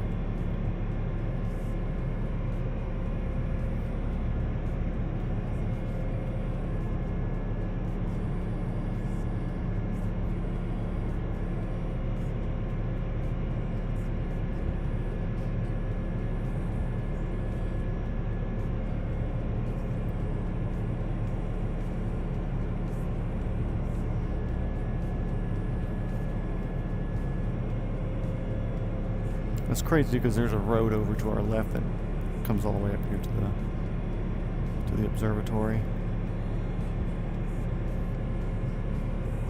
Which I think I may try to swing a little bit to the left and go up just because it's getting kind of steep over there. Follow the road a bit.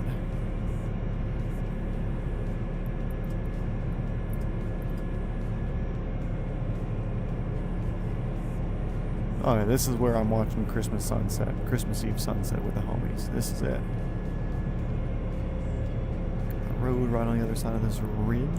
There it is.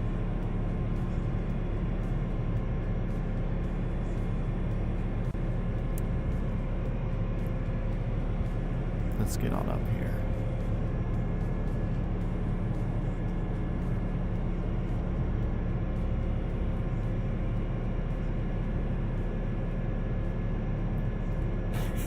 It's funny because these are supposed to be like round top radar domes and stuff like that, but it just does not render out like that.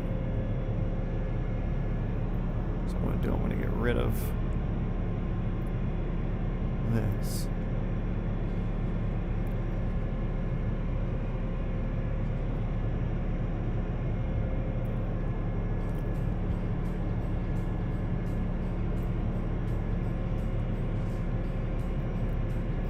A lot of collective right now.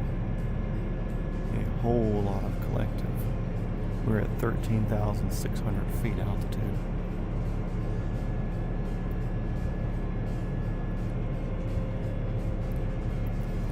Landing's much more careful here. A lot of air, or a lack of air to slip through.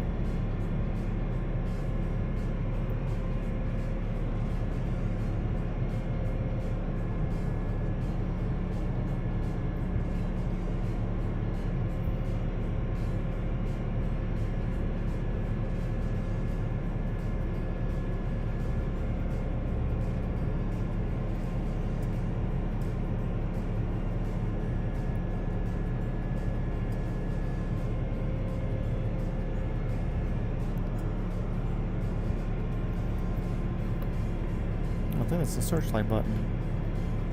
Yeah. Cool.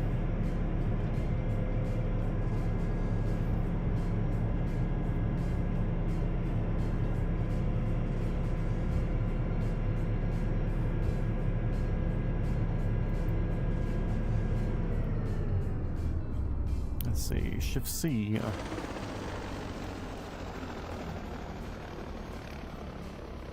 Oh no.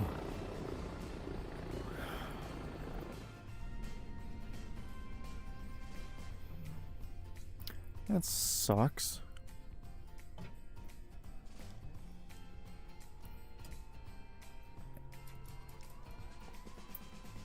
don't want to fall through the building. I was going to watch up here since it's the highest, but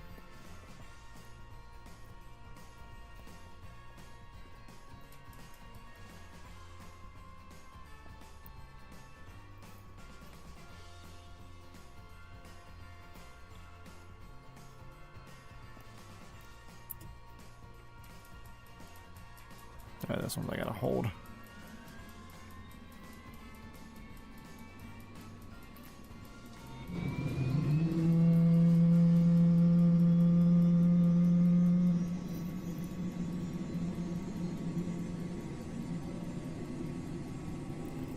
Wants to hot star me because we started again so soon after landing. We're over 60.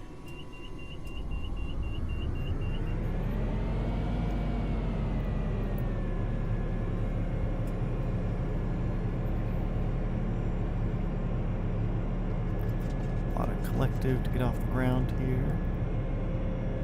Let's see. I like this peak over here, because I'm not going to fall through it like that building.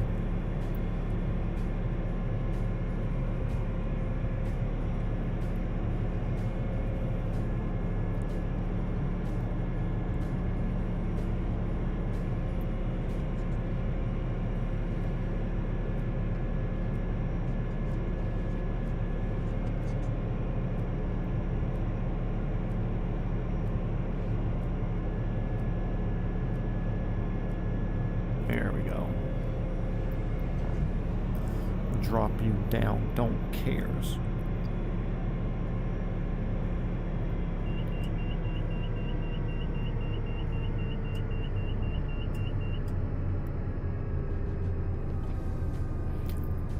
Okay, here we are. Yeah, we fell off the entire building. Let's see, I think it was Alt F. Yeah, there we go.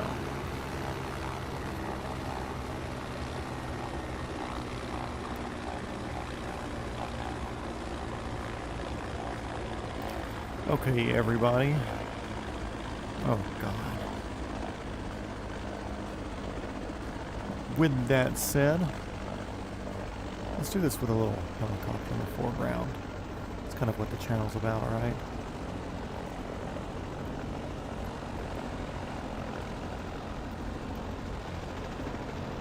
There we go. That looks pretty cinematic, right? Let's see. Other than my stupid skeleton face popping up in here. Ugh.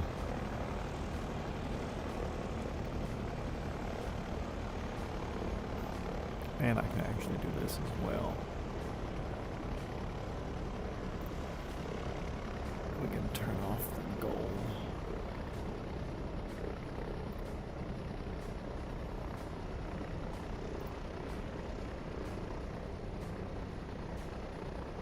Nope, don't want to enter.